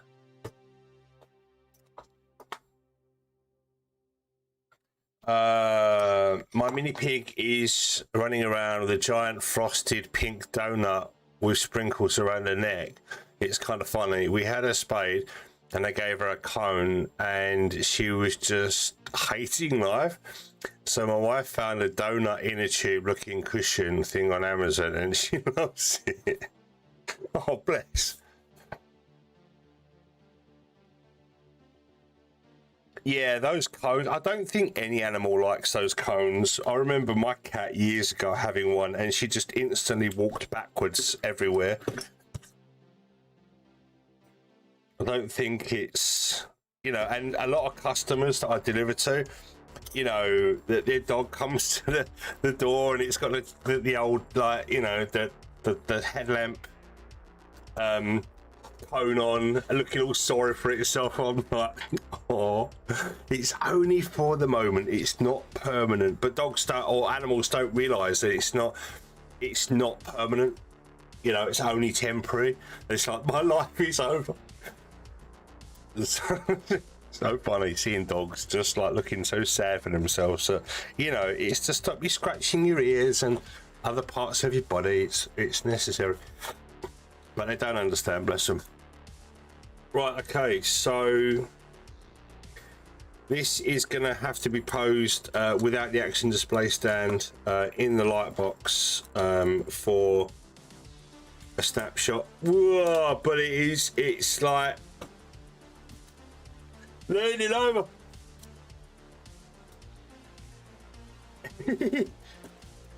Yeah, very heavy to one side, so support is required.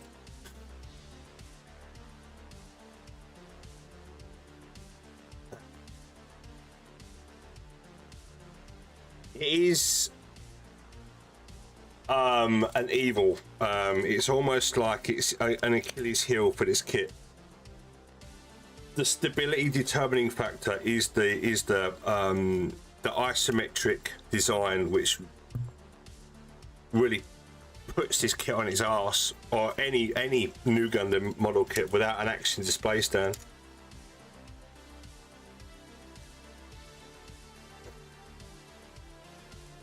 But yeah, one little push and the whole hips just sway. There's no locking mechanism in the hips to stop it from like teapotting. So I'm going to stop messing with this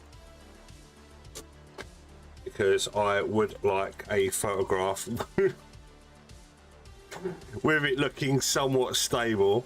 But just so you know, when the photograph is published, just know that it's like literally not an honest photograph because it just wants to just fold underneath its own weight. But yeah, I'll quickly try and do that and show it off, but it's yeah, it's starting to lose all credibility right now. It just wants to lean over.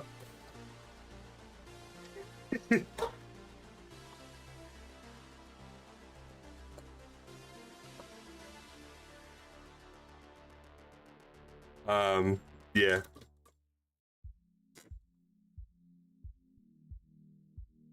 This is funny.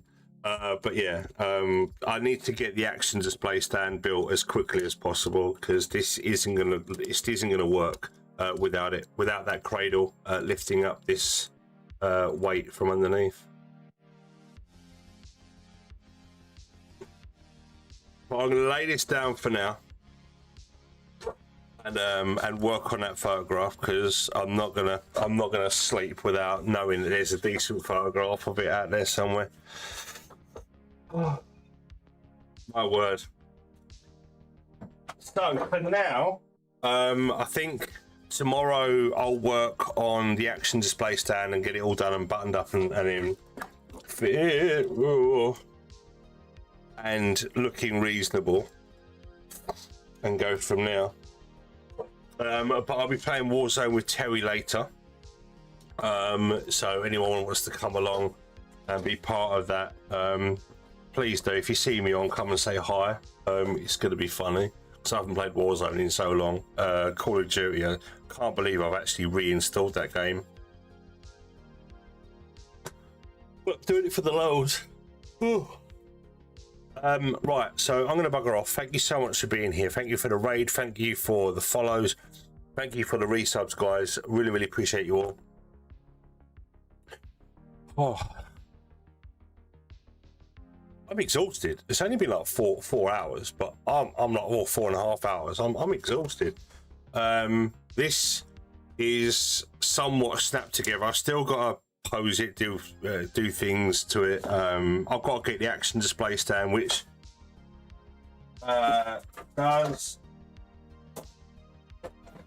does come with arms and whatnot to sort of cradle the V fins, so it does come with those parts.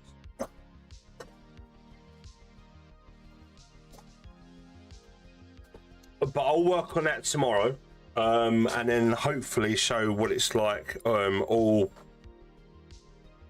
looking more secure, because this added weight, it's a Nu Gundam. No matter whether it's any kind, if it doesn't have support, it's just going to teapot to one side.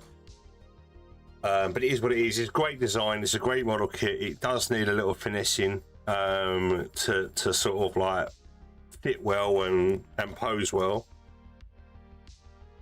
But so far it's been absolute good as gold. But you put an extra weight on the back, on one side, center of gravity just goes fuck you, and it's all over the place. Right, so I am off. Thank you so much. I'm not going to raid. I just want to get off, if that's all right with you guys. But again, thank you everyone for being here. It's been a good day. It's really nice to come on the back of a really, really shitty week at work, to come on to stream and everyone like just pop in and say hi, and it really makes my day. It really does. It cheers me up. So thank you all, and I will see you, if not later, tomorrow, 1 o'clock. I'll see you in a bit. Bye.